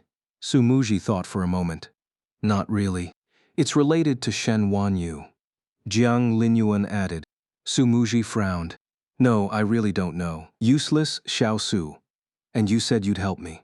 You're completely useless. However, give me some time, and I might be able to find out. Talented Xiao Su. Good thing I have the discerning eye to spot 1,000 li steed like you. Jiang Linyuan was immensely pleased, waving his hand grandly. Excellent, Xiao Su. Your time to make a contribution has arrived. Go and find out. So you're planning to focus entirely on Shen Wanyu now? Su Muji asked. Ah, a wanderer drifts. His heart has no fixed abode. He just wants to find a place to rest for a while. Jiang Linyuan sighed. Very good. I hope Jiang classmate can maintain this level of ruthlessness. Su Muji replied with a smile. 3 days passed since the meeting with Mother Su, and the school sports meet was nearing its opening. Jiang Linyuan signed up for the 3,000-meter long-distance run. No other reason, just for the ease of it. With superhero robust physique, plus refreshed and renewed, he could leave everyone else in the dust on the track. As for the work of the External Liaison Department, haha, what does Deputy Minister Zhang's business have to do with me, athlete Jiang Linyuan? Another day of slacking off. He was perfectly content, but not everyone felt the same way. Senior, you didn't come to the student union meeting today. Jiang Linyuan opened his phone and saw it was a message from the thief saint. This was the first time she had contacted him again since that evening. The last conversation was still stuck on Senior. Don't be late for the movie tonight. Is Senior busy? Poke poke. In the span of just a few breaths, Yu Song Song sent 2 more messages. This was understandable. In the past, when she confided in Jiang Linyuan, she often received the reply she wanted almost instantly. Sigh. Looking at the chat box on his phone, Jiang Linyuan decided he should reply after all. They weren't some couple in a Cold War. Just because a confession failed doesn't mean they can't be friends. I signed up for the sports meet. Seeing the reply on her phone, Yu Song Song, who had been feeling vaguely uneasy, immediately breathed a sigh of relief. Pressing her lips together, she typed a reply. I just haven't seen Senior around much lately, and I was worried Senior might be sick. Rather than worrying about me, Junior should take more care of her own health. When we met at the last meeting, you looked like you'd lost a lot of weight. Yu Song Song was taken aback. Lowering her head, she replied, Senior, for a girl, losing weight is a good thing. Unwilling weight loss can hardly be counted as a good thing. Actually, I just changed my hairstyle, so I look a bit thinner. Sigh, no need to force yourself, Junior. Seeing this sentence, Yu Song Song felt a tingling numbness all over her body, very uncomfortable. She could only type in reply, I don't understand, Senior. Really, why torture yourself like this? This version of Yu Song Song was not the result he wanted to see. She could throw heavy punches at her own mother, so why had she regressed when it came to him? Jiang Linyuan originally wanted to make a video call to comfort her. But on second thought, what, after comforting her? Doing so would probably only make her feel worse, so he simply sent an to brush it off. Yu Song Song saw Jiang Linyuan's reply. She typed many words, but then deleted them all, finally sending just one line. Will Senior be coming to the student union gathering tomorrow night? After seeing the message sent, she stared at Jiang Linyuan's WeChat profile picture, steeled her heart, blocked him in one go, then placed her phone face down by her pillow. She didn't want to see Jiang Linyuan's answer, whether good or bad. Yu Song Song curled up under the blanket, like an injured hedgehog. You were so good to me. So why did you reject me? If you don't like me, then why were you so good to me? Thinking this in the darkness, she didn't continue to dwell on it. Right now, she just wanted to sleep. Maybe when she woke up the next day, she wouldn't think about any of it anymore. The next day, Yu Song Song woke up later than usual. She had no morning classes, so it didn't matter. She got out of bed and went to the mirror. The corners of her eyes were crusted with dried tears. Her hair was dry and messy. She had no energy at all. So ugly, she thought. After a simple wash-up, without putting on any makeup, she made herself a cup of cold medicine, and only then did she feel a bit of strength return to her body. She handled some matters related to the sports meet in the morning, her head feeling fuzzy. Yu Song Song glanced at the WeChat profile picture on her phone she hadn't dared to open, and simply turned her phone off. Returning to the dorm, she directly lay down on the bed. When she woke up again, she felt her throat was dry and uncomfortable. Checking the time, it was 5:30, 1 hour left before the gathering. Climbing down from the bed, giving herself a quick tidy-up, she grabbed her bag and headed out. The cold wind on the way made her feel icy all over. Oh no, feels like the cold is worse. I'll go back and sleep properly. Yu Song Song thought as she walked into the restaurant's private room. The temperature inside made her feel slightly better. She scanned the room and randomly found a spot to sit down. He didn't come. Sniffling, Yu Song Song buried her head. Are you okay? A familiar voice sounded beside her ear. She looked up. It was that very lively junior who's always around senior, Lin Yilin. You look flushed. Do you have a cold? Lin Yilin asked with concern. Who asked for your concern? Yu Song Song pulled her head back, unwilling to look at her, and muttered, I'm fine. After a while, the student union members had mostly arrived. Yu Song Song felt dazed, thinking the air conditioning in the room might be set too high. It was so warm and cozy she was almost falling asleep. Her mind was heavy and muddled as she listened to the people around her chatting. Did someone sign up as an athlete just to slack off again this time? Ha. If the spots weren't full, I'd have wanted to go too. So signing up as an athlete lets you slack off. I should have gone too if I'd known. Too bad the better events were already picked by others. I heard someone signed up for the 3 kilometers. That can't be considered easy, right? Why bother? Haha, what an idiot running 3,000 meters just to slack off. So ridiculous, can't take it anymore. Head so dizzy, I'll rest my head a bit longer. Yu Song Song rested her head, not knowing how much time had passed, when she suddenly felt a gust of cold wind. I'm late. Is everything okay? It was Jiang Linyuan's voice. Yu Song Song raised her head and saw a boy in a black sweater smiling at everyone. Paired with his handsome face, he looked very dashing. He chatted and laughed with a few people, completely heating up the atmosphere in the room. After a while, he sat down in front of her, seemingly wanting to say something. Senior, she spoke first, in a voice only the two of them could hear. Don't talk to me right now. I haven't cried for almost a month. If you talk to me now, I'll burst into loud sobs right in front of everyone, not leaving you any face at all. She sniffled. Jiang Linyuan then didn't speak, just nodded at her, then turned and left, walking out of the private room. It was quite sad indeed. Yu Song watched his retreating figure, feeling like opening a sauna door, being hit by a face full of dense white mist that made it hard to breathe. She wanted to bury her head deeper, but was afraid tears would suddenly fall, so she could only tilt her head back and look at the dazzling light overhead. But the light felt too harsh too, making her eyes sting. After a while, he sat down beside her again, a patch of shadow blocking the overhead light. It was a brand new sun hat. Yu Song lowered her head. Soon after, tears welled up in her eyes, wetting her sleeve as the dampness spread. Senior, I like you. I know. I won't change my mind about this. That's good. Keep your own thoughts. Yu Song laughed, her face covered in tears, but she laughed very happily. This is the kind of person I am. This kind of person is Yu Song. She suddenly opened her arms and tightly wrapped them around Jiang Linyuan's neck. Senior, I will make you completely fall for me. Fall for this kind of me. I won't easily let go of my own happiness. That's the lesson you taught me, Senior. Jiang Linyuan didn't know what to say, could only sigh. I'm not as good as you think I am. I've said it before, Senior. Yu Song raised her eyes, wiped her tears, stared at his face, looking quite disdainful. Anyway, that's what I think. After saying that, she pressed down on the sun hat on her head, her burning hot cheek pressed against Jiang Linyuan's chest. I have a cold today.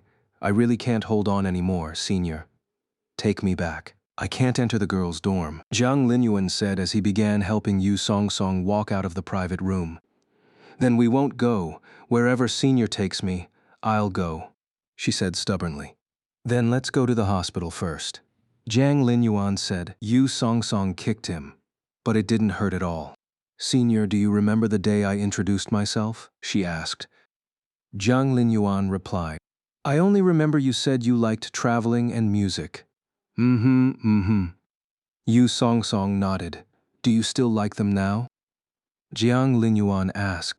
I like them, but I like lots of things. Yu Song blinked at Jiang Linyuan. She really didn't like the feeling of having a cold, but on this night, she wished this time could slow down a little more. Hello, Senior, my name is Yu Song. Just call me Song. I like you. She buried her head against Jiang Linyuan's chest and said this, just like when she was introducing herself back then. Carrying Yu Song on his back, her entire body burning hot, Jiang Linyuan cursed himself in his heart for being a glutton for punishment. Why did he have to come?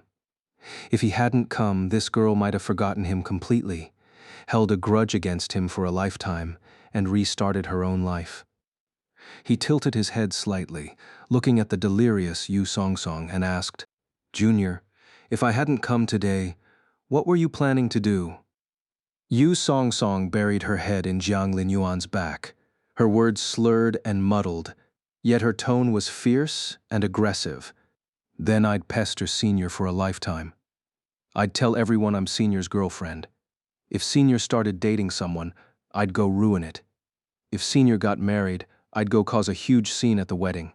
When Senior gets old, I'd even snatch your cane away. Since Senior made me suffer so much, I'm going to make Senior suffer too. These words were honestly quite laughable, and Jiang Linyuan couldn't help but chuckle again, asking, How can you be so childish? I am childish. I am childish. Yu Song was clearly delirious from the fever, mumbling as she kept patting Jiang Linyuan's back. After a while, she quieted down again, seeming to have calmed somewhat, and said, But you still came. After saying that, she started giggling foolishly again, leaning her head over to peck randomly at Jiang Linyuan's face. Damn.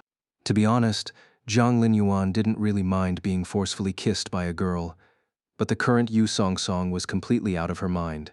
It was less of a forceful kiss and more like she was slobbering all over his face. She even bit him a few times intermittently, which was quite torturous. Jiang Linyuan tried to dodge, but the more he dodged, the more enthusiastic Yu Song became. This cringe woman. He couldn't take it anymore and quickly hailed a taxi, taking Yu Song to the hospital. In the private room of the restaurant, Lin Yilin sat in her seat, feeling very unsettled. She had seen Jiang Linyuan carrying Yu Song out on his back. The two of them were pressed very close together. Didn't he say he didn't like her anymore? What a liar.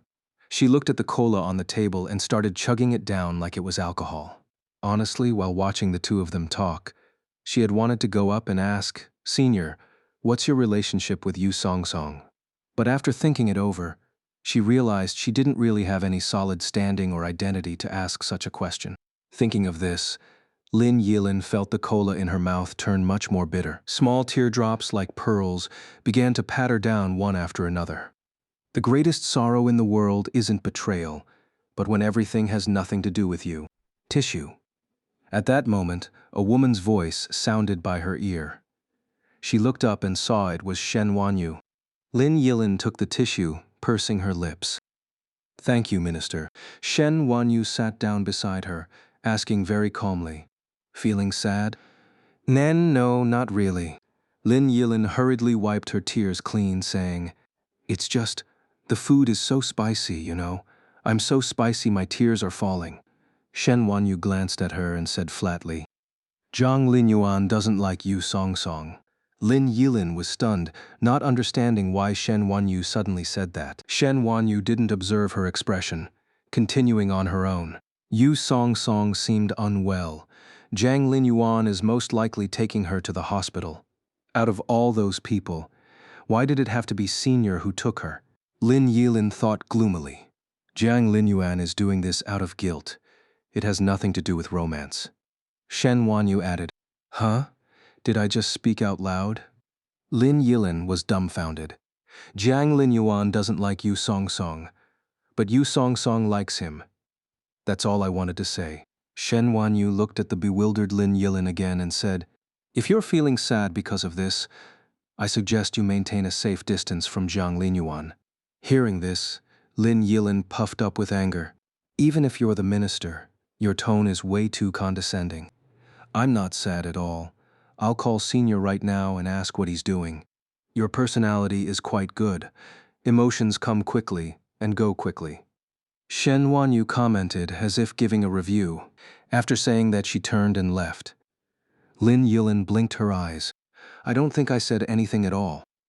The minister is weird, a bit scary, but she quickly put the matter aside and hurriedly called Jiang Linyuan. At the hospital, Jiang Linyuan was busy running around and finally got Yu Song settled. Looking at her sleeping peacefully with an IV drip, Jiang Linyuan felt somewhat numb. Great. I'm being haunted by a gravity ghost. Since he started swiping his card, there had been people who rejected him and then came back to pursue him. But it was mostly a 3-minute passion. Jiang Linyuan just had to put on a slightly aloof attitude to brush them off. But this thief saint, she didn't look easy to brush off. As Jiang Linyuan was pondering this, his phone rang again. Looking at it, it was Xiao Yilin. Xiao Yilin is still the best. A cute, adorable girl, sunny and bright, without all that heaviness. Jiang Linyuan answered the call with a smile, only to hear an extremely serious sentence. "Senior, what exactly is your relationship with Yu Song?" Then, she tried to cover up her intention. "Carrying a girl out on your back. You were way too close. You need to be mindful of a girl's reputation." Ribbit, who hijacked this account? Where did this possessive little sister come from? Xiao Yilin, Yu Song has a fever. I was just being helpful and took her to the hospital. Jiang Linyuan said, "If you don't believe me, Xiao Yilin, you can do a video call." The next second, the call was hung up, and Lin Yilin directly sent a WeChat video call. "Jiang Linyuan, this Xiao Yilin is getting worse and worse, not trusting me at all." Jiang Linyuan answered the call, pointing the camera at the sleeping Yu Song. "Xiao Yilin, see, Senior didn't lie to you. You actually don't trust me this much. As he spoke, he let out a long sigh. In the end, my trust was misplaced. You used to believe whatever I said before. Seeing the hospital surroundings, Lin Yilin felt slightly relieved, but hearing Zhang Linyuan say she didn't trust him made her stammer. And no, it's all Senior's fault for lying every day. I actually trust Senior a lot. If you really trusted me, you wouldn't have immediately made a video call. Lin Yilin couldn't come up with a retort and started talking nonsense. I was actually worried about you, Senior. Look, with all the cars coming and going on the road, what if you got hit by accident? This Xiao Yilin is getting more and more out of line. Heh, just for that sentence of yours, Xiao Yilin, if I ever have an accident in the future, you'll be responsible for my life. Jiang Linyuan sneered. Lin Yilin's face flushed red instantly, and she turned her head away. I'm not an insurance company. Why should I be responsible for Senior? Heartless woman. Zhang Linyuan shouted, Wah, wah, wah, Senior. Stop talking nonsense, Lin Yilin said angrily, waving her arms around as she shouted, I'm hanging up, hanging up. Then, she hurriedly ended the call. She stared blankly at her phone. In the end, she still didn't clarify what their relationship was. But, at least there are some things Senior won't lie to me about. Thinking this, she unconsciously curled the corners of her mouth into a smile. Seeing that Lin Yilin had hung up, Zhang Linyuan just pursed his lips. Running away when you can't win an argument. Useless Xiao Yilin.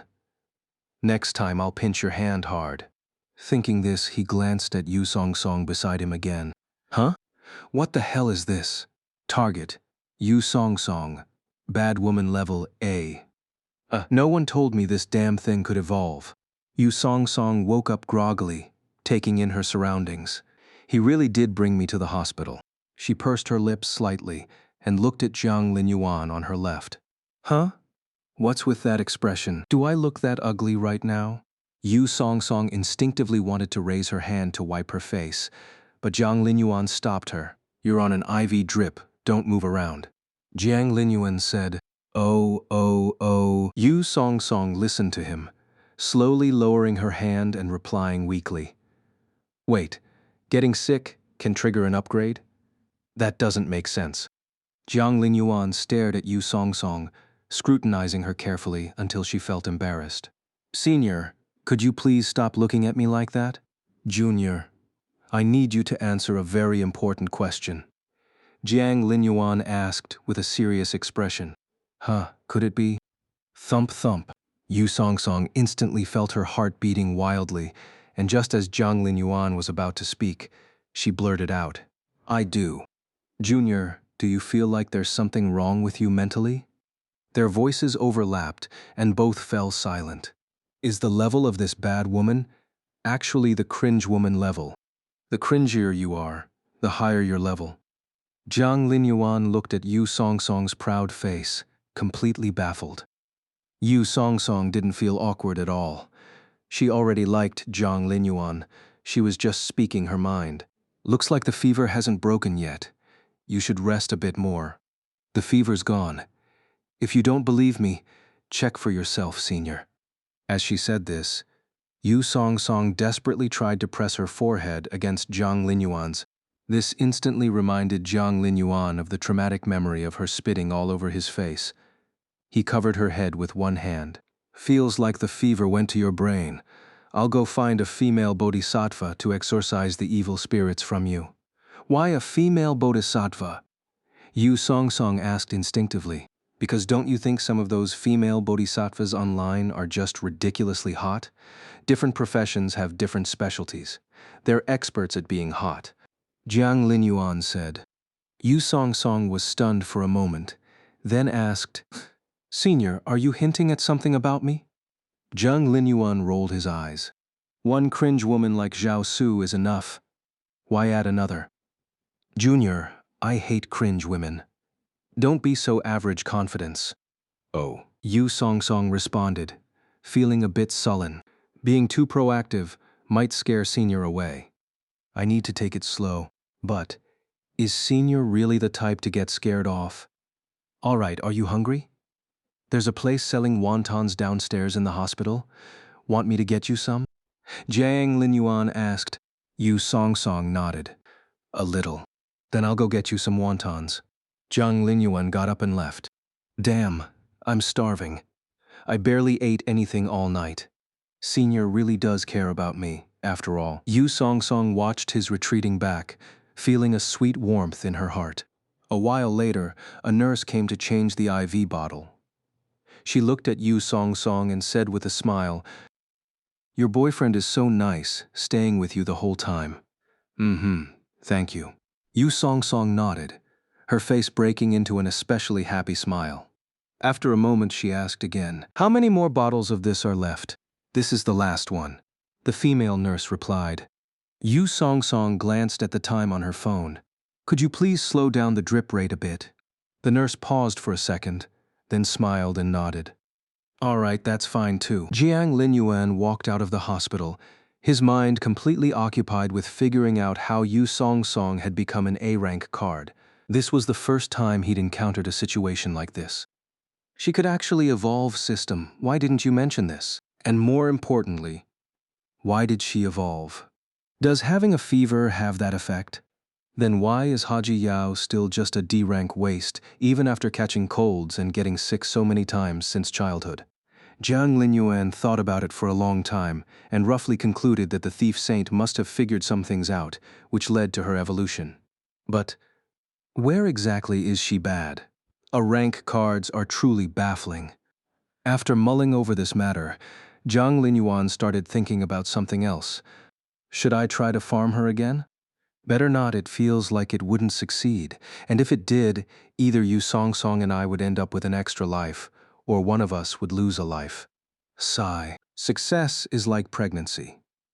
Others only see the result of you being pregnant, but they don't know how many times you got hit. It's the same with me farming reward cards. Only I know that my confession being rejected was actually a win, but no one will understand my winning strategy. The department head is still the best. Focus on the department head. What about Yu Songsong? If I reject her and she still clings on. Hey, I have a plan that can make the Jiang household bright again. A confident smile appeared on Jiang Linyuan's face. There are differences even among A-rank cards. Close the door, release Zhao Su. Use a tiger to devour a wolf. Easy to handle. Jiang Linyuan revealed a triumphant, smug smile. A short while later, he returned to the hospital, handing a container of wontons to Yu Songsong. Eat them while they're hot. Yu Songsong took it and asked, Aren't you eating, Senior? I was already full when I packed these for you. These wontons are basically leftovers. Jiang Linyuan said without the slightest courtesy. Lose some favorability points, thief saint. Yu Songsong looked at the perfectly packaged wontons and smiled. Senior is a tsundere. Tense. By your logic, Junior, don't you think high school teachers are also tsundere? Jiang Linyuan said. They say with disgust on their faces, You're the worst class I've ever taught, yet they still teach us, saying one thing but meaning another. Isn't that exactly the same as the tsundere childhood friend in anime who says she doesn't like you but blushes and shoves a lunchbox at the male lead? As he spoke, he put on an incredulous expression. I often wonder, with all the teachers I've met, how they managed to resist confessing to me. I was being very proactive after all. Yu Songsong. Sometimes I really think Senior's brain is a bit weird. But after a moment's thought, she asked again, Senior, you didn't have a crush on any female teachers in high school, did you? A look of sorrow appeared on Jiang Linyuan's face.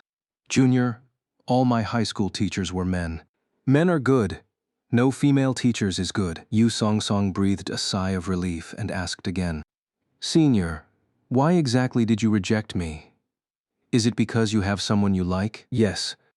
Jiang Linyuan nodded. Hearing this, Yu Songsong's heart first felt a sour pang, but then she calmed down. Can you tell me who it is, Senior? Jiang Linyuan said word by word, Su Muji, hehehe. Zhao Su, love you. Su Muji? A name I haven't heard before? Is there such a person in Senior's social circle? I thought it would be that Lin Yilin. Yu Songsong frowned but quickly relaxed her expression. Perhaps during the time we spent together before, I was really too gentle with Senior. He actually just told me the name of his love rival. No, someone who isn't even his girlfriend yet. What kind of love rival is that? Heh, Senior, I was never a good woman to begin with. I will make you like me no matter what. Thinking this, she glanced at the time on her phone. 1:10:30. By the time this IV drip finishes, the dormitory should be closed. After finishing her IV drip, Yu Song Song looked a bit more spirited. At least she wouldn't be spitting like a llama anymore. Seeing that Yu Song Song's complexion had improved, Jiang Linyuan checked his phone. Oh ho, it's almost 11, probably can't make it back to the dorm. At that moment, Yu Song Song seemed to just notice the time. She looked at Jiang Linyuan and asked, Senior, we probably can't get back to the dorm tonight. Indeed. Heh, don't think I can't tell your IV drip speed was off. Little thief saint, your tricks are outdated. Jiang Linyuan glanced at Yu Song Song and said, The place you rented isn't far from school. Sleep there tonight. Yu Song Song was stunned. She had planned to suggest getting a hotel room with her senior. But didn't I cancel that lease? She asked. Oh, I'm the landlord. Jiang Linyuan said. Huh? Yu Song Song turned her head to look at him. Senior is the landlord. Jiang Linyuan said. Yes, Yu Song Song thought of many things in that moment. But in the end, she just smiled and said, I won't have to pay rent this time too, will I? Jiang Linyuan gave her a strange look. Of course, Junior, you can't freeload. Yu Song Song was stunned for a second, then tapped on her phone. Senior, I'm transferring the money over. The thief saint is quite savvy. Jiang Linyuan didn't think much of it and accepted it directly. But when he looked, the amount was wrong. Transfer amount, 4,646.78. He lifted his head in surprise, meeting Yu Song Song's smiling eyes. Senior, I've given you all my savings. The autumn night wind was chilly, but Yu Song Song's eyes were exceptionally bright. This silly thief saint. How could she give everything she has to someone else without any reservation? A love-struck fool plus a cringe woman, an invincible combo. How can you do this to the parents who gave birth to and raised you? Wait, she actually might be justified. I'm sending the money back. Stop messing with me. Jiang Linyuan sighed. Yu Song Song smiled sweetly. I'll listen to Senior. As expected, Senior isn't the type who can truly be heartless. Hehe, in that case, don't blame me, Senior. She waved her phone and walked ahead. Senior, so tonight you'll squeeze in with me? No. Jiang Linyuan shook his head. I'll sleep at home. Home? Yu Song Song quickly understood. Senior is a local of Jinling. Yep. And my home isn't far from school either. Jiang Linyuan nodded, looked at her and said with pained indignation, Junior, look at you.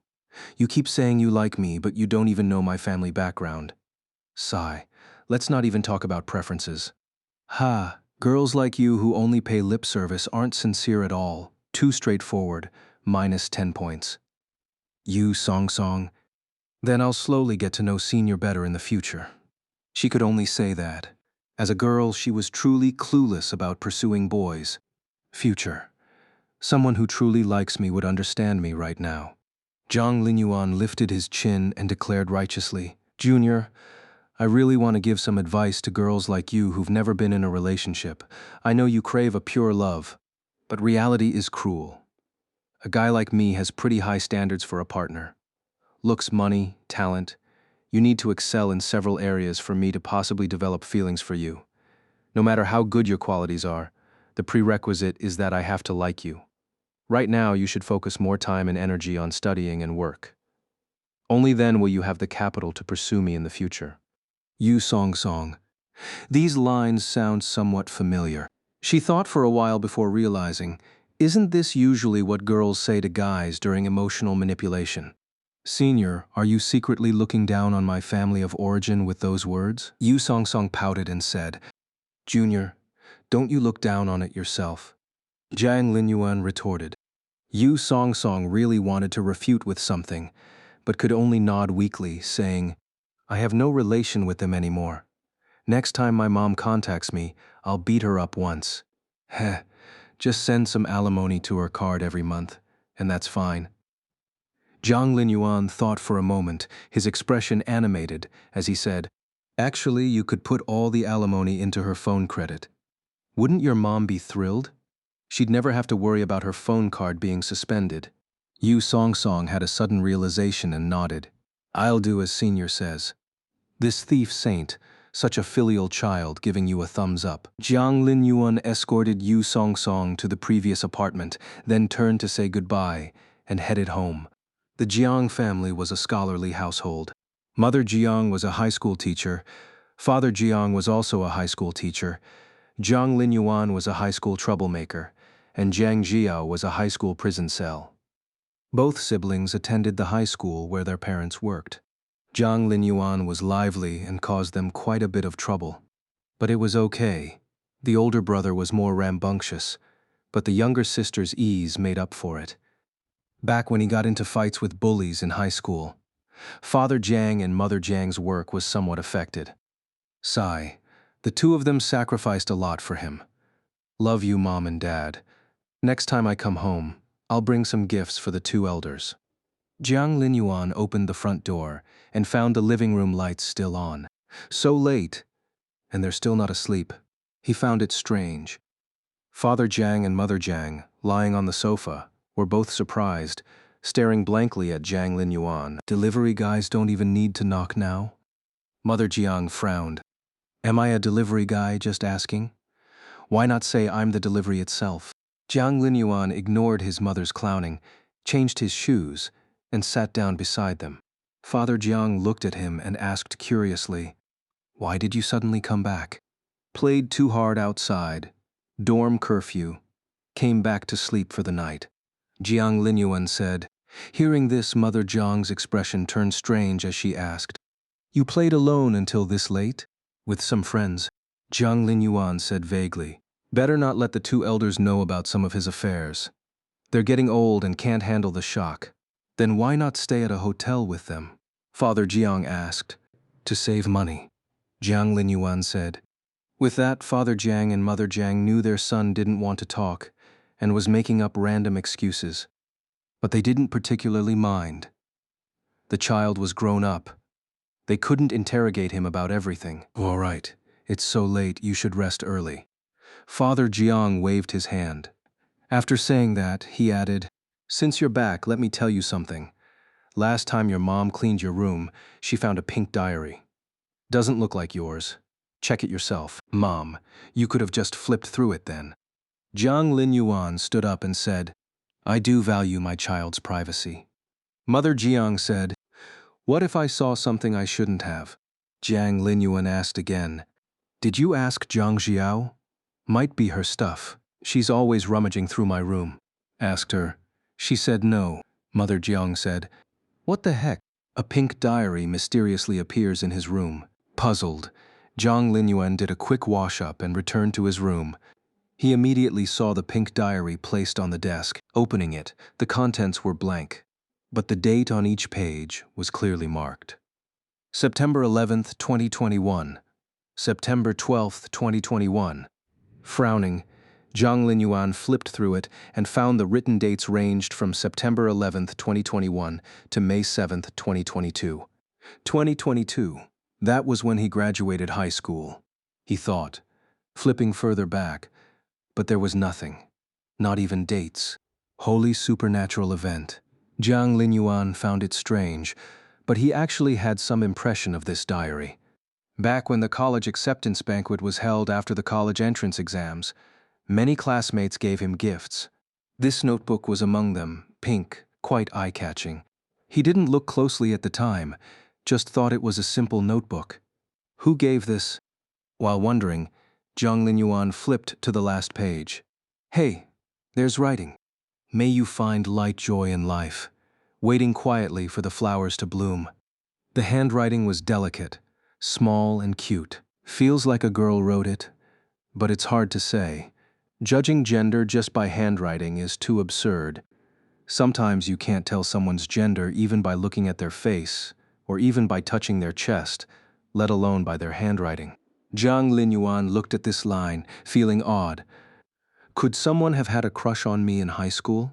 No way didn't Haji Yao report all my secret admirers to the homeroom teacher. Besides, words like these should be at the beginning, not at the end. Jiang Linyuan thought for a moment. Wait, if it's at the end, maybe it's meant to be read in reverse. What is the antonym of waiting quietly for the flowers to bloom? He thought for a while, his expression strange, muttering 4 words, "Go make trouble, grass closes." When it came to grass closure, Jiang Linyuan immediately perked up. Thinking about it this way was the counterpart to flowers bloom and wealth arrives. Perhaps no money grass closure? Holy grass. Although his train of thought might have gone a bit off the rails. But what if it was true? So the question arose, just who was it that gave him this pink diary? It should be a high school classmate. Jiang Linyuan thought about the few girls from high school who had liked him.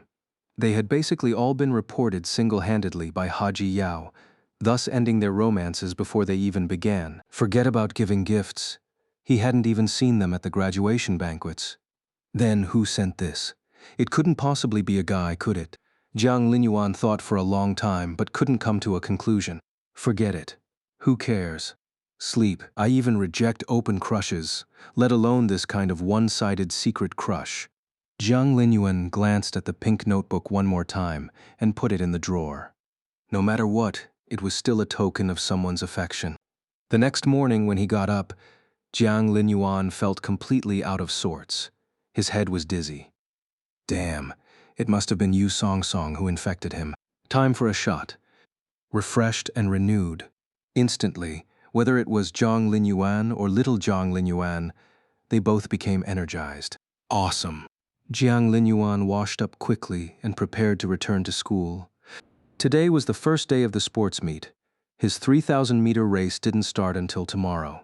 Better get back to school early to contact Zhao Su and find out what was so special about this sports meet that made the department head pay so much attention to it. As he was leaving, he noticed Father Jiang hadn't left for work yet and was sitting on the sofa reading the newspaper. Morning class. Seeing Jiang Linyuan putting on his shoes to go out, he looked up and asked, "School sports meet, going to join the fun." Jiang Linyuan answered while tying his shoelaces. Father Jiang shook the newspaper, saying very nonchalantly, "How do you view your origins?" "This, Dad." Jiang Linyuan rolled his eyes. "Dad, stop trying to make your son laugh. I've been looking at our family for so many years. What else is there to see?" Father Jiang smiled, shifting his gaze back to the newspaper. "Be careful on the road." "Yeah, heading out now." The first day of the sports meet was quite lively. The opening ceremony and the cheerleading performances were all very exciting. A large crowd was seated in the spectator stands, though it was hard to tell how many of them actually wanted to be there. Jiang Linyuan had arranged to meet Su Muji at the spectator stands by the track field.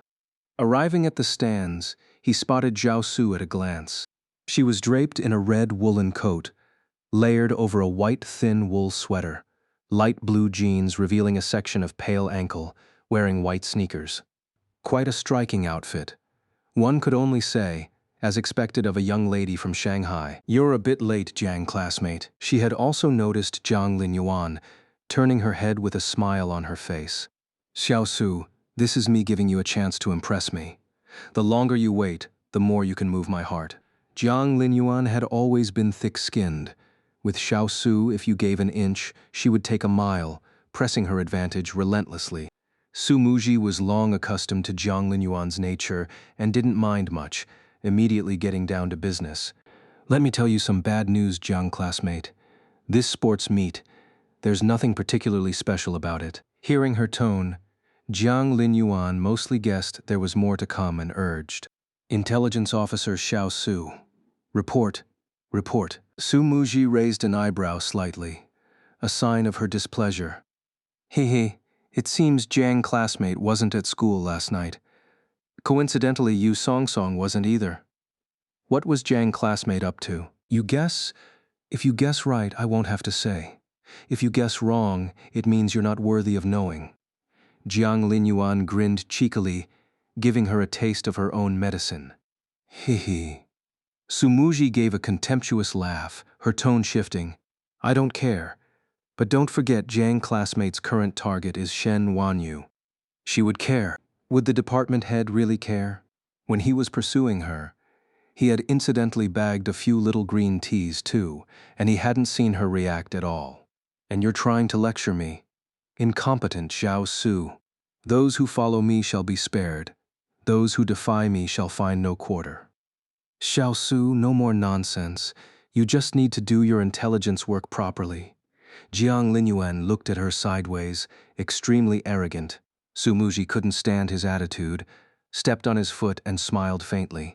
The reason Shen Wanyu wanted Jiang classmate to participate in the sports meet isn't because the meet is special, but because she doesn't want you involved in the external liaison department's work this time. So it was because of the external liaison department's work. Jiang Linyuan realized he had been limiting his thinking. He had been fixated on the sports meet and overlooked this matter. What's up with the external liaison department's work? Jiang Linyuan asked, probably because she doesn't want Jiang classmate to see her more unpleasant side. Sumuji covered her mouth as she laughed. I did a little digging. One of the sponsors for this sports meet is an old acquaintance of hers. An acquaintance, medium rare or well done. Xiao Su, can you please stop being a riddle monger? Jiang Linyuan pushed her discontentedly. Sorry, I don't know any more than that. Sumuji waved her hand, looking like she was enjoying the show. For this matter, Jiang classmates should really go ask Shen Wanyu yourself. After all, back when I had some contact with that acquaintance of hers, she got really angry. The department head gets angry too? Jiang Linyuan was quite surprised. You know, calling Shen Wanyu a big ice block wouldn't be an exaggeration at all. She was like a proud cat, disliking contact with people. Jiang Linyuan actually sometimes felt he and the department head were quite similar. After all, he was like a cat too. When a cat raises its tail, it wants to make friends. So did he. When his tail raised, he also wanted to make friends. Since the department head and I are so alike, if I ask her about her acquaintance, she definitely won't get angry. Right? Having gotten the information he wanted from Sumuji, Jiang Linyuan turned and left happily. Ask Zhao Yilin. Forget it. Better not drag her into this. She's a bit silly, might end up attacking my own teammate first. Thinking this, he took out his phone. Department head, after much consideration, although I'm participating in the sports meet, the responsibilities of the external liaison department still rest on my shoulders. Shen Wanyu directly video called him. Oh my, how embarrassing. My tail's about to wag. Jiang Linyuan answered the call and saw Shen Wanyu's extremely delicate, coolly beautiful face. Where are you? I'm at the spectator stands by the track field. Shen Wanyu thought for a moment, then asked, Can you comfort little girls? Huh? Department head. Isn't that a bit too fast? The time was approaching noon. Jiang Linyuan walked over following the location Shen Wanyu had sent. When she called, she just said, I have a little girl here who needs you to look after her. Sent an address and hurriedly hung up. Just look at this department head, already training me to be a full-time nanny, nurturing a reserve boyfriend candidate. Jiang Linyuan arrived quickly and spotted Shen Wanyu at a glance. Today she was wearing a rather fitting black coat, paired with a high-necked gray sweater inside, her hair tied up in a neat high ponytail. Under the autumn sun, her fair skin resembled translucent pink amber, giving off a crisp, intelligent style. Limited edition department head autumn fashion. Love it. Love it. She clearly noticed Jiang Linyuan too. She originally seemed like she wanted to walk over, but then, as if remembering something, she stopped. Jiang Linyuan walked over. The department head looks really beautiful today. Shen Wanyu glanced at him, then averted her gaze, pulling out a timid, shrinking little girl from behind her. She looked to be only about 7 or 8 years old. Help me look after this child. She pointed at the little girl beside her and said, I have some matters to attend to. Sometimes it feels like the department head is like an NPC, just handing out quests every day and then dropping rewards. Couldn't we just skip to the end and get the reward directly? Thinking this, Jiang Linyuan said shyly. Department head, are you going to give me money again this time? I've been saving all the money you gave me before. They're all fragments of your dowry, you know. Once I collect them all, we can be together.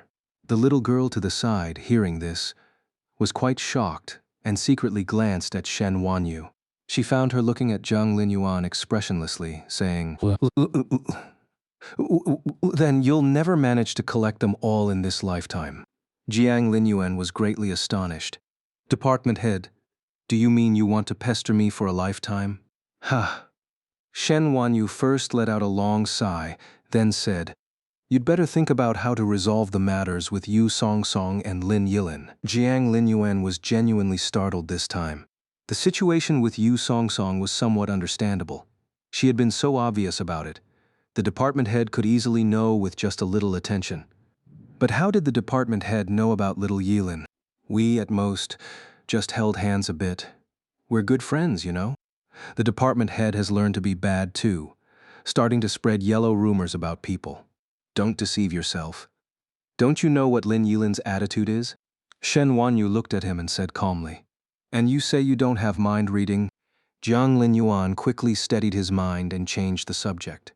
Department head, what do you need to go and do? How about I go in your place? No, you just go and cause trouble. Shen Wanyu said decisively. As expected, the department head is still afraid of me. Jiang Linyuan revealed a smug smile. Department head, it's normal to fear a god, but a god does not fear itself. You are still no match for me in the end. Shen Wanyu frowned. Is he thinking strange things again? Department head, I'm not rejecting you this time, so you can't reject my invitation for a date either. Jiang Linyuan said with a smile. After the sports meet is over, how about the department head and I go hike Purple Mountain together? The little girl looked left at Jiang Linyuan, then right at Shen Wanyu, revealing a disdainful smile. Ha, so it's one of Wanyuji's pursuers. She definitely won't agree. This man is asking so directly, just waiting to be rejected. Shen Wanyu was silent for a while, as if thinking, then said, Okay. Huh? The little girl was stunned. Why would you agree? Wanyuji. Shen Wanyu glanced at the little girl. You'll follow him today. Also, don't talk too much about some things. After saying that, she bent down, patted the little girl's head, and a pair of calm eyes stared at her. Remember well, don't talk too much. Got it. Wanyuji, I'll be the goodest. The little girl lowered her head, speaking in a sugary, affected tone. That voice gave Jiang Linyuan goosebumps. Why are kids these days all like this? Sweeter than sugar. Shen Wanyu nodded in satisfaction and pushed the little girl toward Jiang Linyuan. She's quite mischievous. Don't worry about saving face for me. After saying that, she turned and left, leaving only Jiang Linyuan and the little girl. The two stared at each other wide-eyed.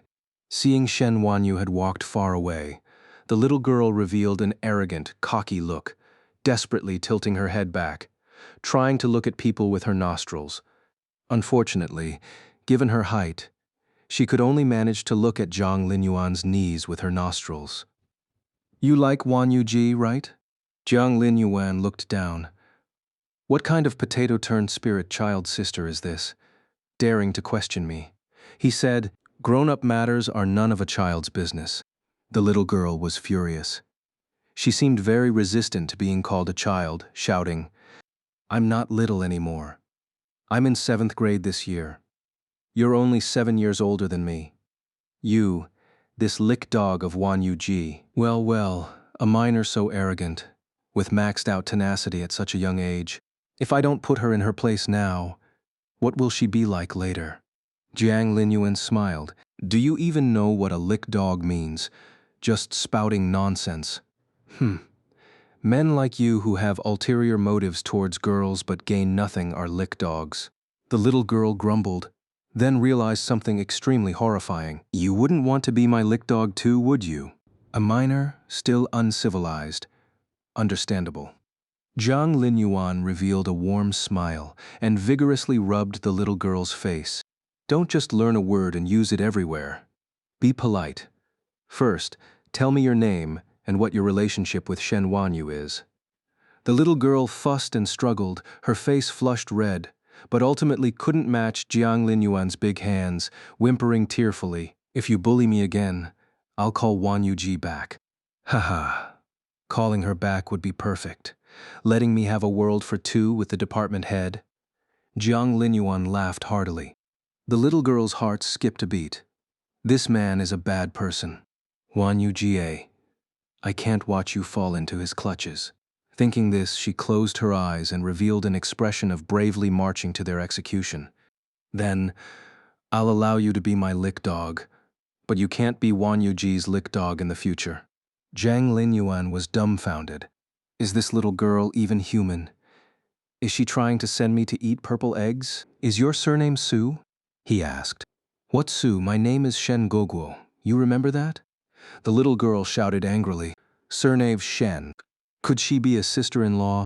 Jiang Linyuan looked at the fierce Shen Guoguo and asked again. You are the department head's younger sister? Shen Guoguo raised her little head proudly. Yep. Pff. Should have said so earlier. So we're family. Jiang Linyuan patted Shen Guoguo's back, smiling. Big brother will take you to eat KFC. What big brother? Lick dog. What's your name? Shen Guoguo angrily kicked Jiang Linyuan's legs. Jiang Linyuan. Just call me Brother Jiang. Jiang Linyuan completely ignored Shen Guoguo. Her kicking strength wasn't even as good as little Yilin's, not even massage level. So infuriating. The Xingnan lick dog bullies me in my youth and weakness. Shen Guoguo, tired from kicking, stopped making a fuss, pouted her little mouth, and asked, Are you and Wanyu Ji very close? We almost became boyfriend and girlfriend. Jiang Linyuan said, Wish? What? Shen Guoguo was stunned, stammering, Impossible. Wanyu Ji would never like someone like you. Hey, I like her. I confess to her. She just hasn't agreed yet. Tell me, isn't that almost? Jiang Linyuan crossed his arms, full of confidence. You were just flat out rejected, weren't you? Shen Guoguo felt she was being toyed with and started hugging Jiang Linyuan's leg again, performing a little cat climbing a tree. This child's sister feels a bit off. Who calls their own sister Wanyu Ji? Plus, I've never even heard that the department head has a younger sister or anything. Blended family. Jiang Linyuan frowned in thought. Do you know where department head went, Guoguo? Jiang Linyuan looked at Shen Guoguo beside him and asked. Shen Guoguo made a face. I know, but I won't tell you. This kid is really asking for a beating. I really want to sell her off. Let's provoke her a bit. See if I can get some useful intel. Department head didn't take you with her. She must be afraid you'd embarrass her. After all, a noisy kid like you probably isn't liked by anyone. Jiang Linyuan said coldly, looking at her sideways. Hearing this, Shen Guoguo reacted extremely intensely, flailing at him repeatedly. You're the one no one likes. You're the one no one likes. I'm not noisy. Sister Wanyu likes me the most. Damn. Did I step on a landmine? Seeing Shen Guoguo's reaction, Jiang Linyuan realized he had probably hit a sore spot. He quickly changed the subject, putting on a pitiful expression. Yeah, I really am unliked. Sigh. I've been pursuing department head for almost a year with zero progress. Instead, I've messed up all my interpersonal relationships. The classmates around me all laugh at me, calling me a clown. I don't have any good friends either. Seeing his expression seem genuinely sad, Shen Guoguo felt her blunt words had hurt someone, but she didn't know how to comfort people. She could only stammer. If you become my lick dog, I could like you. I can't hold it in anymore. Is she really department head's sister? She's too fun. Ha ha ha. Jiang Linyuan controlled his expression, pressed the advantage, choked up, each vomited word mixed with a broken heart. But I want department head to like me. Even knowing a little more about her would be good. Guoguo, can't you tell me where department head went? Just knowing this would make me happy all day. Shen Guoguo, a junior high school girl, had never seen such sincere acting from Jiang Linyuan. A series of little love stories rapidly played out in her mind. For a moment, she felt a bit sorry for him. But then she remembered Shen Wanyu's instructions before leaving. She pursed her lips. Do you really like Sister Wanyu that much? I do. She's the entire meaning of my life. You're too young to understand what love is, but you must understand the feeling of wanting to be liked, right? This feeling is 10, even 100 times stronger than that. Jiang Linyuan cried out mournfully. Hearing this, Shen Guoguo thought of her own situation. Actually, this man was a bit like her, a bit pitiful. Let's help him. Thinking this, she tugged on Jiang Linyuan's sleeve. Sister Wanyu went to see Dad. So the acquaintance Xiao Su mentioned is my future father-in-law. Oh, then why didn't she take Guoguo? Jiang Linyuan shifted his concern back to Shen Guoguo. First, stimulate empathy. Touch the depths of the heart at the most emotional moment. Then you can swipe the card. Fuck. My professional habits are acting up. I don't fucking want to eat lead. Jiang Linyuan quickly patted his face, snapping back to reality. Shen Guoguo didn't notice his strangeness, only heard the question. Her expression dimmed. Dad doesn't like me. Ah, seems my future sister-in-law is a bit pitiful. Jiang Linyuan patted Shen Guoguo's head. Then, do you want to secretly go see your dad and department head? Listen to what they're talking about? Shen Guoguo was clearly tempted, but still spoke against her heart. They wouldn't be happy if we did that. It's fine. Just say I did it. Jiang Linyuan said very boldly. Shen Guoguo felt happy inside, but didn't want to show it. She snorted. You lick dog, you're strangely likable. For a moment, I couldn't tell if she was insulting or complimenting me. But it seems my future sister-in-law also has scars. Thinking of this, Jiang Linyuan couldn't help but sigh. He's always counseling others. When will someone come counsel him? Actually, he also has a scar, hidden deep. It has nothing to do with obscure pasts or the sorrow of his family of origin. It's a wound caused by loneliness, the scar of solitude on his inner thigh. It's just a pity. No one wants to see it. Those who do want to see it only want to cruelly hurt his scar again. Like the thief saint. Hurry up, hurry up. I know where Sister Wanyu and Dad are meeting. Seeing Jiang Linyuan fall silent, Shen Guoguo thought he was backing out and quickly pushed and urged him. All right, Guoguo, you lead the way. With that, the two left cafe. Sitting across from Shen Wanyu was a man who somewhat resembled her, wearing a poker face. Where's Guoguo? You didn't bring her? The man asked very calmly. You still care about her? Shen Wanyu said lightly. The man seemed to remember something, rubbing his temples. If she gets lost, her mother will make a scene. Is that all you're worried about? She's still your daughter after all. Shen Wanyu didn't want to look at this man, speaking with her face turned aside. Hearing this, the man let out a long sigh. Her mother and I just used each other, that's all. There was almost no emotional connection to speak of, let alone with that child. Hearing this, Shen Wanyu's cold face remained unchanged, speaking neither warmly nor coldly. But even so, you are still her husband, Guoguo's father. The man frowned. Wanyu, you need to understand me. I was also pressured by your grandfather. It was just a marriage of alliance. What I loved was your mother. Truly disgusting, Shen Wanyu said, without the slightest hesitation.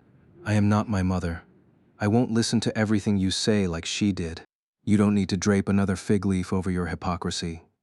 Don't use your workplace rhetoric on me. The man fell silent for a moment, then sighed with emotion. Wanyu, if only you were a boy. Shen Wanyu glanced at him, stating bluntly, I don't need your help with the sports meet sponsorship. I don't want to communicate with you. Go back to wherever you came from. Hearing this, the man suddenly said, I heard there's a boy pursuing you. For over a year now. Do you like him? For the first time, Shen Wanyu fixed her eyes on the man before her, enunciating each word clearly. Stay out of my business. Seeing her attitude, the man wasn't angered. Instead, he offered a reminder. He's gotten quite close to the Su family. I remember this generation of the Su family is also a girl. Their family will definitely be looking for a live-in son-in-law. If you have any ideas, I could... Splash. Shen Wanyu stood up and directly threw coffee in the man's face. I said, Stay out of my business and his. The man silently wiped the coffee from his face, looked at Shen Wanyu, and felt another wave of regret. Wanyu, if only you were a boy. Otherwise, I wouldn't have had to separate from your mother. After saying this, ignoring the astonished looks from people around, he walked out of the cafe with great composure. If I were a boy, I'd probably just be raised to be like you. Cold-blooded and hypocritical. Shen Wanyu watched his retreating back, withdrew her gaze, and glanced at her phone. It's about time to go back. I wonder how badly Guoguo is being bullied by Jiang Linyuan. That person who got coffee poured on him was your dad. Jiang Linyuan poked Shen Guoguo beside him and asked. The two of them had come all the way to the coffee shop, found a spot to secretly watch Shen Wanyu. But the distance was too far. They couldn't hear what the two were saying, only saw Shen Wanyu halfway through the conversation giving her dad a coffee shampoo. This department head is also a filial person, so particular, even starting to use coffee instead of shampoo. Shen Guoguo seemed not to hear Jiang Linyuan's question, looking at Shen Wanyu with an envious expression. Late fish sister is so cool, even doing that dad doesn't get angry. I want to learn this too. If you learn it, you might not need to finish middle school. Directly skip to senior year. Jiang Linyuan patted her head. Silly child, do you even understand what you're trying to learn? Shen Guoguo felt her authority was being questioned, her little feet kicking wildly. Lick dog is not allowed to speak. I told you, don't just learn a word and use it randomly. Jiang Linyuan pinched Shen Guoguo's face, kneading it like dough. Shen Guoguo's little face turned red, resisting with both hands and feet. An all too familiar sigh sounded. Looking up, it was Shen Wanyu. Her face still had no expression, but her eyes looked rather helpless. What are you two doing here? He forced me to come. Shen Guoguo pointed at Jiang Linyuan, immediately stabbing him in the back. Tap! Shen Wanyu rewarded her with a flick on the forehead. Ouch. Shen Guoguo immediately behaved, covering her forehead, whimpering. Don't be unreasonable. This isn't your home. Not everyone will indulge you. Shen Wanyu calmly withdrew her hand, glancing at Shen Guoguo. Being scolded like this, Shen Guoguo felt somewhat wronged. Although she had wanted to come too, she wasn't lying. She only brought Jiang Linyuan because she saw he wanted to come, and late fish sister still scolded me. The more she thought about it, the more wronged she felt, little tears welling up in her eyes. So the department head also has a strict mother side. Kinda envious of little sister kid. I've never seen this side of her before. Seeing the awkwardness between the two, Jiang Linyuan quickly stepped forward. Department head, I asked Guoguo to bring me here. Why are you scolding her? He stood in front of Shen Guoguo, grinning. Shen Wanyu stared at him. You deserve a beating too. Jiang Linyuan had thick skin, sticking his head out, acting shamelessly. Department head, then be gentle. Shen Wanyu closed her eyes, about to reach out, but afraid he'd enjoy it too much, so took a deep breath and then sat down. Guoguo's sister was a bit angry just now. Sister was wrong. Hearing this, Shen Guoguo was very surprised, wiped her tears, and quickly said, Late fish sister is not wrong at all. Guoguo is the one who's wrong. Guoguo shouldn't have come, making late fish sister angry. So submissive, little sister kid. You're the real lick dog. Shen Wanyu sighed again. Jiang Linyuan suddenly widened his eyes, saying coldly, Guoguo, you're too despicable actually attributing all my affection for the department head to yourself alone. Clearly it's because I like the department head, care about the department head, that I wanted to come. Hearing this, Shen Guoguo quickly ran to Shen Wanyu's side, seeing she didn't move, moved even closer, baring her teeth at Jiang Linyuan. Late fish sister is mine. Shen Wanyu glanced at Jiang Linyuan, then actively placed her hand on Shen Guoguo's hand. Shen Guoguo was very happy, excitedly raising her head, lifting the hand holding Shen Wanyu's. So you should just give up. A strangely adorable kid. Just a bit love-deprived. Seeing the relationship between the two sisters had eased somewhat, Jiang Linyuan got down to business. Department head. So that person who just left was uncle? Shen Wanyu nodded. Guoguo should have told you right. It's different. Hearing the answer from the department head is ultimately different. Jiang Linyuan said with a smile. Shen Wanyu stared at him, saying abruptly, Jiang Linyuan, if you want to inquire about that man's affairs, that's fine, but if you want to use this to get closer to me, then you will be disappointed. Jiang Linyuan was dumbfounded. My strategy hasn't even started yet, and she's already seen right through me. I'm not Yu Song Song. You can learn about my past, but that has nothing to do with our future, Shen Wanyu said calmly again. The department head is really an incredible woman. Hearing these words, Jiang Linyuan felt a sentimental sigh internally. The tragedy of one's family of origin can indeed make a person's heart weak. But if a person endures through that period and can face it directly, then that girl's heart has already become incredibly strong. And Shen Wanyu is exactly such a person. Then the department head's past must have been very painful, striving and self-reliant. But you don't need to anymore, because your strength has arrived. Jiang Linyuan said these words without changing his expression. Shen Guoguo beside him felt embarrassed for him, burying her head, pretending not to know Jiang Linyuan. Shen Wanyu, however, was used to it, saying very simply, if you want to inquire about his affairs, be careful yourself. Don't get burned. No way. Hearing the department head's words, the future father-in-law's background isn't simple either. Department head, can you give me a hint? Jiang Linyuan asked sneakily. Shen Wanyu said, from Beijing, 3 generations up all has several courtyard houses near the Forbidden City. Works within the system. Damn. Jiang Linyuan didn't know what to say. Shen Wanyu didn't say much, but it was already enough. The future father-in-law is truly a celestial being. Thinking this, he looked at Shen Guoguo beside him. So this one, if placed in ancient times, would probably be a little princess or something. Just don't know how it compares with Xiao Su's family.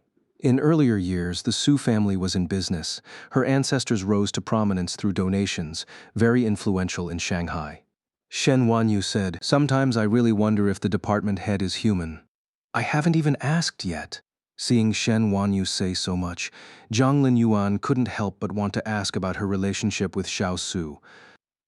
Then department head, do you have some grudge with Xiao Su? Xiao Su? Hearing this address, Shen Wanyu paused, then said, it's just her one-sided hatred towards me. I don't think I did anything excessive. Lying department head, last time you said you owed Xiao Su something? Read my mind. Department head, then tell me your answer. Jiang Linyuan stared at Shen Wanyu, motionless. Shen Wanyu glanced at him. I said I owed her because after she inexplicably started holding a grudge against me, she often inexplicably caused trouble for me. I retaliated a little, now looking back. It seems I might have been somewhat excessive back then. Invincible, you really can read minds. Jiang Linyuan didn't know what to say. During previous conversations, I only felt the department head and I were in sync. Now it seems, the department head is my heart. Late fish sister, do you usually communicate like this? He doesn't even speak, generally shouldn't lick dogs talk more. At this moment, Shen Guoguo asked curiously. Shen Wanyu's face still showed no expression, but gave off a feeling of having a dark expression. Jiang Linyuan completely couldn't hold back anymore, laughing heartily inside. Good Guoguo, when you grow up you'll definitely be a character too. Don't just learn a word and use it randomly. Shen Wanyu tapped Shen Guoguo's head, saying, if you keep doing this when you go back, your mom will get angry. Hearing this, Shen Guoguo's expression fell, pulling on Shen Wanyu's sleeve. Late fish sister, I don't want to go back. Let me stay a few more days. I don't have time. Jiang Lick. Brother Jiang, he has time. Shen Guoguo quickly interrupted Shen Wanyu, winking and making faces at Jiang Linyuan, looking pitiful. Shen Wanyu suddenly frowned, stood up, looking Jiang Linyuan up and down. Guoguo is only in middle school. This is no longer a question of your character. No. What did I do that makes it not a question of character? Damn. And department head, are you discriminating based on education level? What's wrong with middle school education? Why look at me with that strange gaze? Department head, don't you know some animals can become mothers when they're 7 or 8 years old? Jiang Linyuan said. Shen Wanyu took out her phone. Deputy Minister Jiang, unfortunately, this might be the last time we have such an unimpeded conversation. Next time we meet, I hope you can properly repent. Saying this, she had already started dialing. Holy shit, you're actually serious. Department head, don't do this. What I meant was, actually kids nowadays are very capable too. Although young, they can take care of themselves. No other meaning. Jiang Linyuan quickly built up defenses, otherwise he'd be invited to drink seaweed egg drop soup. The kind without cauliflower and without soup. Late fish sister, I can take care of myself. Let me stay and play here a while longer. Shen Guoguo also started acting cute and spoiled. Shen Wanyu sighed, pointed at Jiang Linyuan, saying to Shen Guoguo, Fine, but stay away from him. I'll find a sister to take care of you. You have to behave. Shen Guoguo felt somewhat embarrassed. Can we not change people, late fish sister? Shen Wanyu looked at Jiang Linyuan, her expression calm enough to kill. You tell me change or not? Change, change. Let Zhao Yilin come. She has the makings of a mother. Jiang Linyuan began self-rescue. This Shen Guoguo, how could you harm me? Beijing royalty is so great. I was one before I was born too. Golden leaf. To avoid being misunderstood by the department head as a pedophile, Jiang Linyuan hurriedly called Zhao Yilin to come to his rescue. Seeing that Jiang Linyuan had contacted Lin Yilin, Shen Wanyu turned and left, going about her own business. Lin Yilin wasn't particularly busy either, and after receiving Jiang Linyuan's call, she rushed over quickly. What's the matter, senior? You didn't explain clearly on the phone. As soon as Lin Yilin saw Jiang Linyuan, she asked curiously, Xiao Yilin, do you want to get a taste of married life in advance? Huh? What does that mean? Lin Yilin's face instantly flushed red, and her words became a bit stammering. What do you mean, senior? Rushing to the aid of the king to show merit, swaggering about with foolish airs. That silly girl's Xiao Yilin. She's started fantasizing again, hasn't she? Jiang Linyuan snorted coldly and pulled the reluctant Shen Guoguo, who was standing to the side in front of her. Xiao Yilin, you take care of the kid. Lin Yilin was stunned for a few seconds. Then her little eyebrows shot up again and her cheeks puffed out. Senior, speak clearly next time. If you do this again, I won't pay any attention to you. No problem. If there's a day when Xiao Yilin ignores her senior, then her senior will circle around Xiao Yilin every day, trying to make her happy until she's willing to acknowledge him again. Jiang Linyuan said with a grin. Lin Yilin pursed her lips and asked softly, Really? As long as my junior doesn't chase me away, I won't leave. Jiang Linyuan said. Lin Yilin blinked her lively eyes, looking very cute, and a satisfied expression appeared on her face. Then senior better remember that. Then senior better remember that. A mocking voice sounded in her ear. Lin Yilin looked down and only then saw Shen Guoguo's figure. The little girl pouted, putting on a mischievous expression. Senior, how old are you people? Still calling each other that. Aren't you ashamed? Hearing this, Lin Yilin's face turned bright red. She stammered as she looked at Jiang Linyuan. Is she your sister, senior? I'm not. I'm Sister Wanyu's sister. Shen Guoguo shouted proudly, hands on her hips. The department head's sister? Lin Yilin was somewhat surprised. She examined Shen Guoguo carefully, feeling she looked nothing like the department head. Shen Guoguo sensed her disbelief and got a bit angry, waving her arms about. What? You have a problem with that? What a mischievous kid. Lin Yilin frowned and rapped Shen Guoguo on the head. Little friend, you need to be polite. Talking like that shows a lack of upbringing. Hearing the words upbringing, Shen Guoguo snorted twice and didn't say anything more. She just pouted, looking sullen and unhappy. She tugged on the corner of Jiang Linyuan's clothes. I don't like this person. Take me to go play, okay, please? Jiang Linyuan rolled his eyes. If I spend any more time with you, the department head will really think I'm a pedophile. When he was a minor, being narcissistic could be considered pedophilia or it could be homosexuality. But unfortunately, he grew up. Society is like this too. Everyone used to be a pedophile. They just grew out of it.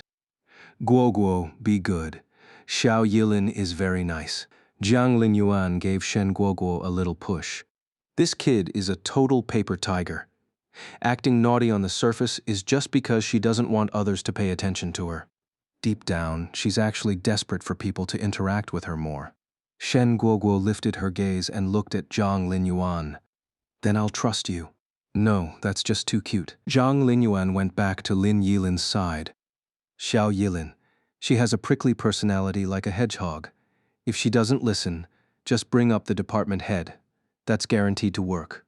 Lin Yilin thought for a moment, nodded, and then subconsciously asked, "What are you going to do later, senior?" Jiang Linyuan paused. "Go find a pretty girl to play with, and then take a nap." Hearing this, Lin Yilin immediately felt a pang in her heart. She regretted asking. That dog senior's mouth never spits out anything good. If he didn't want to say, he shouldn't have said, using such an excuse to lie. "Oh, then Xiao Yilin, I'm off now. Call me if anything comes up." Jiang Linyuan was an honest person who basically didn't lie. Actually, since this morning, Yu Song Song had been bombarding him with messages non-stop. If he didn't go find her soon, she'd probably be putting up missing person posters for him around the school. "Oh," Lin Yilin pouted.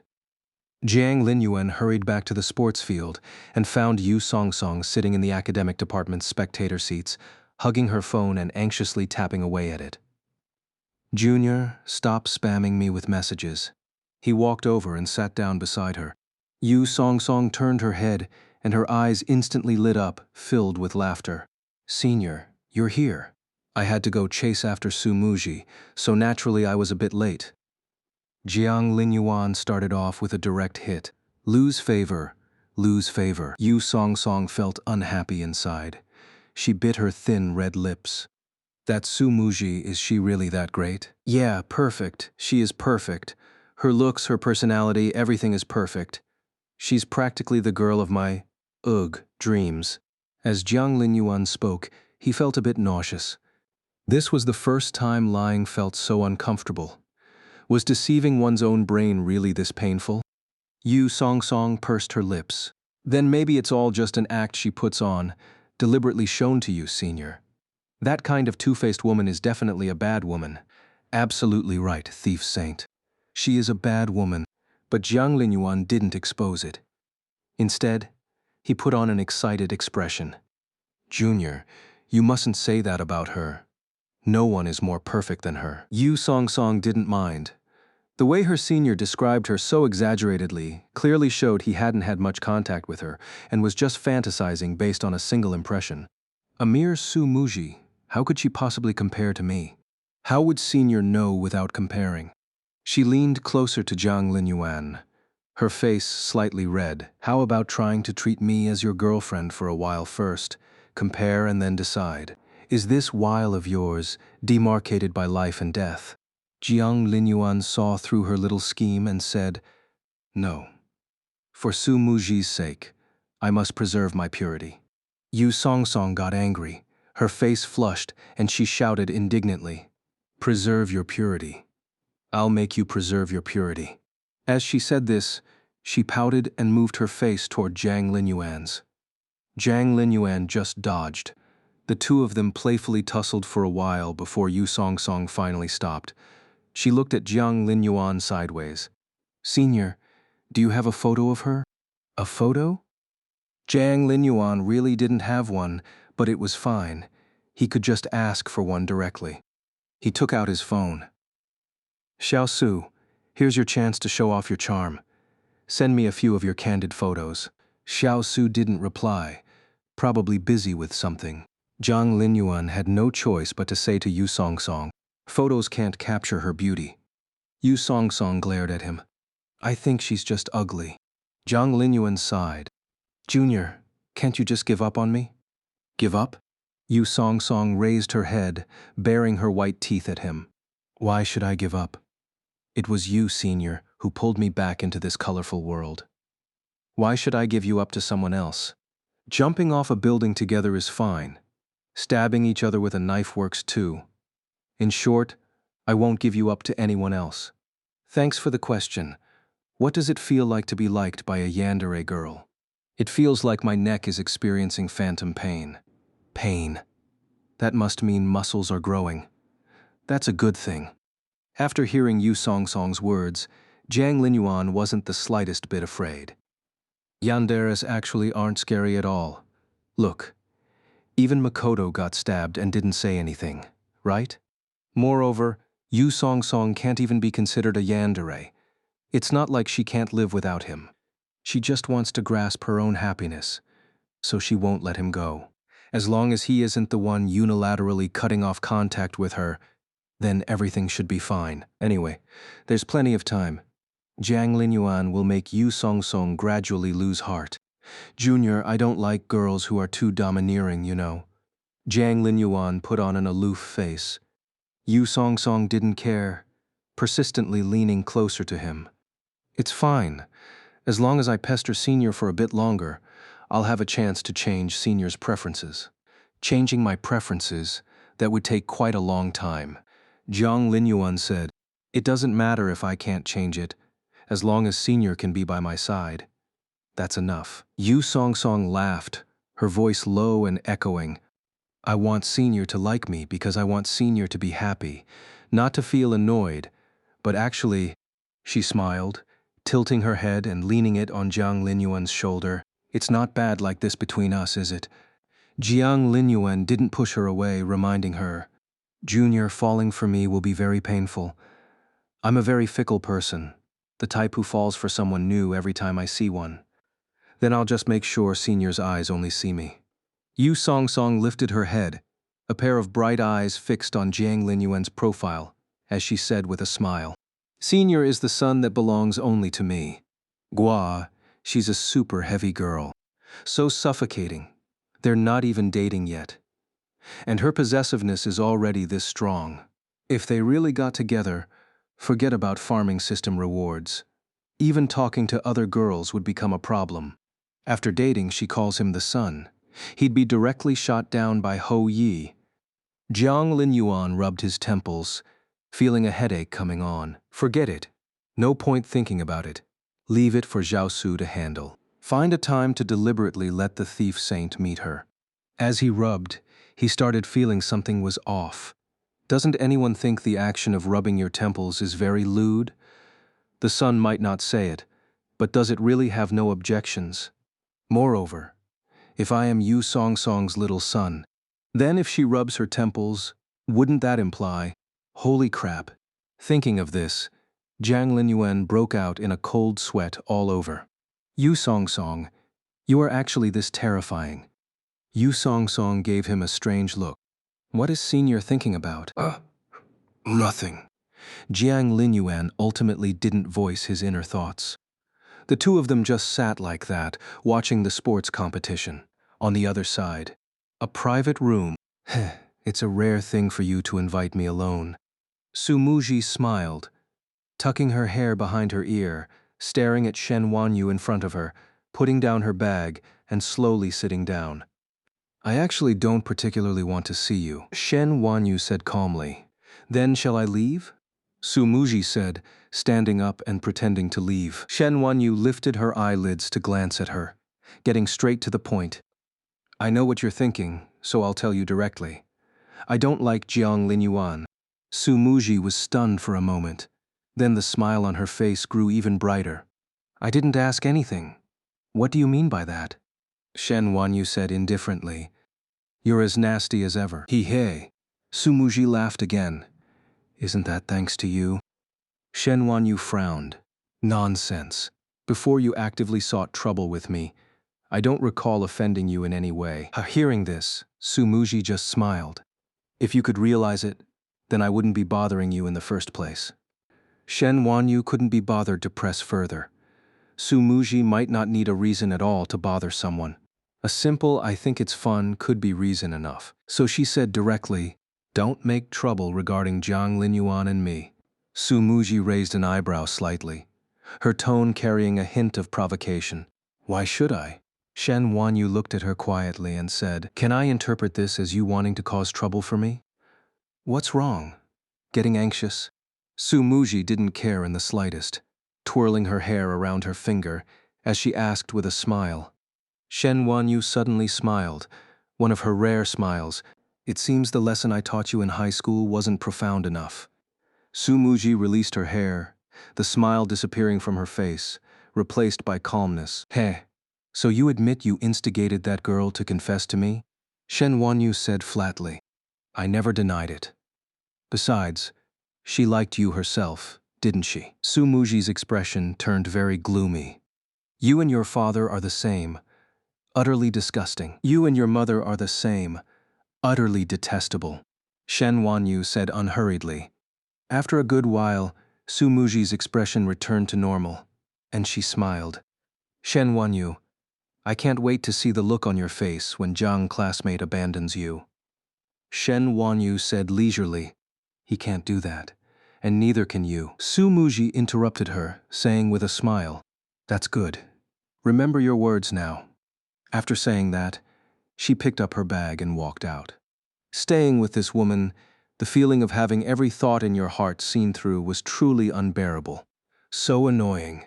Shen Wanyu didn't stop her either, calmly watching her retreating figure. I really do still hate her. After leaving the private room, Su Muji took some time to compose herself, then put on a smiling face. Good Shen Wanyu, no matter what your relationship with Jiang Linyuan is, from now on things won't go well for you. Thinking this, she took out her phone and checked her WeChat. She found that Jiang Linyuan had sent a message asking her to send him a few casual photos of her life. What's wrong with this man's brain now? Already in a bad mood, Su Muji directly made a WeChat video call to him. It was answered quickly. Noisy sounds came from the phone. He was probably at the sports event. Junior, look. This is the Su Muji I mentioned. Jiang Linyuan first made a series of exaggerated facial expressions, then called out to the person beside him. Soon, another woman with a very serious expression peeked into view beside him. Yu Song Song. Seeing this scene, Su Muji almost guessed what Jiang Linyuan was thinking. Using me to draw fire? Heh, how interesting. Indeed, being around him is never short of amusement. Looking at Yu Song Song, Su Muji revealed a sweet smile and said, Jiang classmate, I only agreed to be with you because I believed you when you said you had no entanglement with Yu Song Song. Now what do you mean by this? On the other end of the call, Yu Song Song seemed to have recognized Su Muji, looking somewhat surprised before turning to look at Jiang Linyuan. She's Su Muji. Senior, what does she mean by being together? Jiang Linyuan said, I'm single right now, Junior. Hearing this, Yu Song Song turned to look at Su Muji in the video, frowning. Are you deliberately provoking me? Should this be called sharp or too trusting of that man? Seeing her, Su Muji covered her mouth and laughed. You're not worthy from every possible aspect. Hearing this, Yu Song Song was stunned for a few seconds, then became very angry. Senior would actually take a liking to someone like you. Heh. That's just how liking someone is. You can't understand why he likes me, just like I can't understand what about you is worth his liking. Su Muji said with a tinkling laugh. After saying that, ignoring Yu Song Song's frowning expression on the other side, she directly hung up the call. Hee, how interesting. My mood has improved a little. Senior, is that the Su Muji you mentioned? After Jiang Linyuan was hung up on, Yu Song Song looked at him with an incredulous expression. Had Senior been hypnotized? That Su Muji, no matter how you looked at her, seemed like a person with a terrible personality. Yes, that's her. Jiang Linyuan nodded. This Xiao Su, she really gets me actually taking the initiative to draw fire. But her tone was a bit off. Was her temper a little too big? Who pissed her off again? Auntie Shekima. Probably not. It couldn't be the vice principal, could it? Senior, did you just make up that you like Su Muji? At this moment, Yu Song Song narrowed her eyes and suddenly spoke. Nope, I really like Xiao Su. Jiang Linyuan quickly replied. Really?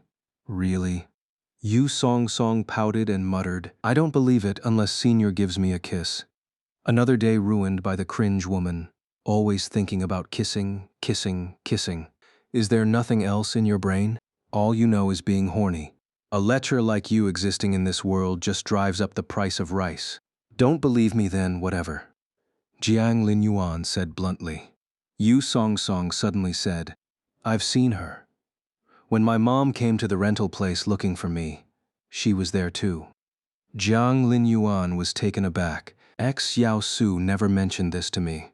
Why did she take action on her own? What bad idea is she secretly brewing up again? What did she do? Slapped my mom, then said some strange things to me. Yu Song Song glanced at his expression and asked, Senior didn't know. Now I do. Jiang Linyuan said, looks like their relationship isn't that great either. Seeing Jiang Linyuan was unaware, Yu Song Song felt a bit happy inside. Su Muji's behavior seemed less about liking Senior and more about deliberately trying to provoke me. It seems she's not sincere about Senior either. Just a bad woman. But does Senior really like that Su Muji? Yu Song Song frowned. Su Muji's attitude wasn't important. What mattered was Senior's attitude. Does Senior really like her? No, that question isn't important anymore. Yu Song Song's eyes grew sharp. Just that one phone call alone proved they had a very good relationship. That alone was already very dangerous. Need to drive this Su Muji away from Senior's side. Right, and that Lin Yilin too, need to drive her away later as well. Senior, that Su Muji is a bad woman, you know. What she just said was deliberately meant to provoke me, to make me look bad in front of Senior. Yu Song Song immediately started bad-mouthing Su Muji. Don't I know whether she's a bad woman or not? And you, thief saint, what right do you have to say that? You've got an A on your head too. Jiang Linyuan humphed. I just like bad women. Bad women are great. Seeing Jiang Linyuan was impervious to persuasion, Yu Song Song didn't say more. Senior is so outstanding, who knows how many people might set their sights on him in the future. This Su Muji can be treated as practice. Let me see what skills you have. The first day of the sports meet ended quickly. Jiang Linyuan had been pestered by Yu Song Song all day, mentally exhausted. He returned to the dorm, collapsed on the bed, and slept, getting a good rest to prepare for the 3 kilometers the next day. The next day, the weather was clear, the autumn breeze not too dry. Jiang Linyuan, wearing an athlete's vest, took to the field. The events before his hadn't finished yet, so he was waiting in the preparation area, scrolling through his phone. Not long after, a timid voice sounded by his ear. Do you want some water? Looking up, it was Zhang Juntang wearing a volunteer's vest. As if mustering all her courage, she placed a can of Red Bull in front of Jiang Linyuan. Do volunteers actively provide this now? Jiang Linyuan put away his phone and took the Red Bull. Thanks. Seeing he accepted the Red Bull, Zhang Juntang looked as if she had accomplished some great feat, her face full of happiness. That, Senior Jiang, do your best. Then, she added in a red-faced whisper, What are you saying, gibberish? Your voice is too soft. What did you say, Junior? I didn't catch it. Zhang Guntang's face turned even redder. She leaned in a little closer and whispered, Do your best, Senior Jiang. Sigh. Your cheering spirit is weaker than not saying anything at all. But she came to encourage me. Can't exactly crush her good intentions. Jiang Linyuan made a cheering motion, grinning. With Junior's words, I feel like I'm definitely going to get first place this time. Zhang Tang buried her head deep, mimicked the cheering motion back, and then slowly walked away.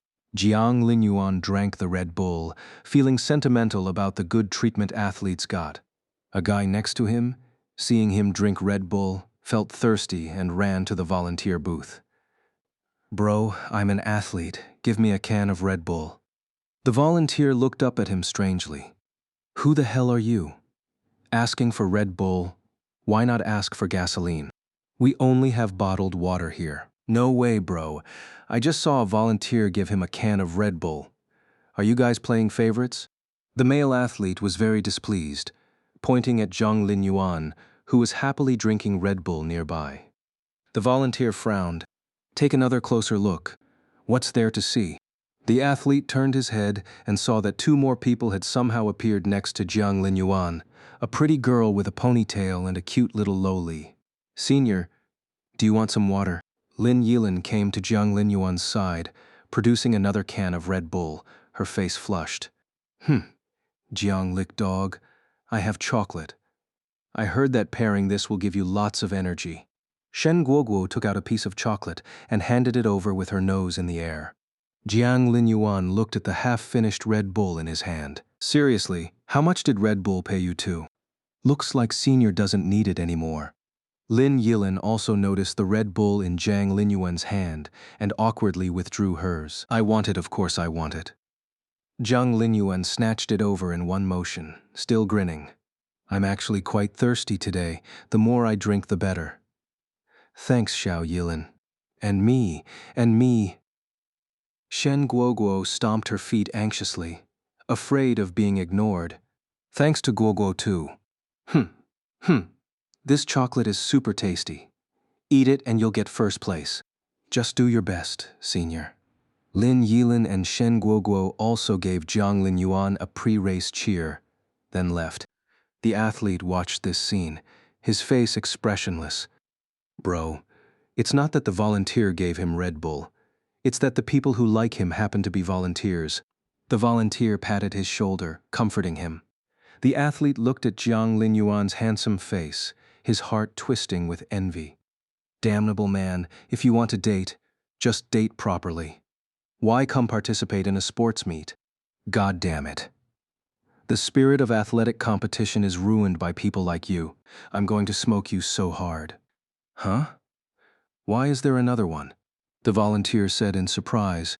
The athlete looked over, his vision darkening. Another pretty girl had come to cheer him on.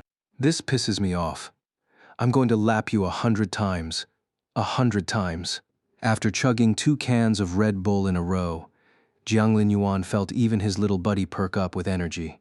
He suddenly remembered a rather bizarre theory. If you feel the urge to pee before a running race, you must hold it in. That way, when you're running, you'll have more motivation and a greater sense of urgency. Pretending to give your all to win the race. But in reality, your bladder is already filled to the brim with urine. While running, you feel the sensation of being full. Under the gaze of numerous spectators, your thighs repeatedly lift and rub together. Yet the more you move, the more some urine escapes into the urethra. In a panic, you can only wage this secret battle alone, praying for the race to end sooner. Thinking about it this way, it's kind of kinky. Jiang Linyuan wasn't particularly desperate for the bathroom right now, unless he drank another can of Red Bull. Senior, I'm here to cheer you on. Are you guys really here to cheer me on and not to sabotage me? Yu Song bounced over to his side. Thankfully, her hands were empty. Jiang Linyuan breathed a sigh of relief. Seeing this, Yu Song narrowed her eyes and smiled sweetly.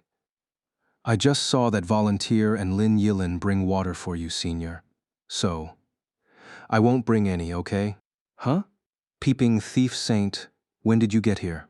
I'll give Senior something they didn't give you. That way, Senior will definitely be super motivated. As she spoke, her face flushed, and she suddenly raised her head and pecked Jiang Linyuan on the cheek. Her lips were soft, the warm feeling on his face fleeting upon contact. Jiang Linyuan didn't expect her to be so bold. He stared at Yu Song, speechless. A cool autumn breeze swept by, a few strands of hair brushing against his cheek, bringing a faint, ticklish itch. Yu Song subconsciously raised her hand, wanting to brush the hair aside, but instead made a cheering motion, shouting with a smile, "Senior, do your best." After saying that, she turned and left, bouncing like a little kid towards the spectator stands. Her heart was beating so fast. Yu Song pressed a hand against her pounding chest, feeling her whole body grow hot. But she secretly turned her head to the side, glancing back at Jiang Linyuan, who seemed to be standing there dumbfounded, her eyes filled with laughter. I really like him. She's really got guts. Jiang Linyuan watched Yu Song's retreating figure and didn't say anything. So I got kissed. Big deal. It's not like I'm at a loss anyway. Sigh. If the genders were reversed, Thief Saint, you'd have been refined into a postgraduate recommendation pill by me long ago. Be grateful I'm a magnanimous and tolerant person. Crunch. Crunch, crunch. What's that sound of a rodent gnawing on something? Turning his head, he saw a tanned sports student, holding a bottle of mineral water, gritting his teeth at him. "What's up, buddy?" Zhang Linyuan asked. "Bro, you're running the 3 kilometers, right?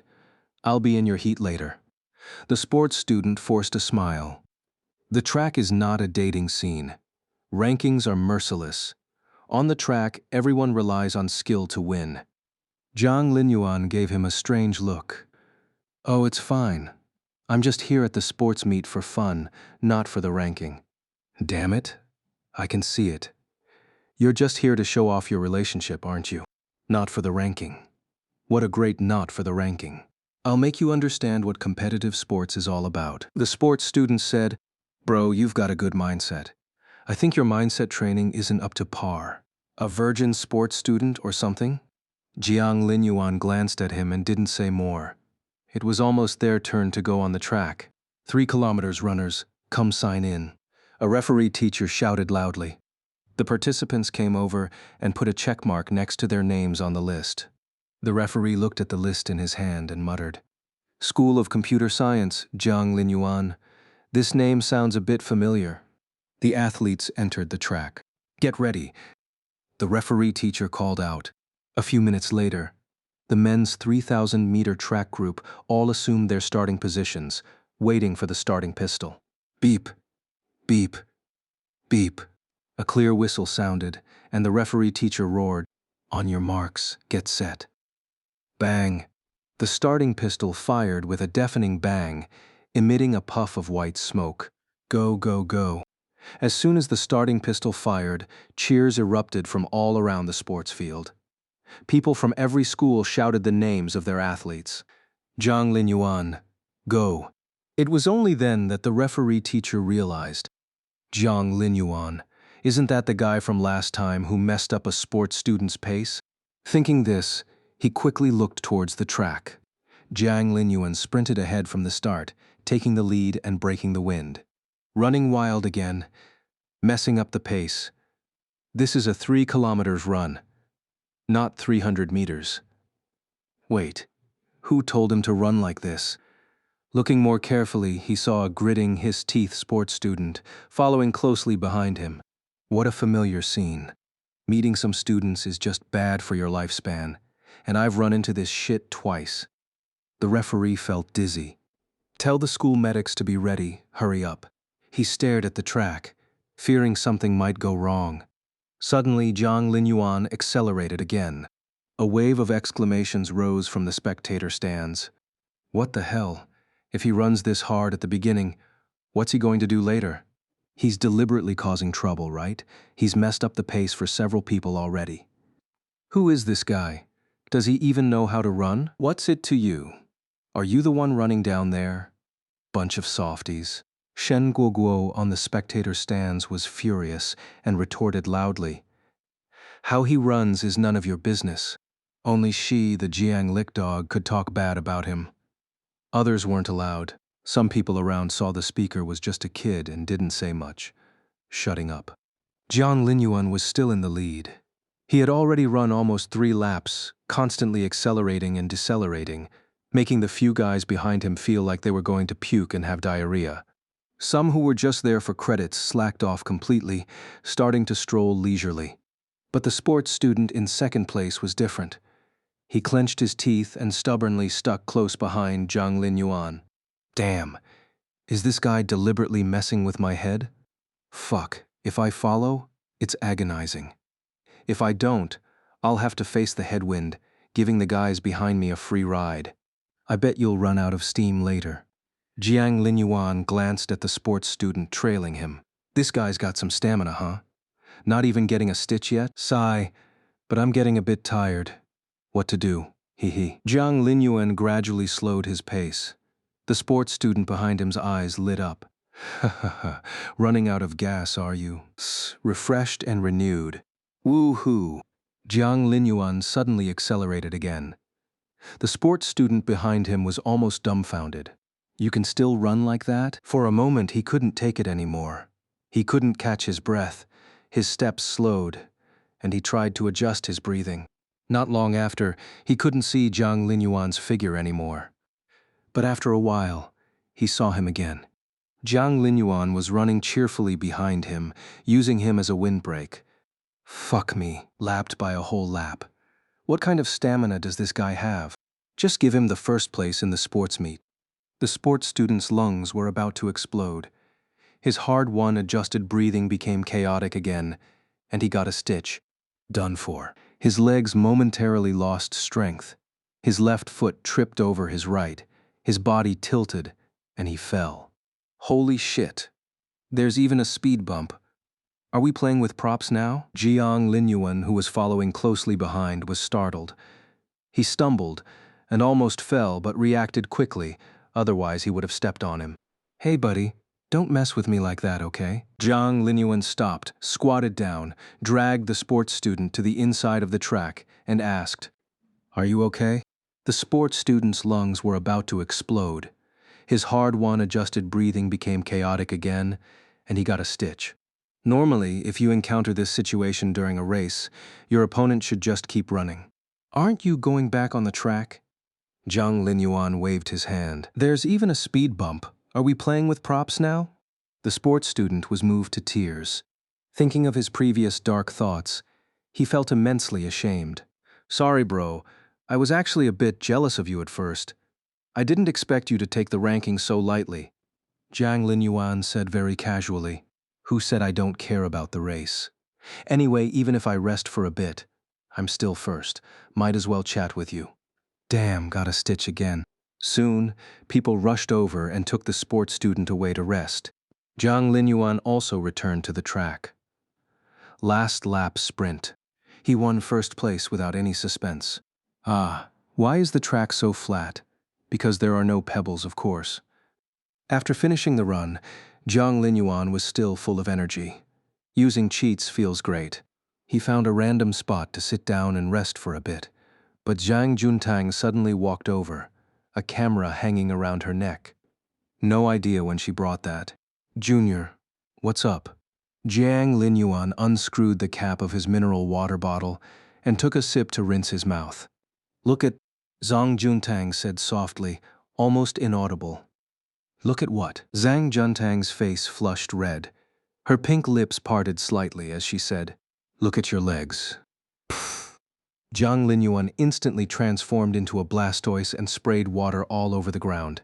Wait, what are you saying? Are we that close? You want to look at my leg?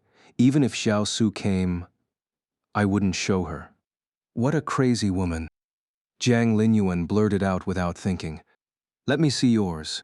Zhang Juntang's face flushed crimson instantly. She tugged at his clothes, looking somewhat uneasy, and whispered, right here?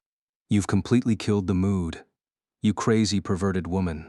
Jiang Linyuan rolled his eyes, deciding not to engage with her anymore. Zhang Juntang also realized her words could be misinterpreted and quickly grabbed him. Wait a moment. Holy crap. What kind of monstrous strength does she have? Jiang Linyuan turned his head, growing impatient. Why won't she let him leave? If you have something to say it quickly. Hearing his tone, Zhang Juntang froze for a second or two. She hung her head low, looking as if she was about to cry. I was worried you got hurt. During the race just now, the person in front of you, Sue, suddenly fell. Her voice grew softer and softer, becoming almost inaudible by the end. Seeing this, Jiang Linyuan didn't know what to say. This crazy woman's personality is both soft and hard. She has the courage to show concern for me, but cries at the slightest criticism. It's nothing. He softened his tone a little, pulling up his pant leg to show her. See, Junior, look, not a scratch. Zhang Juntang blinked, confirming there were indeed no injuries on his leg, and whispered another apology. Sorry, I made you unhappy. She's really hard to communicate with, this crazy woman. Why does she apologize at the drop of a hat? Why does she put herself in such a low position? Junior Juntang, why are you always apologizing? With a personality like yours, you'll easily get bullied in the future. Jiang Linyuan offered a reminder, though he doubted it would do any good. No, I won't. Zhang Juntang suddenly lifted her head, her tone extremely firm. I won't let anyone bully me again. Still putting up a tough front. Stealing Zhao Yilin's skills, are you? What about that incident at the hospital last time? If Yu Song Song hadn't stepped in for you, wouldn't you have been taken advantage of? Jiang Linyuan said, She's not as strong as me. There were a lot of people back then. Zhang Juntang whispered, I was thinking that if she dragged me away, once there were fewer people. As she spoke, she stole a glance at Jiang Linyuan, her voice dropping even lower. I'd fight back. I must have woken up wrong. Am I hearing things? I thought she said resist, but she actually said fight back. You don't think I'm too fierce, do you? Zhang Juntang became uneasy again, looking nervous. Your contrast is quite stark. Outwardly meek and submissive, but actually ready to throw a heavy punch. Well done, Junior. I misjudged you before. Jiang Linyuan gave her a thumbs up. Zhang Juntang felt a bit embarrassed, lowering her head with a smile. As long as you don't dislike me. This crazy woman's attitude towards me is really off. I just helped her move her luggage during orientation. Does she have such a huge filter for me? Thinking this, Jiang Linyuan asked, Junior, did you know me before? Zhang Juntang kept her head bowed, her hair covering her face, hiding her expression. After a second or two of silence, her voice came. No, I didn't. Really didn't? Jiang Linyuan pressed. Didn't. Zhang Juntang said heavily. It couldn't be love at first sight, could it? Jiang Linyuan pondered. This crazy woman's vibe towards him was really strange. A secret crush on me? A secret crush is a secret crush. A secret crush is like peeing in your pants. Only the person themselves feels the initial warmth. And that warmth doesn't last long before it turns cold. If you don't let others touch it, they'll never know. All right then, Junior. I want to rest a bit. Do you have anything else? Jiang Linyuan said. Zhang Juntang pursed her lips and whispered, Volunteers are supposed to take good care of the athletes, to serve the athletes. I came to take care of Senior Jiang. He almost laughed out loud. No wonder she shares a dorm with Zhao Yilin. She's learned a thing or two about talking nonsense. Wait, Zhao Yilin didn't used to like talking nonsense either. Who corrupted her? How despicable. Fine then, Junior. Serve me. Give my legs a massage. Jiang Linyuan was still thinking about going to bother the department head. He made this request, hoping Zhang Juntang would back down from the difficulty. Upon hearing this, Zhang Juntang stole a glance towards the spectator stands. What's she looking at?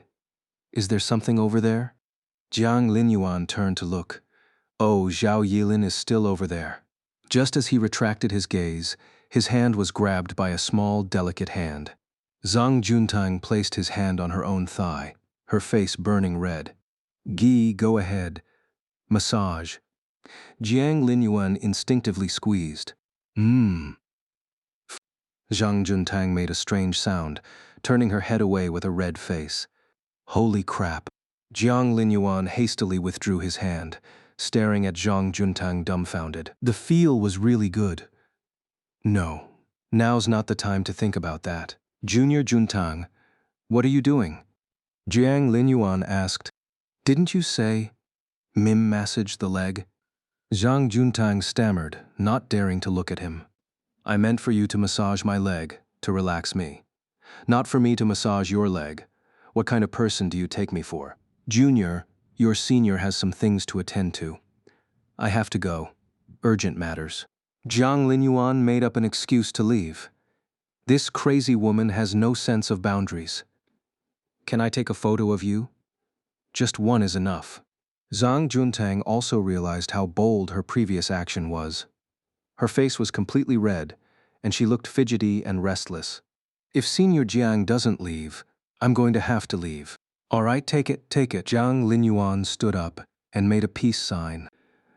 Mm-hmm. Zhang Juntang didn't dare look at him. Only when she picked up the camera did she dare to examine Jiang Linyuan carefully.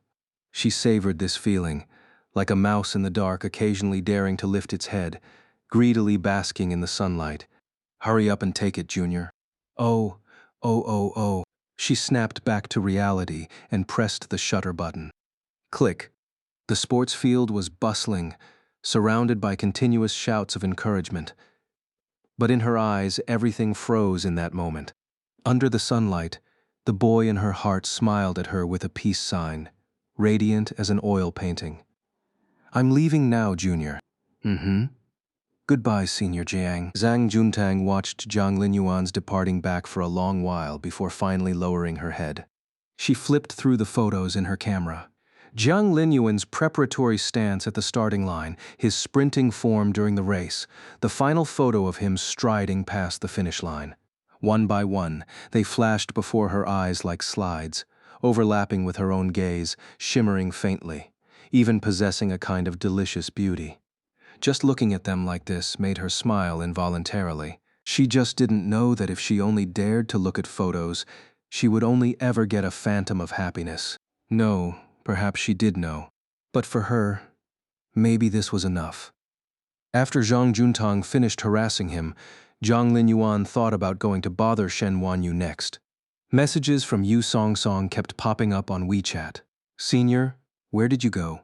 Senior, why aren't you replying to me? I just saw a volunteer girl taking a photo of you. Who was she? The other party has canceled. In just 10 minutes, she had already sent 5 or 6 messages and made several calls. Faced with this woman who tried to monopolize him, Jiang Linyuan immediately slapped her onto his blacklist. No reply. If he answered, she would only get more worked up. Let the thief saint stew for a bit, build up her patience. I'm going to learn romance techniques. Do not disturb me. First, find out where the department head is. Department head? I just finished a 3 kilometers run. Too bad I reached the finish line, but I don't know if I reached your heart. Jiang Linyuan opened with a corny pickup line. Seen. Shen Wanyu replied after a moment. Department head, where are you? I'll come find you. Jiang Linyuan asked again. Shen Wanyu didn't seem to like long text chats and called him directly. Aren't you going to rest? A cool, distant voice came through the phone. See, the department head cares about me. She must have feelings for me.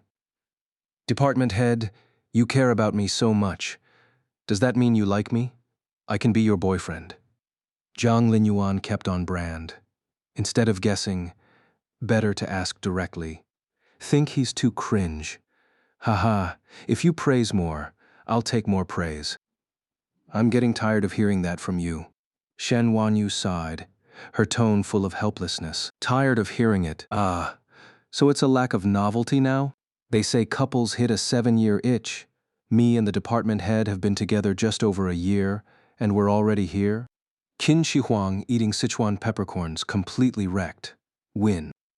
Don't overthink it. Shen Wanyu said suddenly. What the?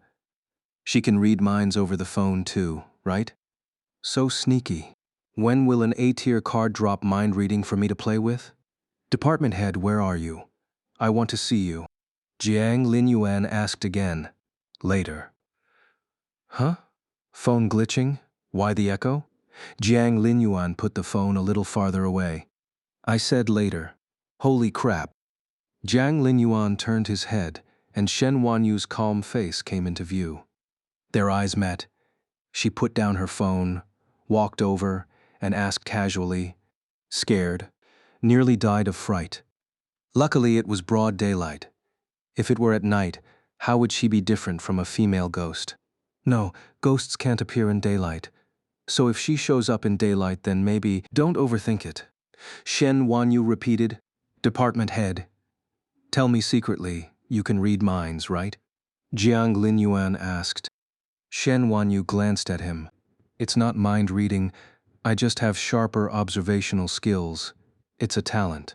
She paused, then added, like you, running 3 kilometers with no rhythm and still full of energy afterward, that's a talent too. I have a system, do you? Just talent. Jiang Linyuan didn't bother arguing and instead asked, "Department head, have you eaten dinner? This time you're treating." Shen Wanyu said as she started walking forward. Eh? Is the department head about to spend my coins on me? Ah, maybe she's copying me, stealing bride price shards from me. After enough times, she'll suddenly say she'll marry me. Jiang Linyuan followed and asked, "Fine, what do you want to eat, a street stall?" Okay. Such a half-hearted yes. She doesn't care about me at all. How about hot pot? I want hot pot. Okay. How about spicy skewers? I want those. Okay. McDonald's? I remember there's a new combo today. Street stall. Actually, Sha County snacks. Street stall. Shen Wanyu stopped and looked at Zhang Linyuan with calm eyes. Oh, department head wanted a street stall. Why didn't you say earlier? So picky.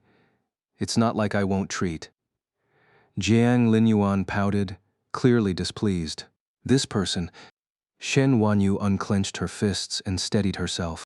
They walked out of campus and randomly sat down at a street stall, eating and chatting. How has Su Muji been treating you lately? Shen Wanyu looked at Jiang Linyuan and asked. Every day, one question department head cares about me. Xiao Su treats me okay, but she can't compare to how good the department head treats me. Jiang Linyuan said with a grin. Shen Wanyu added, she hates me, and I hate her. Jiang Linyuan froze for a moment. He'd known they were at odds, but hearing it directly from the department head felt different. Department head, don't worry. If Xiao Su messes with you, I'll always stand by your side, he said solemnly.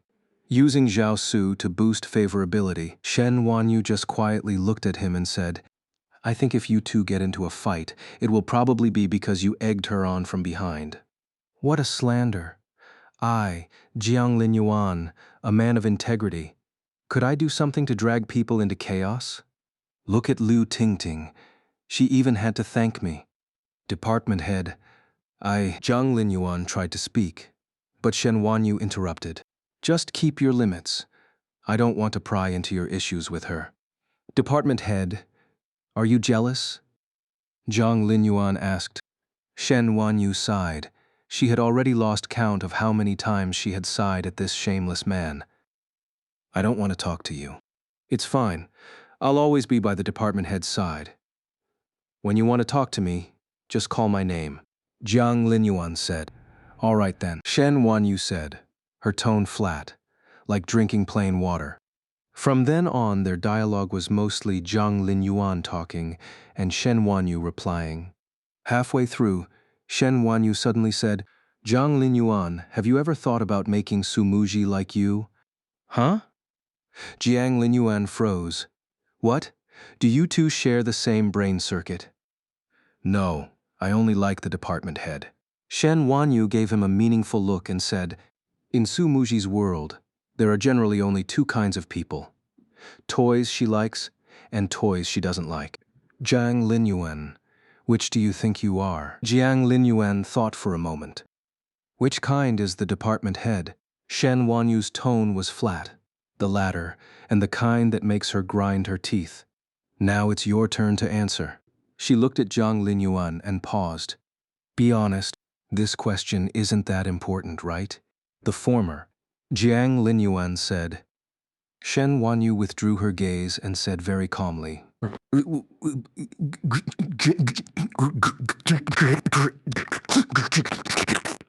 Jiang, classmate, do you know Su Muji once had a wild cat when she was little? A wild cat? Her mother gave it to her? Jiang Linyuan asked bluntly. Of course not, but she's Su Muji. She always found a way, didn't she? Shen Wanyu seemed to recall something and suddenly smiled. Back then, her world only had herself and that cat. But after she learned the cat's habits, she got bored, left it somewhere, and only visited it occasionally. But she forgot that it was a wild cat. After a while, that cat abandoned her and ran away. That is the one thing she could not tolerate. Even though she was the one who had neglected the cat first, she could not accept it leaving on its own, and to this day she still bears a grudge against that cat. She looked at Jiang Linyuan as she spoke. Jiang Linyuan, take her along when you go hiking. Although even if you don't say anything, she'll come anyway. I'm very curious about when she will find you boring and when you will abandon her. So Zhao Su had such a dark past too. Hilarious. Holding a grudge for life after getting dumped by a cat. I'll have to try giving her the cold shoulder for a while and see how she reacts. Hehe. As Jiang Linyuan pondered this, he suddenly realized something incredibly strange. With Xiao Su being someone who cared so much about saving face, how could she casually tell the department head about something like this? Weren't the two of them supposed to have a particularly bad relationship? Shen Wanyu closed her eyes and said, "Ask. Can't you read minds? I'm lazy. You tell me." Damn. She's not even pretending anymore. Department head, how did you know about this? That cat of hers was kept at my place? Shen Wanyu said lightly. Huh? Jiang Linyuan sensed something was off and cautiously asked, Department head, did you know when the cat ran away? Yeah. Shen Wanyu nodded. I watched it run out. After all, it wasn't my cat. Department head, have you ever considered that this might be why Xiao Su holds a grudge against you? Jiang Linyuan asked. Is that so? Shen Wanyu thought for a moment, then said indifferently, without a care. Then so be it. So the department head didn't actually not know why she was disliked. Turns out she simply didn't care at all. But still, did the department head even keep cats? Jiang Linyuan. Shen Wanyu called his name again, her calm eyes fixed on him. I don't keep other people's cats. The cat I keep must belong to me. Jiang Linyuan was stunned for a moment before asking, so what kind of cat does the department head think would be the one you keep? Shen Wanyu withdrew her gaze and said flatly, First, it has to come to like me as its owner. Of course, whether I like it or not is my own business. The night was slightly cold. She tucked her long hair, lifted by the autumn wind, behind her ear, a faint smile on her face. Jiang Linyuan smiled too. Department head, I feel the same way. First, I need to make the cat like me. Is that so? Shen Wanyu nodded and said for the third time tonight, Then so be it. After the two finished eating, the sky was almost completely dark. They each returned to their schools. Jiang Linyuan pulled out his phone and unblocked the thief saint. When he got back to the dormitory building, he saw a girl squatting at the entrance, hugging her knees. Have you eaten? He walked over and asked. Hearing his voice, the girl lifted her head sharply, and the dimness on her face immediately lit up. Senior, you're back? How long have you been waiting? Jiang Linyuan sat down naturally beside her and asked. Not long, just a few minutes. Yu Song Song had a mischievous grin on her face and winked at him. Is that so? Something you need to talk about? I just wanted to see Senior. I'm not going to suddenly disappear. But you blocked me for so long. Yu Song Song's tone was somewhat displeased. Don't you have any idea why I blocked you? Seeing her face flushed red from the cold, Jiang Linyuan spoke a bit more gently. Junior, your possessiveness is too strong. I know. Yu Song Song lowered her head and replied softly. Then she suddenly smiled. Senior, you waited a few minutes for me, so can you lend me a few minutes? Before Jiang Linyuan could answer, she pounced on him, wrapping her arms around his neck and pressing her head against his chest. Just a few minutes is enough. Jiang Linyuan pushed at her, but she shoved forward even harder, using her chest as a battering ram and muttering, You won't even give me a few minutes. So stingy. If I give you a few minutes today, you'll want more next time. Junior, I'm not your boyfriend. I'm just your senior. I have my own life, and so do you. Jiang Linyuan pushed her again, using a bit more force. Yu Song Song was pushed away and glared at him. You're single. I'm single. So I can't pursue you, senior? Who hugs and cuddles before even getting together? How else am I supposed to win you over? Another day of being infuriated by a cringe woman. Jiang Linyuan ignored her, turned around and went upstairs. Yu Song Song stomped her feet in frustration and shouted. As he scanned his face to enter the building, the dormitory aunt hesitated for a moment before reminding him, Kid, That girl was waiting for you. I saw her standing there for nearly an hour. She really likes you. Jiang Linyuan just nodded, waiting for over an hour. Does that sound romantic or moving? For people who like each other, yes. But for unrequited love, apart from moving yourself, you gain nothing. No, wait. You might even catch a cold. You idiot thief saint, you could at least bring something for me. Standing there empty-handed, who's going to fall for that? If standing there like that could make me fall in love, I'd have already gotten together with the streetlight on campus. A combination of action and a thoughtful gift is the most touching approach. You should give your most important thing to the person you love most. That's true for girls, and it's also true for boys. What's the most important thing for a guy? Of course, it's style. When you get a circumcision, get the full cut. Don't throw the removed part away. Hang it on a piece of resin to make a one-of-a-kind engagement ring for the girl you love most. That way you'll occupy a part of her life and also a part of her body. Wouldn't she be over the moon? Doesn't anyone think this is so romantic? Yu Song watched Jiang Linyuan's retreating figure and pouted. He just keeps blocking me. It's not like I asked that many questions. I waited so long, and he wouldn't even let me hug him.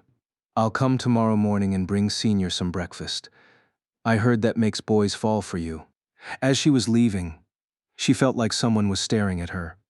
She frowned and looked back. A girl with a camera was pointing it at the night sky, taking pictures. It was too dark to see her face. What's there to photograph at a boys' dormitory at night? She was only mildly puzzled for a moment, then turned and left. Seeing Yu Song walk away, the girl with the camera lowered it, stared in the direction she had left, and bit her lip. Another one? She looked down at the photos in her camera. Yu Song and Jiang Linyuan embracing each other. Her chest felt a little tight, although she had already decided to just watch him from afar. Still, it hurt so much. The girl silently put down her camera and stood in the exact spot where Yu Song had embraced Jiang Linyuan. Under the light, her solitary shadow stretched long. Click. She took a picture of the shadow and thought to herself, "Be content, Zhang Juntang. Someone like you he would never like." Saturday, the day scheduled with the department head for mountain climbing. Jiang Linyuan had gone for his morning run, only to find his phone bombarded with messages from Yu Song. "Senior, I came to bring you breakfast. I'm downstairs at your dorm." Photo. Jiang Linyuan snapped a photo of the track and sent it back. "Junior, if you're bringing me breakfast, remember to come earlier next time. Have you seen the sun at 5 in the morning over Xingnan University? Gotta put in effort if you're chasing a guy. Oh, then from now on, I'll wake up early every day for you, Senior." So greasy. What do you mean for me? You're clearly doing it for yourself. Got it. Junior, I'm off to go on a date with Su Muji now. Bye-bye. After sending that message, Jiang Linyuan directly blocked her on the spot. Yu Song stared at the red exclamation mark on her phone, so furious she stomped her feet hard. He just keeps blocking me. Unable to reach Jiang Linyuan, she turned her attention to a contact in her WeChat list with the username Green Tea Lick Dogs Deserve to Die. Actually, she'd wanted to reach out for a while, but recalling that her first impression on the other person might not have been great and too proud to lower herself, she'd never figured out how to start the conversation. Now it seemed she had to take the initiative. "Senior, there's a girl named Su Muji around Senior Jiang. Do you know her?" Jiang Linyuan and Shen Wanyu had agreed to climb Purple Mountain at night. If the weather was good, they might even catch the sunrise. When the time came, he'd hit her with some touching sweet talk, whip out a small gift, maximize the romantic atmosphere, wouldn't that? Make the department head's heart flutter for sure. But what should he give the department head? Better ask the amazing Zhao Su. Young Jiang. Xiao Su, does the department head like anything? Hehe, Shen Wanyu. She loves spiders the most, the fuzzy kind, preferably the venomous ones. Got it. The department head absolutely hates spiders. Young Jiang. Thanks, Xiao Su. Next time I'll give you a big spider, the kind that spits sticky stuff.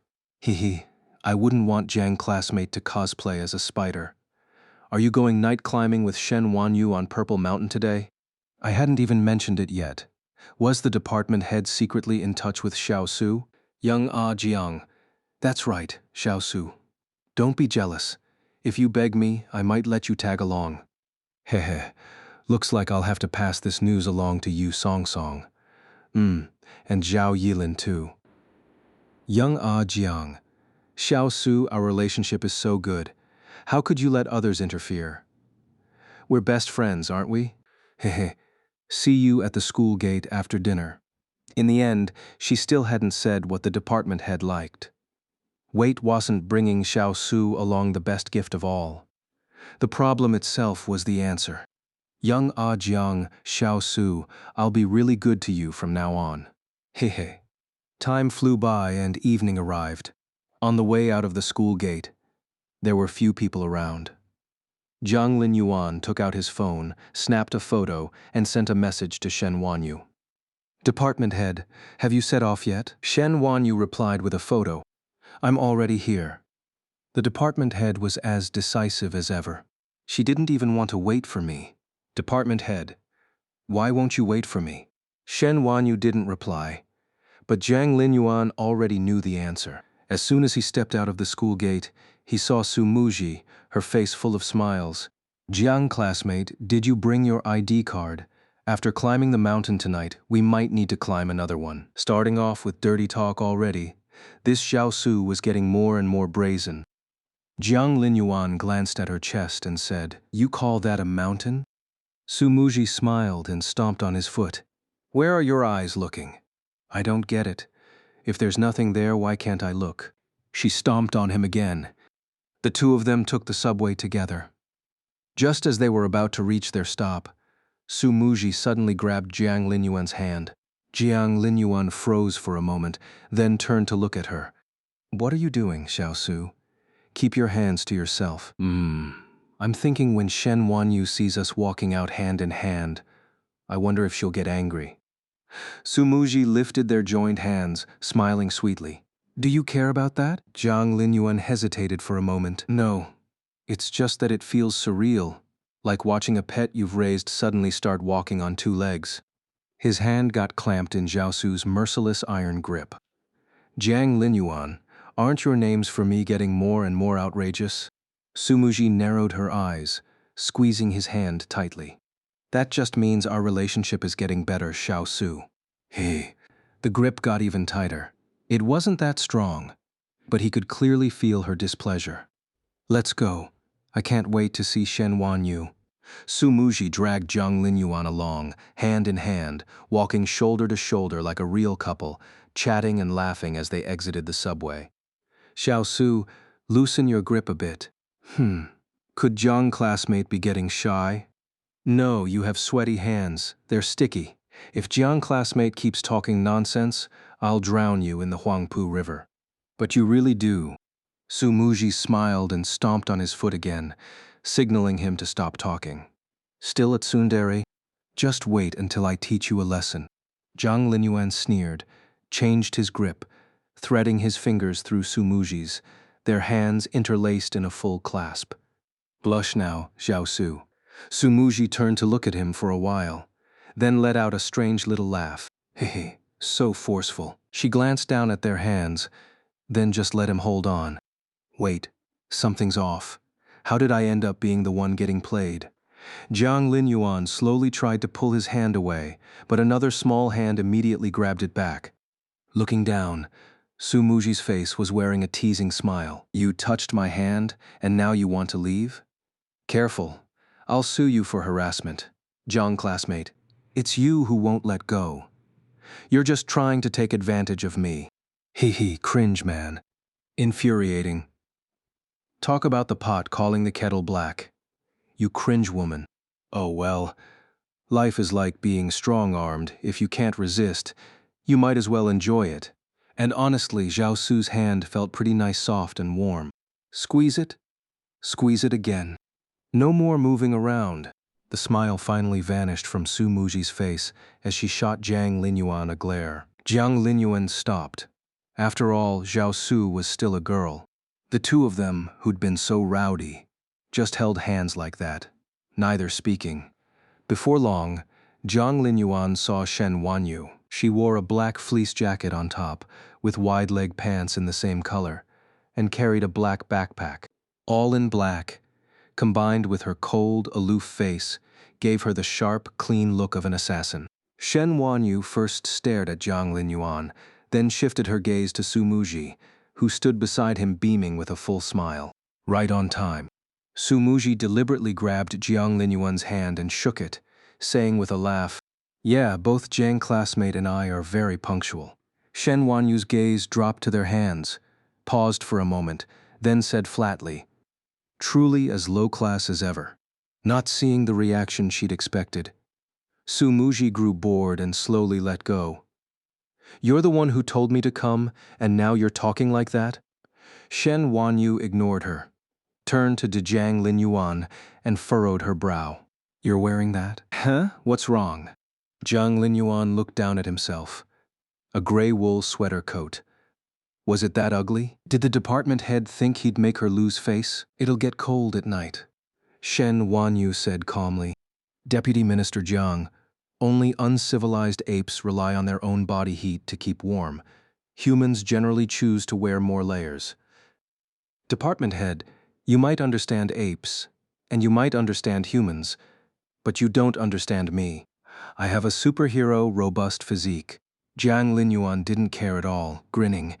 "Department head, don't underestimate a grown man's constitution." Shen Wanyu's expression was utterly cold. "If you get cold, I'm not lending you my jacket." Oh, so there was actually a benefit to this. "Department head, you know what?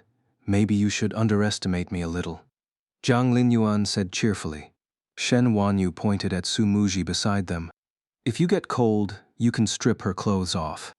Out of the three, Su Muji was definitely the most bundled up. She was already wearing a padded jacket. "Hee. She's a total thief like that, Jiang classmate." Su Muji smiled carelessly, then leaned close to Zhang Linyuan's ear and whispered, "Didn't you plan anything for this mountain climb? Like making Shen Wanyu twist her ankle and you carrying her up the mountain?" Jiang Linyuan looked at her like she was an idiot. If her ankles twisted, why the hell would she keep climbing? "Are you out of your mind?" The smile on Su Muji's face twitched. "Then you could carry her down the mountain." Zhang Linyuan thought about it, and decided Zhao Su had a point. "Fine. Later you crouch in the bushes, pretend to be a wild boar running out, and see if you can scare the department head." Purple Mountain's specialty was wild boars. They especially liked to come out at night. Almost every path had warning signs that said, "Watch for wild boars." Having Xiao Su play the part shouldn't be a problem either. Pretending to be a wild boar is something I'll leave to Jiang classmate himself." Su Muji gave a cold laugh. "Xiao Su, what's wrong with you? Aren't we accomplices?" Su Muji just laughed. The two of them started climbing the mountain as they talked. There were quite a few people out for a weekend night climb. Flashlights lit the path everywhere, mostly young people. The night didn't feel cold or lonely at all. Instead, there was a lively, bustling atmosphere. Shen Wanyu watched their interaction without saying a word, as if she'd really just come to hike. Jiang Linyuan noticed she hadn't spoken a word and quickened his pace to catch up. "Department head, are you feeling lonely by yourself?" Shen Wanyu shot him a glance. "I suggest you pay more attention to Su Muji." "Huh? What does that mean?" "Jealous, right? She's starting with the passive-aggressive remarks. I mean it literally." Shen Wanyu turned her head and said, "Su Muji has very poor stamina. I reckon she'll be dead tired by the halfway point." "Huh? Xiao Su has poor stamina?" Jiang Linyuan turned back to look at Su Muji. He remembered how fiercely she played badminton. She was also someone who exercised regularly, so how could she be out of shape? Had she been mining too much lately? Was her body weak? You'll find out soon enough. Shen Wanyu's usual mind-reading ability, Zhang Linyuan was already desensitized to it. Even if one day she suddenly blurted out what color his underwear was, he probably wouldn't be surprised. After walking for a while, Xiao Su really did start to flag. Her breathing was a little rapid, but her face still carried a smile as she stared intently at Shen Wanyu walking ahead. Want to take a break? Zhang Linyuan looked at Su Muji and asked. Su Muji did feel like she couldn't hold out much longer. Resting a bit should be okay. I'm not waiting for you too. If you want to rest, go ahead. Shen Wanyu glanced at Su Muji and said flatly, Hee, you really look down on people. Su Muji had a sweet smile on her face, but the thought of resting was completely wiped from her mind as she strode forward. Shen Wanyu had surprisingly good stamina. After walking this far, she hadn't stopped once. Instead, she kept picking up the pace.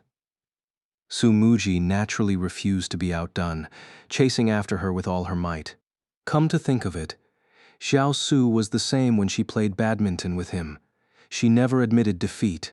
Watching her panting, Zhang Linyuan shook his head, walked beside her, and asked, Need some help? Not right now, Su Muji said, but her foot slipped, and she lost her balance, instinctively grabbing onto Jiang Linyuan's arm beside her. Jiang Linyuan naturally caught her. Due to inertia, the two of them ended up almost pressed together, bumping lightly. Still don't need it.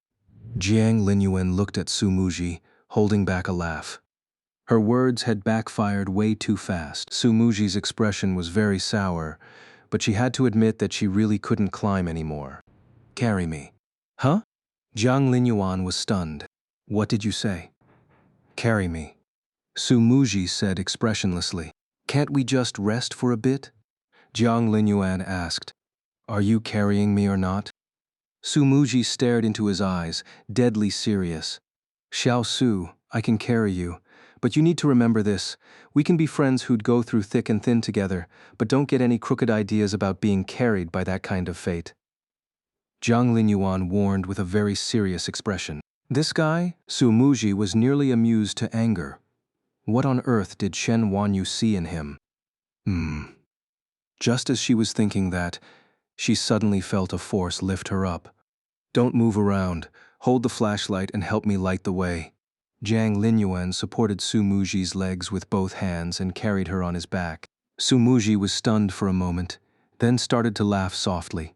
Hehe. A crisp, mischievous, triumphant, and joyful laugh echoed in Jiang Linyuan's ears. What are you laughing at? Jiang Linyuan asked, puzzled. At running into something funny, of course. Su Muji said lazily, waving the flashlight around randomly. Don't move around. The light's blinding. Jiang Linyuan shook his body, signaling for Su Muji to settle down. Su Muji rested her hands on Jiang Linyuan's shoulders and aimed the flashlight at Shen Wanyu's back ahead. Hurry up and catch up, Jiang classmate, or else it won't just be me who gets left behind. Xiao Su, if you keep talking, I'll throw you on the ground right now. Hehe.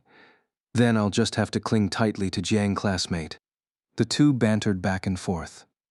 Jiang Linyuan's pace didn't slow down because he was carrying Xiao Su, nor did it speed up to catch Shen Wanyu. He just walked steadily and unhurriedly toward the mountain top. Shen Wanyu, walking ahead, glanced sideways and revealed a faint smile, then slowed her steps. Xiao Su wasn't particularly heavy. Carrying her on his back felt light, almost like a bundle of cotton, but her clothes were surprisingly thick and plush. The texture was soft against him, and luckily she was wearing that padded jacket. If it were summer, those cherry tomatoes would have been poking into him. What are you thinking about? Su Muji suddenly leaned her head forward from Jiang Linyuan's shoulder, craning toward his face. As he turned his head, their noses nearly bumped into each other. Su Muji instinctively wanted to pull back, but forced herself to stay still, asking with a smile, Jiang classmate, is your heart starting to flutter a bit? Looking at Xiao Su, whose face was slightly flushed, a faint, pleasant fragrance drifted into his nose. Jiang Linyuan thought for a moment. Ah, Xiao Su, it's not even New Year's yet. How did you already get so well marinated? The smile on Su Muji's face instantly vanished. She hooked her hand, still holding the flashlight around his neck. Hee, Jiang classmate, did you know? When a person is sunk to the bottom of the sea, they can't say a single word. I'm a country bumpkin, never been to the bottom of the sea. But someone as wealthy as you, Xiao Su, has definitely been there, right? though I should remind you, staying in the sea too long tends to get water in your brain. Crack. Her arm tightened around his neck. Seeing Jiang Linyuan fall silent, Su Muji nodded with satisfaction and looked ahead at Shen Wanyu. She did this on purpose. You figured it out, didn't you? If he hadn't figured it out, he might as well retire and let Zhao Yilin take over. He had been the one to invite Shen Wanyu mountain climbing. She knew perfectly well that Zhao Su had poor stamina, yet she specifically made sure to bring her along, using Xiao Su's competitive nature to create opportunities for them to get closer. Minister, why do you have to cuckold yourself like this? What kind of weird hobby is that? The two of you think pretty much alike, huh? Jiang Linyuan said. Su Muji let out a contemptuous laugh. See, her personality is actually pretty rotten too. She's using you like a tool, so when the time comes you need to ruthlessly dump her. Xiao Su, you're not much better yourself. Right back at you, Jiang classmate. You're not a good person either. I'm a country bumpkin. I'm the most honest one here. Hehe. They bickered for a while, and then Su Muji suddenly smiled again. Jiang classmate, she wants to make my heart flutter. But what if you're the one who gets swept off your feet first and falls for me instead? Are you already so weak that you've lost your mind? Hehe. Shen Wanyu is too arrogant. That woman always thinks she has everything under her control. Ignoring Jiang Linyuan's words, Su Muji gave a faint smile. Jiang classmate, since she's actively challenging me, I naturally won't back down. Make my heart flutter. Hehe, I'll use this opportunity to completely bewitch you, Jiang classmate. Xiao Su, it's not time to sleep yet. Stop talking in your dreams. Su Muji whacked Jiang Linyuan with the flashlight. It seems I'll have to train you into something I find satisfactory before I can make you fall for me. Jiang Linyuan didn't want to listen to this cringe woman's muttering and kept walking forward. After walking for a while, Shen Wanyu stopped, looked at Jiang Linyuan and asked, Aren't you tired? Out of the blue concern. Could it be that the minister wants me to carry her too? Minister, I'm not tired at all. I could even carry you on my back too. No problem at all. Jiang Linyuan said. Xiao Su punched him. Shen Wanyu let out a sigh. I see. So you traded human intelligence for ape-like physical strength? No, Minister, I lied. Actually, I'm in a lot of pain right now. Where does it hurt? My heart. Having the minister say that to me, my heart really hurts. Shen Wanyu showed a pitying expression. So even wild boars can disguise themselves as humans now? Was she getting more and more harsh? Earlier he was an ape. Now he had devolved into a wild boar. Yeah, he'd make a note. It was the minister's time of the month. She was in a bad mood, he could understand. Shen Wanyu shot Jiang Linyuan a glare. It felt like she was secretly mind-reading him again. The minister was a jerk, a cold-blooded female tyrannosaur, an iceberg playing with people's feelings. Jiang Linyuan said a lot of bad things about Shen Wanyu in his head, but she didn't react at all. Looked like mind-reading didn't work all the time. After walking a bit more, Xiao Su felt her strength had mostly recovered, so she stopped needing Jiang Linyuan to carry her. The three of them made it safely to the top without encountering any wild boars blocking the path. That made Jiang Linyuan a bit disappointed. The chance to play the hero saving the beauty had slipped right through his fingers. The wild boars on Purple Mountain had all been scared off by my superhero aura. They'd wet themselves at the mere rumor of me. Just like that.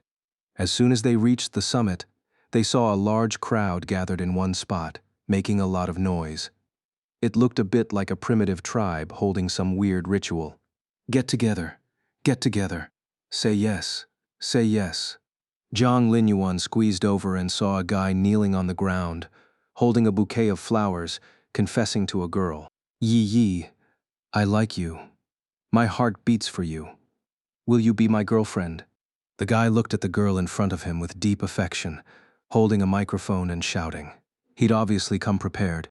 Get together. Get together. The people watching shouted and laughed. The girl standing in the center looked troubled. Her mouth moved as if she was saying something, but the crowd's cheers were too loud. It was impossible to hear her. Pretty rare. This kind of public confession tactic is way too old school, isn't it? Sumuji had somehow produced a folding stool from who knows where. She sat on it, looking disdainfully at the crowd. Shen Wanyu also watched quietly. She took a bottle of mineral water from her bag, took a sip, and commented, "If the feelings between both sides are already strong enough, this might actually count as romantic." Hearing this, Jiang Linyuan felt like Shen Wanyu was hinting at him. He was just about to say something when he saw her turn her icy cold gaze toward him with a look that screamed, "Don't even think about it." "Deputy Minister Jiang, if you ever confess to me using this method, I'll give you a thorough beating." So fierce. Beat me up? Could you even beat me? Jiang Linyuan curled his lip and looked back at the boy and girl in the center. "I don't think the girl is going to say yes. This method feels a bit like putting pressure on her." Shen Wanyu nodded. "You can tell just by looking at the girl's expression, can't you?" "Hehe, what the girl wants probably doesn't matter anymore." Su Muji looked at the circle of people cheering and let out a cold laugh. "What matters is that these people want the girl to say yes. It's really disgusting. This counts as collective bullying, doesn't it?" Shen Wanyu's expression was calm. "Well, it depends on whether the guy knows when to back off." Hee. How foolish, Shen Wanyu. Some of those people cheering might have been hired by him, you know. Su Muji's smile was sweet, looking like she was thoroughly enjoying the spectacle. She turned her head to Jiang Linyuan. "Jiang, classmate, if you were the one in that situation right now, what would you do? Use the crowd's power to force the girl to say yes, or slink away in disgrace, having been rejected despite the shame." Jiang Linyuan thought for a moment and said, "Me? If it were me, I would definitely say this." He took a deep breath and looked at Shen Wanyu with infinite tenderness. "My heart has always beaten just for you. I wish I could take it out and give it to you as a beating drum. Even though it's not very hard, it will keep on boinking for you." Shen Wanyu's face was icy cold. "Go say that to Su Muji." Jiang Linyuan turned his head. Su Muji's expression was blank. "If you dare say it to me, I'll push you off this mountain right now." So cold. Two women who completely lacked romance. Not a single one of them understood my poetic passion. Jiang Linyuan felt that one saying was very well put. Poets' souls are often lonely. Xiao Su and the department head couldn't understand his romance. That was normal, understandable. He stood between the two of them, silently watching the confession scene. Seeing that the girl wouldn't agree, the boy shouted again at the top of his lungs, Yi, be with me. From now on, if you shed a single tear, I'll raise an entire city." Jiang Linyuan ruthlessly critiqued without holding back. "Don't you guys think his lines are super cringy? He's literally reciting copy-pasted garbage he found online." He paused, flashing a smug grin. "If it were me, I'd definitely say something like, 'From now on, if you take a single shit, I'll bring you a pack of tissues.'" Su Muji didn't want to look at him anymore, leaving him only the back of her head. Shen Wanyu let out a sigh and moved a bit farther away from him. The people around who'd been cheering shot Jiang Linyuan a weird look. What kind of strange creature was this? The girl being confessed to just stood there, painfully embarrassed as she faced the boy. Being publicly confessed to was already awkward enough, and now he had to recite lines so cringy they made your toes curl. She mustered up her courage and shouted loudly, "I'm sorry, I don't want to be with you." This time, her voice was loud enough that even Jiang Linyuan, standing at the outermost edge, could hear it clearly. But the people cheering seemed to act as if they hadn't heard her at all. Their shouts grew even louder, as if deliberately trying to drown out the girl's refusal. "Get together! You've got to get together! Say yes. Say yes." The boy confessing felt a surge of joy inside. For today, he'd hired a few people to deliberately stir up the crowd. Yi had a thin skin. The refusal she'd just mustered had probably exhausted all her courage. From here on out, as long as he pushed forward while she half-heartedly resisted, the job would be done. Seeing this, Su Muji shot Shen Wanyu a provocative smile. "How romantic, hey?" Shen Wanyu pressed her hand to her forehead, letting out a very helpless sigh. What a downer, having to run into something like this. Su Muji looked at Jiang Linyuan with interest. Jiang classmate, aren't you going to do something? If you stepped up for that girl right now, you'd rack up quite a bit of goodwill. Xiao Su was scheming again. But first, let's check her level. Target? Bai Yi, bad woman level D. D level, huh? Not worth getting involved. Wasn't there any other righteous hero in the crowd? Step up. I'll back you up. So disgusting. The righteous hero appeared. But wait, why did that voice sound exactly like the department heads? Jiang Linyuan turned his head. Shen Wanyu pushed through the crowd, walking straight up to the boy making the confession. She rejected you. Did you not hear her? He, I knew it. Sumuji let out a faint smile, looking at Jiang Linyuan. This is a good opportunity, Jiang classmate. Was this whole scene Zhao Su's doing? Jiang Linyuan sucked in a cold breath and looked at Sumuji. Don't look at me like that. I'm not like Shen Wanyu. I'm not the type who likes to casually pick at people's wounds. Sumuji lounged lazily in her folding chair, looking perfectly at ease, like she was just enjoying a show.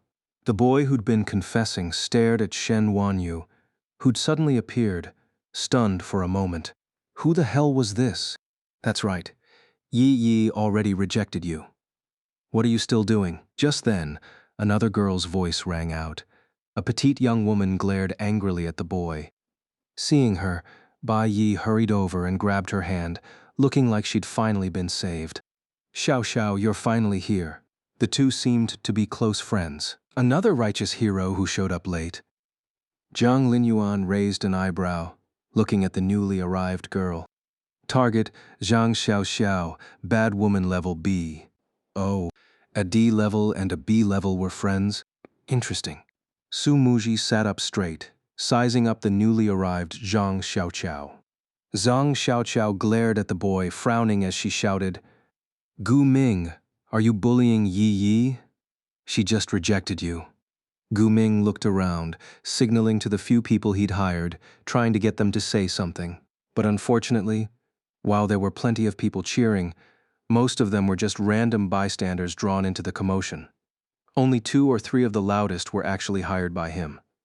And they weren't stupid. Seeing this scene unfold, they immediately vanished into the crowd. After all, they'd already gotten paid. Seeing them bail, Gu Ming's mouth twitched. Damn it, these guys. If the girl rejected you, she rejected you, bro. Don't take it too hard. What are you talking about? Weren't you just cheering him on a second ago? Weren't you? Everyone's just here for the fun of it? What's the big deal? The crowd was a bit noisy for a moment, but no serious argument broke out. Soon enough, they dispersed, each person finding a spot to wait for the sunrise. So disgusting. Shen Wanyu closed her eyes and said it again, but this time, it wasn't clear who she was talking about. Gu Ming, if you do this again, don't even think about inviting Yi Yi out anymore. Zhang Xiaoqiao spoke with a serious expression. Beside her, Bai Yi seemed about to say something, but Zhang Xiaoqiao cut her off firmly. Yi Yi, Gu Ming is just that kind of idiot. Don't take it to heart. Having said that, she turned back to Gu Ming and continued. If you don't sincerely apologize to Yi Yi this time, she's definitely not going to forgive you.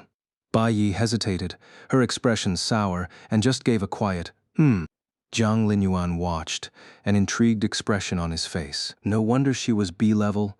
With just one sentence, she'd snatched away someone else's right to speak. So disgusting. Su Muji, who'd been watching the show, said with a smile, then looked at Jiang Linyuan. But it's fun, isn't it? Jiang Linyuan ignored her and instead stared at Zhang Xiaoqiao.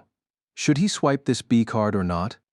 Honestly, he felt a kind of visceral disgust toward this Zhang Xiaoxiao. He wasn't particularly keen on swiping her.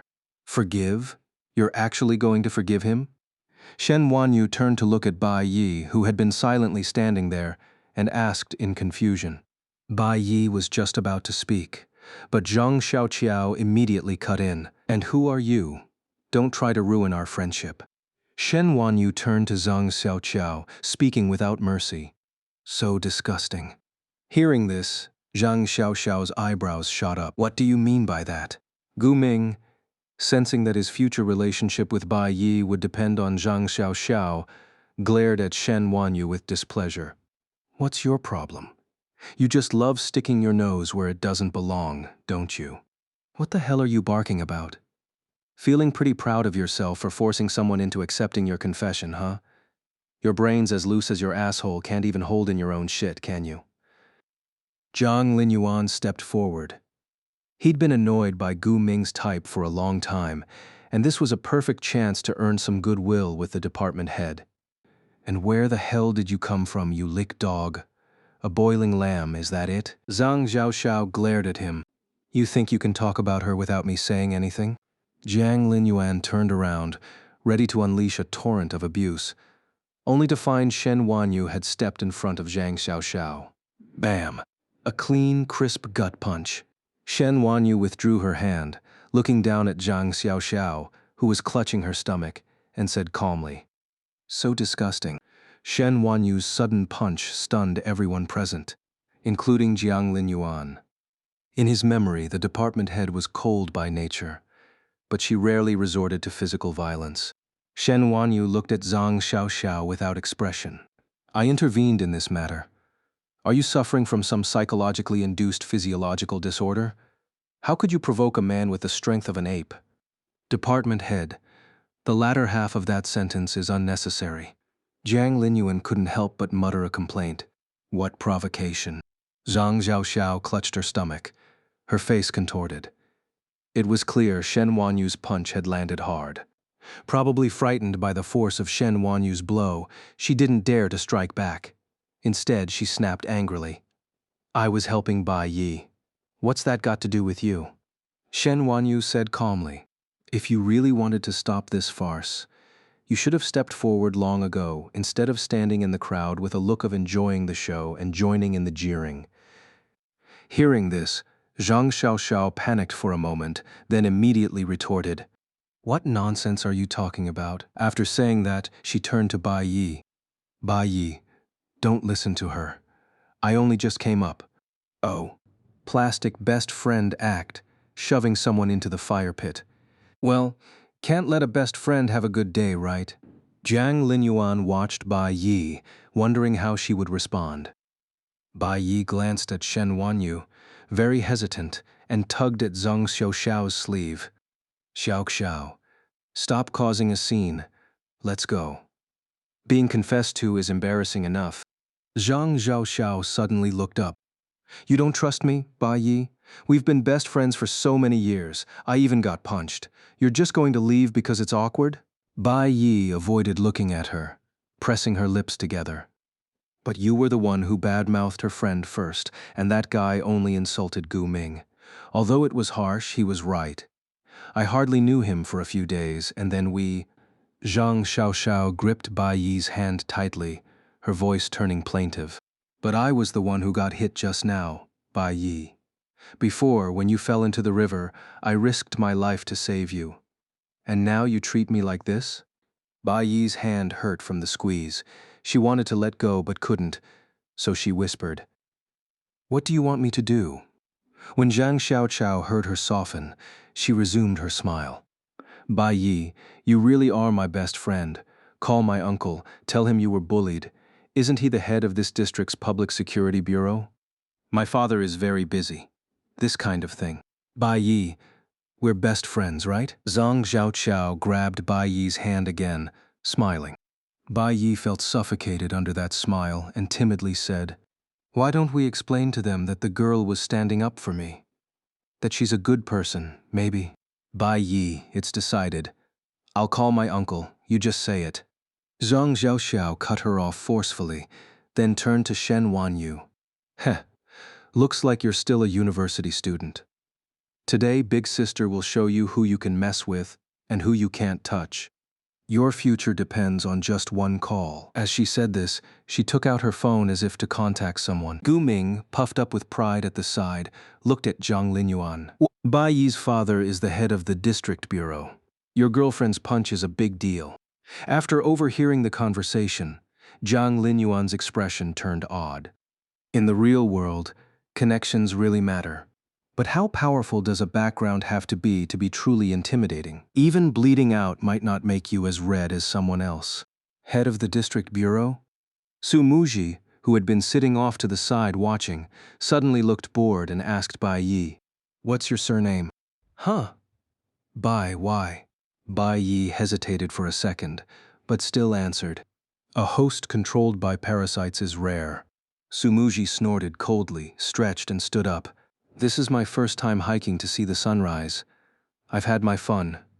Don't ruin my mood any longer." She said this, tapped her phone a few times, and handed it to Bai Yi. "Answer the call. Put it on speaker so that the parasite beside you can hear too." Bai Yi didn't know who Su Muji was, but this commanding manner left her unsure how to refuse. She took the phone. "Hello, is this Mrs. Su, who is calling at this late hour?" A calm, middle-aged man's voice sounded from the other end. Hearing it, both Zhang Xiaoqiao and Bai Yi froze. "Dad?" Bai Yi exclaimed. There was a pause on the other end. Then the man asked hesitantly, "Ms. Su, is Bai Yi beside you? I had a little disagreement with your daughter's friend." Su Muji said lightly, "I understand. Sorry, Miss Su, my Bai Yi is rather naive and can be easily deceived by some unscrupulous people. Please don't take it to heart." The man on the other end responded quickly, "If she offended you in any way, I apologize.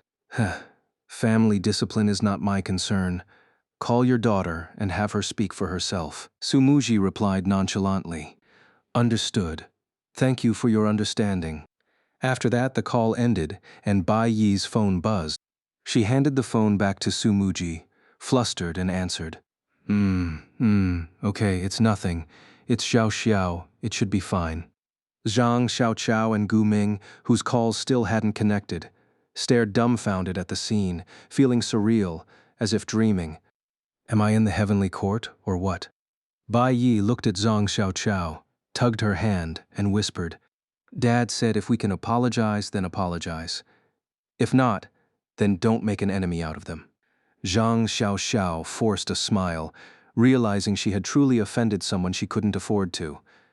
She didn't dare to argue, and led Bai Yi away to a more distant spot. "Heh, Shen Wanyu, I helped you once, you owe me." Su Muji stood beside Shen Wanyu, smiling brightly. "Thank you." Shen Wanyu looked at her and said seriously. Su Muji was momentarily stunned. Then her mouth curved into a smile. "You only thanked me. Aren't you going to thank Jiang classmate too?" Shen Wanyu turned her head to the pale dawn sky. "That's none of your business." Heh. Watching Zhao Su dismiss Zhang Xiaoxiao and Bai Yi with a single phone call, Zhang Linyuan once again realized just how terrifying her family background truly was. But that's fine. He was, after all, Auntie Shakima's certified boyfriend in pursuit of Zhao Su. He was practically part of the heavenly court now. From now on, he could borrow Zhao Su's connections to bluff his way through. Just as Zhang Linyuan was contemplating whether to belt out a triumphant stumbling into the celestial palace, a voice sounded in his ear. "Earlier, thank you." Shen Wanyu's voice came through the thin mist. "Department head, that's not exactly what I wanted to hear," Jiang Linyuan said with a cheeky grin. "Then you won't be hearing what you want right now either." Shen Wanyu tucked her wind-blown long hair behind her ear and continued. "Back then, when you were in the external liaison department, you were just like this. Do you remember what I said at the time? When Jiang Linyuan first set his sights on Shen Wanyu as an A-grade target, he had actually formulated a plan. But unfortunately, it yielded zero progress. What truly brought them closer was an event planning session a year ago. Shen Wanyu's personality was sharp. Her words always carried thorns. At that time, she was working with a female student. No one knew what conflict arose between them. But that girl started spreading rumors about her throughout the external liaison department, making Shen Wanyu quite unpopular. It made sense. Shen Wanyu had a cold demeanor, spoke incisively, and always gave off an air of superiority. Those who knew her already had a poor impression, and after this incident, everyone deliberately avoided her. Of course, at that time, Zhang Linyuan was still wet behind the ears. His methods for dealing with green tea weren't refined enough. He thought that properly punishing that girl would earn him favor with Shen Wanyu. In the end, the girl did apologize to Shen Wanyu, but he ended up with a bad reputation instead. The nickname Green Tea Detector was spread by that girl, intended to disgust both Jiang Linyuan and Shen Wanyu. What Shen Wanyu said to him back then was, "To help me even at the cost of being hated by others? How foolish." Shen Wanyu looked into Jiang Linyuan's eyes and repeated herself. "Department head, I helped you out here, and this is how you address me?" Jiang Linyuan sounded somewhat dissatisfied. "Deputy Minister Jiang, it seems that over this past year, your physical fitness and brain capacity have grown inversely proportional. You only remember half of it." Shen Wanyu sighed. "How could I possibly forget? I was just afraid that if I said it, you'd fall in love with me, department head." Jiang Linyuan smiled and recited the second half. "But I don't hate foolish people. You've earned my friendship. From today on, you're considered my friend." Shen Wanyu nodded with satisfaction. "It seems you still remember the kindness I've shown you. Department head, what if Xiao Su hadn't stepped in to save the situation earlier? Your uncle has your back, but I'm just a small fry with no connections. Relax. You're my subordinate, and you're also my friend. Nothing will happen." Department head, are you blushing? People who talk too much usually end up in a bad way. The two of them spoke, then sat down quietly to rest for a while, waiting for the sunrise. "We finally got it. So worth it." Suddenly, the previously silent crowd around them burst into excitement. Everyone lifted their heads and looked toward the sky. "Is the sunrise here?" Shen Wanyu opened her eyes and asked. "That's right, department head. Today on Purple Mountain, two suns are rising. One is me." "Shut up."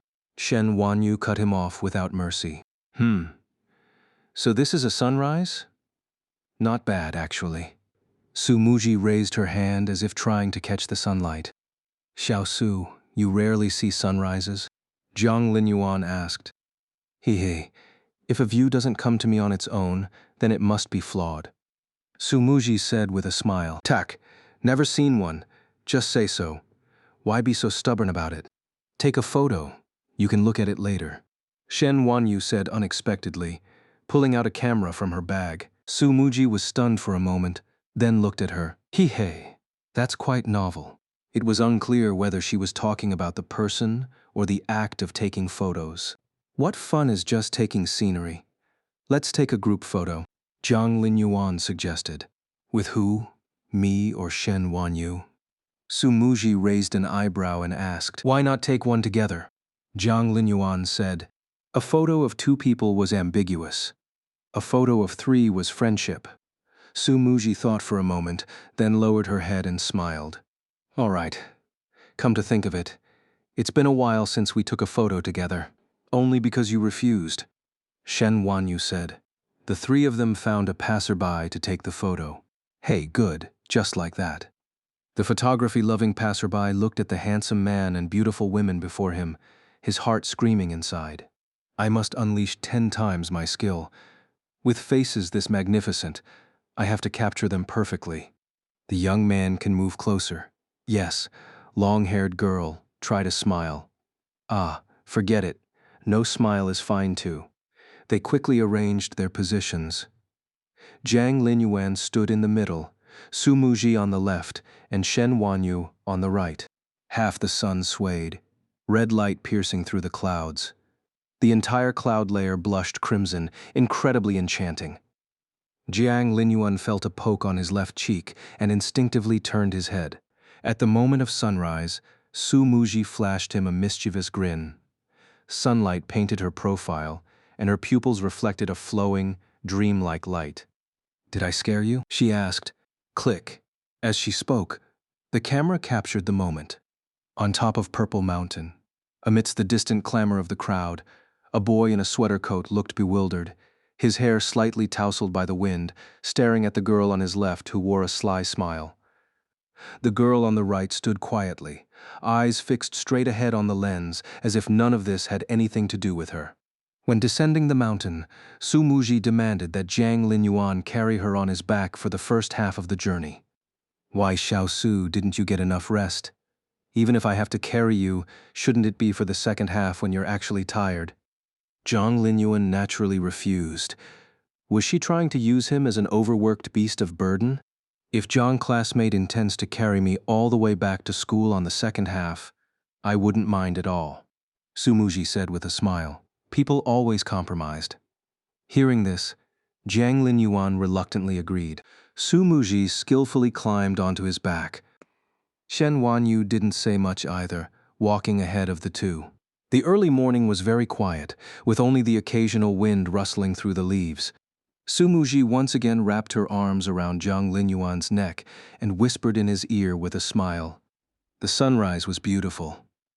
I really liked it. Xiao Su, I didn't expect you to utter such a provincial saying. Where's the Shanghai elegance? Hee. It was thrown away by some country bumpkin. How tragic. Xiao Su, do you think there's a chance you're a fake heiress? The kind who was switched at birth? Don't say things that ruin the atmosphere. Sumuji lazily punched him, without much force. She seemed genuinely tired. All right, let me show you my skills as a love talk master. If you dare say something like that again, I'll kill you. She suddenly perked up, speaking with authority. Fine, then I'll recite a poem. Jiang Linyuan put on an announcer's tone. To the Oak Tree by Xu Ting. If I love you, I will never be like the climbing trumpet creeper, showing off on your high branches. Amidst the broadcasting-style recitation, Sumuji couldn't make out what he was saying. She was too tired. Her eyelids began to droop uncontrollably. She only remembered the morning light flowing across Jiang Linyuan's profile as the wind brushed his cheek, his expression deadly serious, both funny and ridiculous, and the faint verses echoing in her ears. Oak trees are deciduous. In autumn they must shed their leaves. She is a girl, so she must fall for him. Returning to the dorm, it was empty inside. Jiang Linyuan took a shower and crashed straight into bed. Although he could use refreshed and renewed to get an instant boost, he still enjoyed the feeling of sleeping. Refreshed and renewed was like Viagra. It could instantly restore your vigor, but you'd lose the contemplative calm of the post-nut clarity period. Jiang Linyuan considered himself a wise man, so he wanted to do some serious thinking in his dreams. When he woke up, it was already afternoon. He opened his phone and thought, what the hell? Didn't I block the thief saint? Why are so many people calling me? Jiang Linyuan looked at his WeChat. Everyone in his contact list had called him several times. Most calls were from Zhang Jiao, followed by the counselor. What's going on? Before he could check the messages, Jiang Jiao called again. He answered quickly. There was a moment of steady breathing on the other end. Then a flat voice came through. So you're still alive? Damn it. He had morning-afternoon anger now. What kind of talk is that? So aggressive? Want to fight? Zhang Linyuan said discontentedly. Zhang Linyuan, do you know what time it is? Jiang Jiao said calmly, like she was holding something back. Zhang Linyuan glanced at his phone. Holy shit. 4 o'clock? I slept this long? It's 4 in the afternoon. I called you at 7 in the morning, and I've been calling you every hour since. Jiang Jiao said, her speech getting faster and more agitated. Mom and Dad called you too, and you didn't answer any. I asked your roommates and they said you didn't come back to the dorm last night. I was thinking about whether to call the police. Her voice trembled slightly at the end, but she quickly suppressed it and asked, where are you now? Zhang Linyuan looked around the dorm. It was empty. These guys could have at least left one person here. Such a big misunderstanding, and now he had to smooth things over with Haji Yao. He replied, I'm in the dorm now. I went night climbing at Purple Mountain and came back to sleep directly. Never looked at my phone. Where are you now? I'm coming to find you. Jiang Jiao hung up and sent her location. Along the way, Jiang Linyuan replied to everyone's messages one by one, telling them to stop spreading the news that he was supposedly dead. I'm still alive and well. Following the location, Jiang Linyuan arrived at the artificial lake near the school. Many couples chose this place for dates. The wilder ones might even leave behind post-battle holy relics in the grass the next day. Jiang Jiao sat on a bench by the lake, her expression looking terrible. Jiang Linyuan sat down beside her without any panic, pulled a freshly bought lollipop from his pants pocket, and placed it in her hand. Why the sour face? Have something sweet. You think a 5-cent thing can appease me? Jiang Jiao looked at him displeased. That 5-cent price was from years ago. Jiang Linyuan shook his head, pulled out another lollipop, unwrapped it, and stuck it in his mouth. Now it's 1 yuan. Jiang Jiao snorted, stuffed the lollipop into her jacket pocket. You're so ungrateful. I loved these lollipops the most when I was little, and now they've even gone up in price. Something that changed its heart. Oh ho. Was she subtly hinting at me? Getting bold, huh? If you like them so much, I didn't see you paying much attention.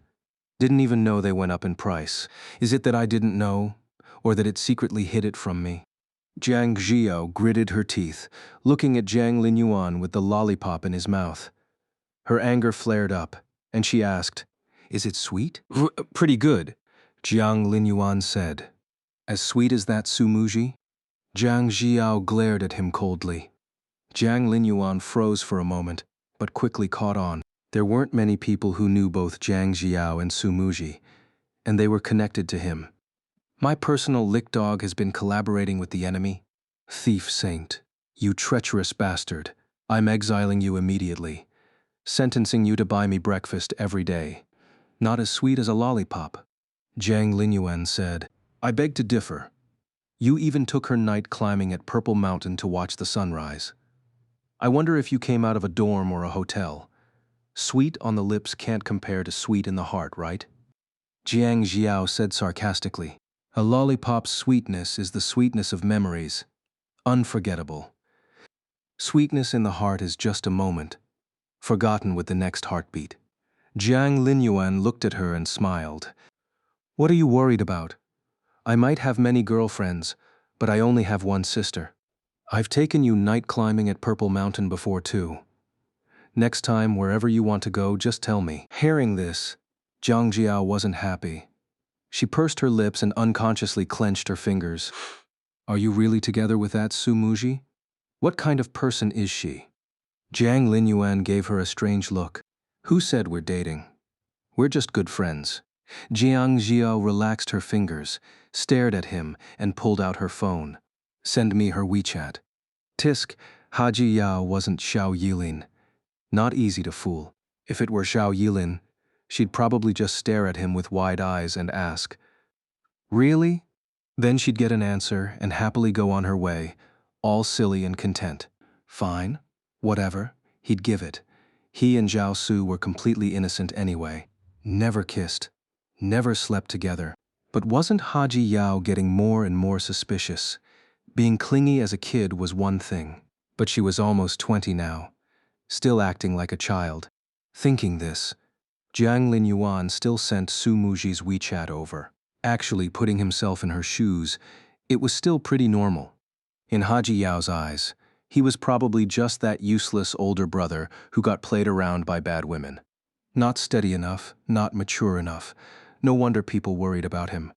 Jiang Jiao got Sumuji's WeChat and finally took the lollipop out of her pocket, unwrapped it, and put it in her mouth. Brother. What? Say I'm here. Jiang Jiao kicked him. I'm here. She showed a satisfied smile, held her head high, and bit down on the lollipop. You should be thankful you have a sister who worries about you like this. First of all, don't say you're worrying unnecessarily. Actually, I'm the one doing more worrying. Jiang Linyuan retorted, Take when you boarded at school in high school? Didn't I secretly bring you a phone? A brother doing things for his sister is only natural.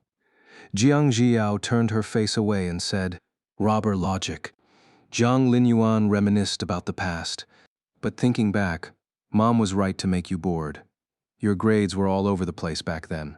The whole family was worried sick about you. Jiang Jiao's eyes dimmed a little. She didn't speak, just nodded. I wish I'd boarded too.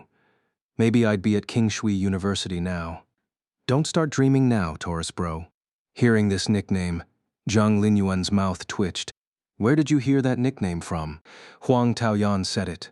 Huang Taoyan, Jiang Jiao's classmate in high school. They got along well. Didn't she go to Shanghai? You two still in touch? Always have been. Recently, her school has a college exchange program. She's planning to come to Xingnan University for an experience. Zhang Jiao looked at his expression and asked casually, "You didn't see her social media moments?" I blocked her. This person posts vulgar content every day. Hurts my eyes. Oh, why does she call you Taurus bro? Jiang Jiao asked curiously. Zhang Linyuan was too embarrassed to say it out loud. Back in high school, they were strict about electronic devices. Teachers even used metal detectors to search students. Once, when Jiang Linyuan was delivering a phone to Jiang Jiao, he got caught by the inspection.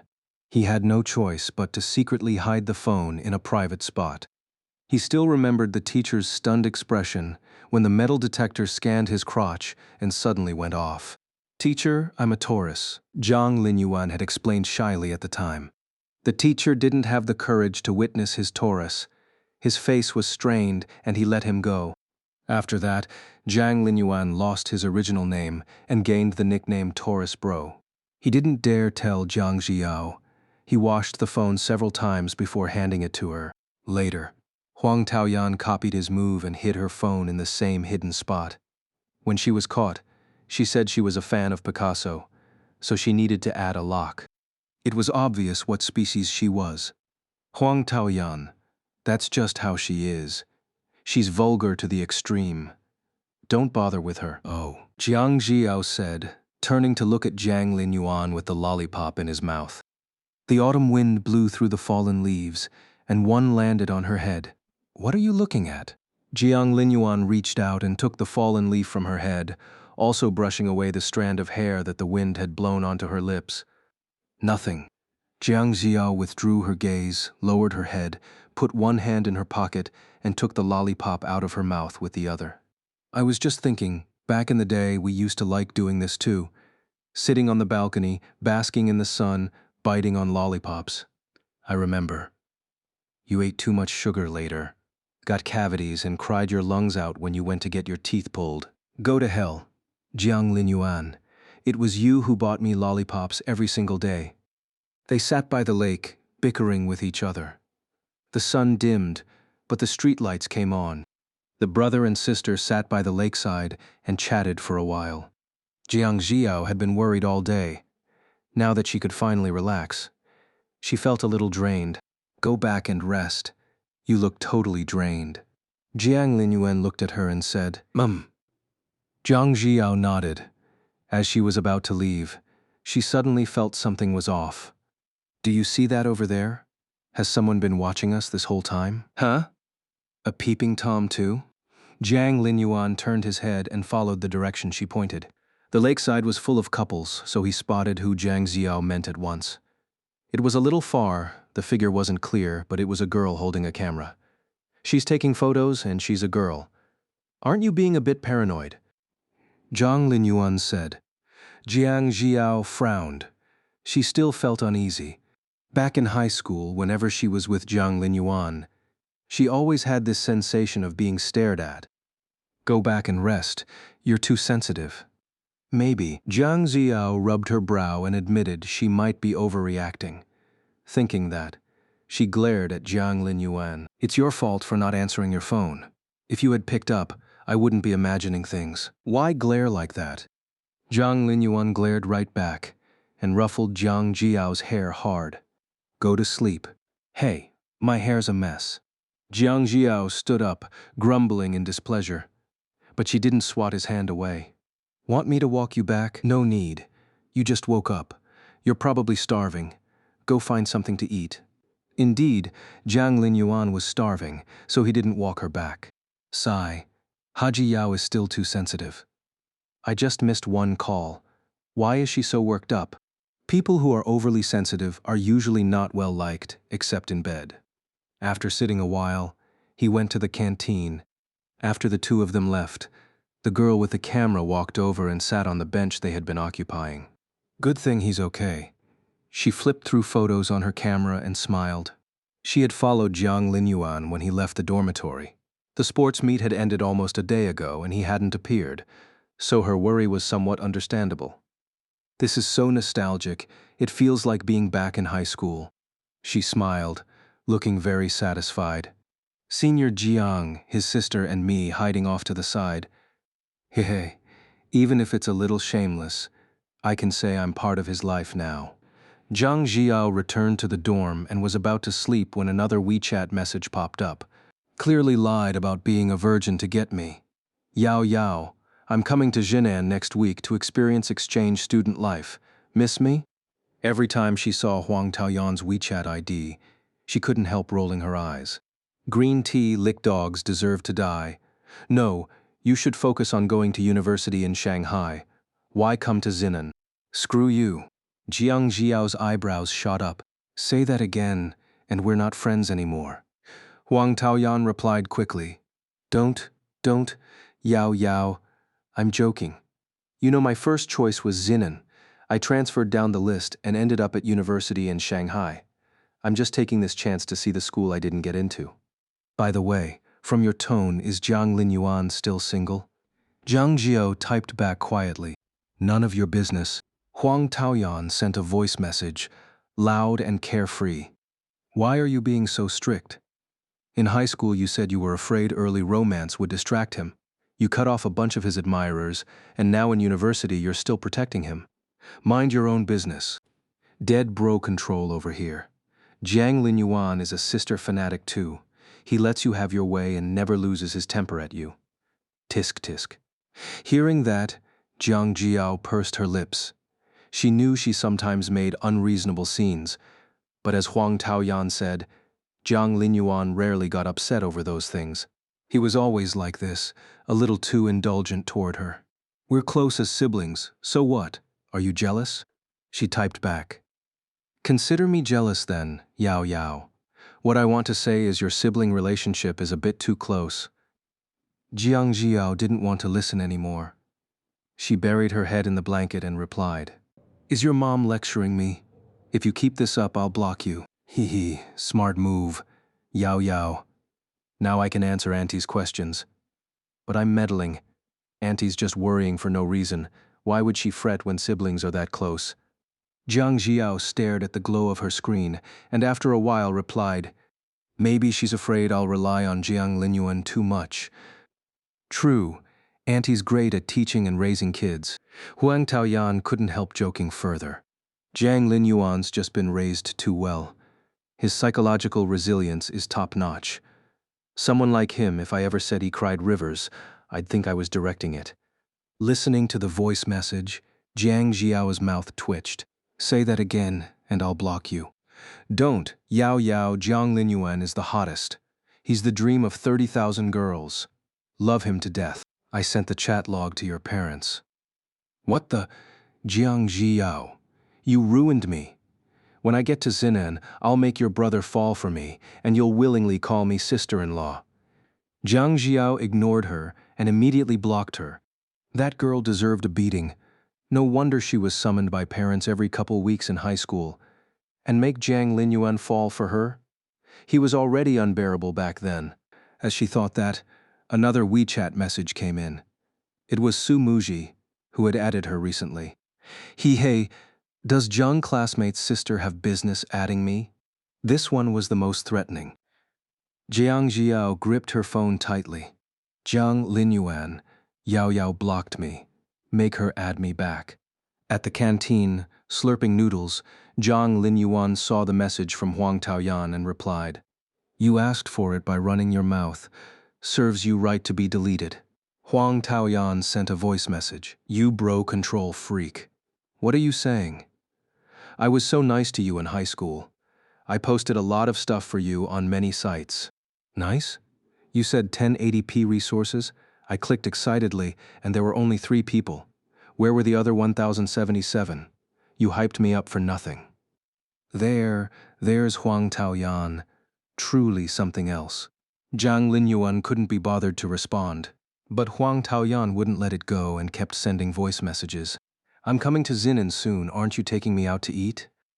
I'll buy you Honey Snow City bubble tea. Huh? You're sweet and I'm cute. Won't Yao Yao mind? Jiang Linyuan blocked her with one click. Talking to people like that too much was corrupting. On the 452nd day of courting the department head, progress was touching, yet the reward card remained unclaimed. But Jiang Linyuan remained brimming with confidence. For someone like Shen Wanyu, romance wasn't about showering her with roses or whispering sweet nothings.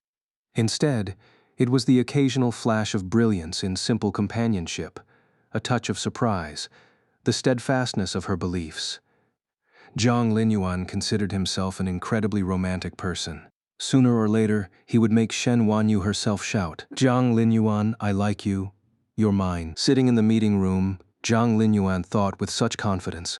Today was the External Liaison Department's weekly routine meeting, where various activities, big and small, would be discussed as per usual.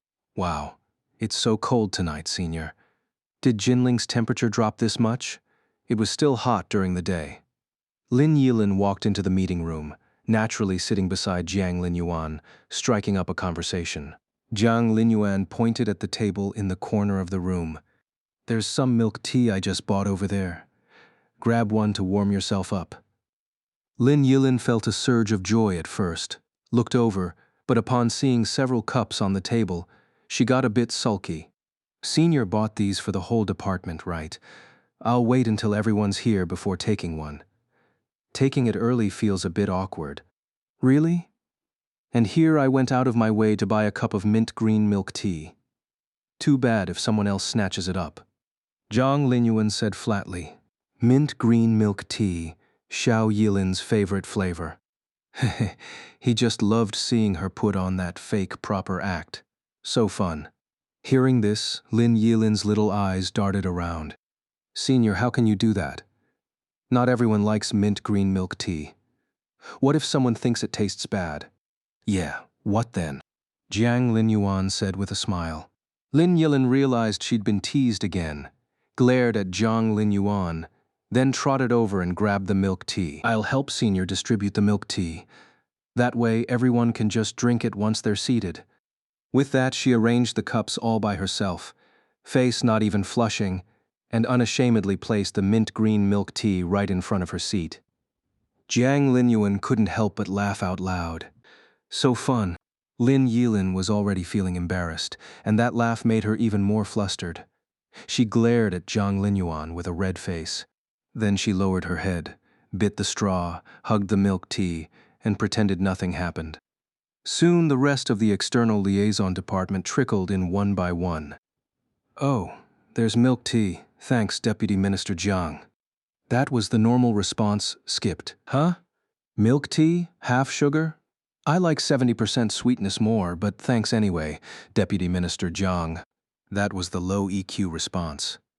He'd make sure to give that person the shitty work later. "Thanks, Minister Jiang, for treating everyone to milk tea."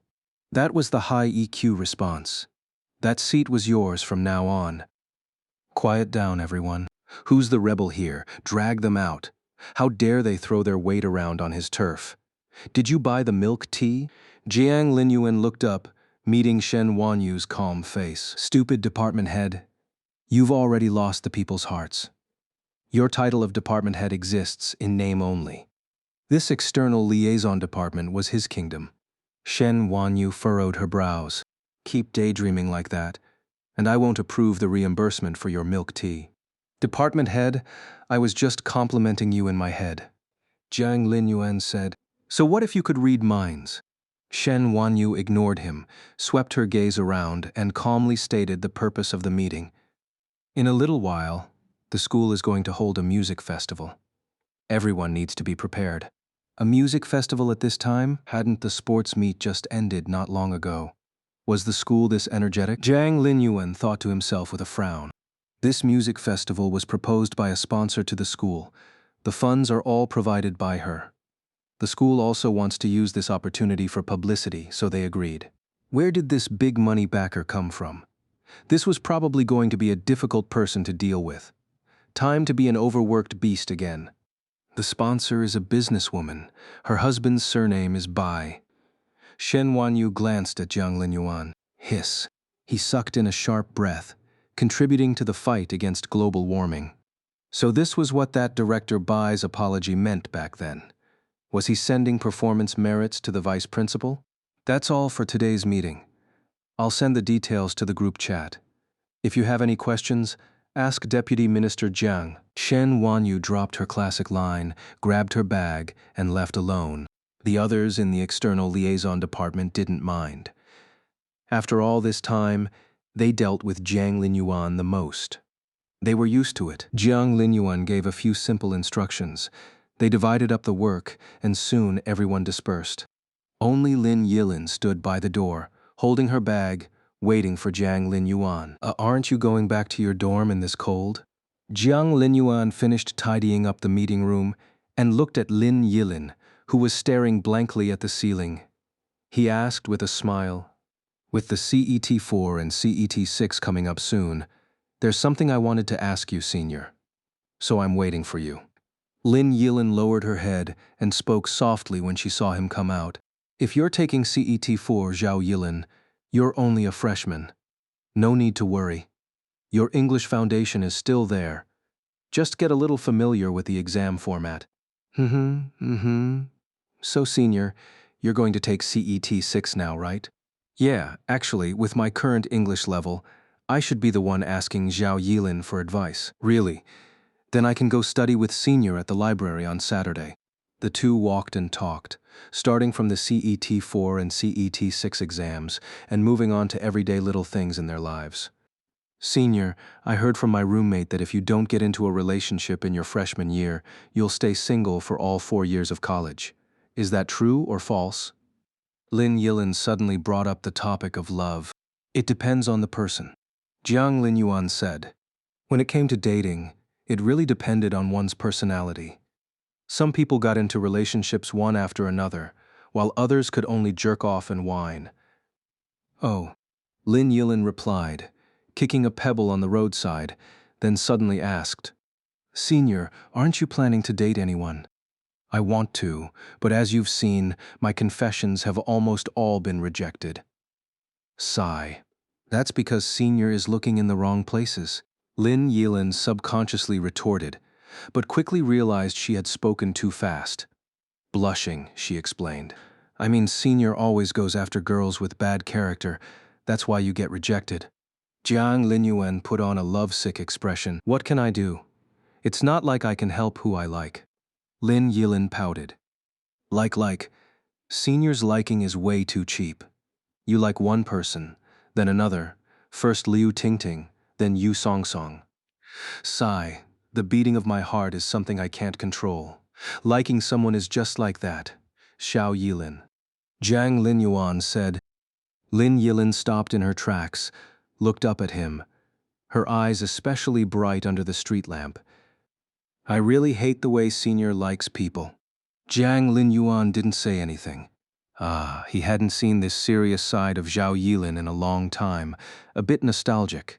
Seeing him silent, Lin Yilin put on a stern face, like a little teacher. Liking someone shouldn't be so casual, nor should it be so simple. It was as if she was saying this to Jiang Linyuan, but also to herself. Jiang Linyuan thought she was right. If liking someone was that simple, he wouldn't have to slave away trying to swipe his card. But he couldn't say that, because it would undoubtedly be a tacit approval, a silent permission for things to go further. Like I said, Zhao Yilin, when it comes to dating, it depends on the person. Jiang Linyuan said. Lin Yilin bared her teeth in displeasure. Acting like this, senior won't just be single for 4 years. You'll be single for the rest of your life. Xiao Yilin, if it really turns out like you said, you'll have to compensate me. What? Lin Yilin seemed to think of something, and her face suddenly flushed red again. She pulled up her collar to cover half her face, leaving only a pair of pretty eyes visible. "I don't want a senior like that." Jiang Linyuan looked at her and suddenly said, "Xiao Yilin, have you put on a bit of weight?" "No, I haven't. It's just cold. I'm wearing more clothes." Lin Yilin said in shame and anger, glaring at Jiang Linyuan. "Senior is so rude." Casually commenting on a girl's figure. "No, actually, what I meant to say was, Xiao Yilin is getting cuter and cuter. Before you were a beautiful, slender white swan. But now that autumn's here, you've gained a bit of a cuddly, approachable charm. Avoid the objective facts. Focus on the subjective perspective, the modern art of conversation. Perfect. Ugh. The little Chuni was indeed defenseless against that, her face turning red. After hearing this, her eyes darted around, a little embarrassed. Senior just loves to say sweet, empty things. With that, she edged a little closer to Zhang Linyuan and spoke in a voice only the two of them could hear. I actually did gain a tiny bit of weight recently, but not much. Just 1 pound. My weight is still pretty healthy. But I really do need to watch my diet a bit more recently. What a good woman. Listening to her voice right by his ear, Jiang Linyuan thought. Senior, are you even listening? I spaced out just now. Ugh, why didn't you lie this time? I'm going to use an unforgivable curse on you. The two walked side by side, the wind on their shoulders, and above the wind, a cluster of sparkling stars. Distant stars whispered their hearts to each other.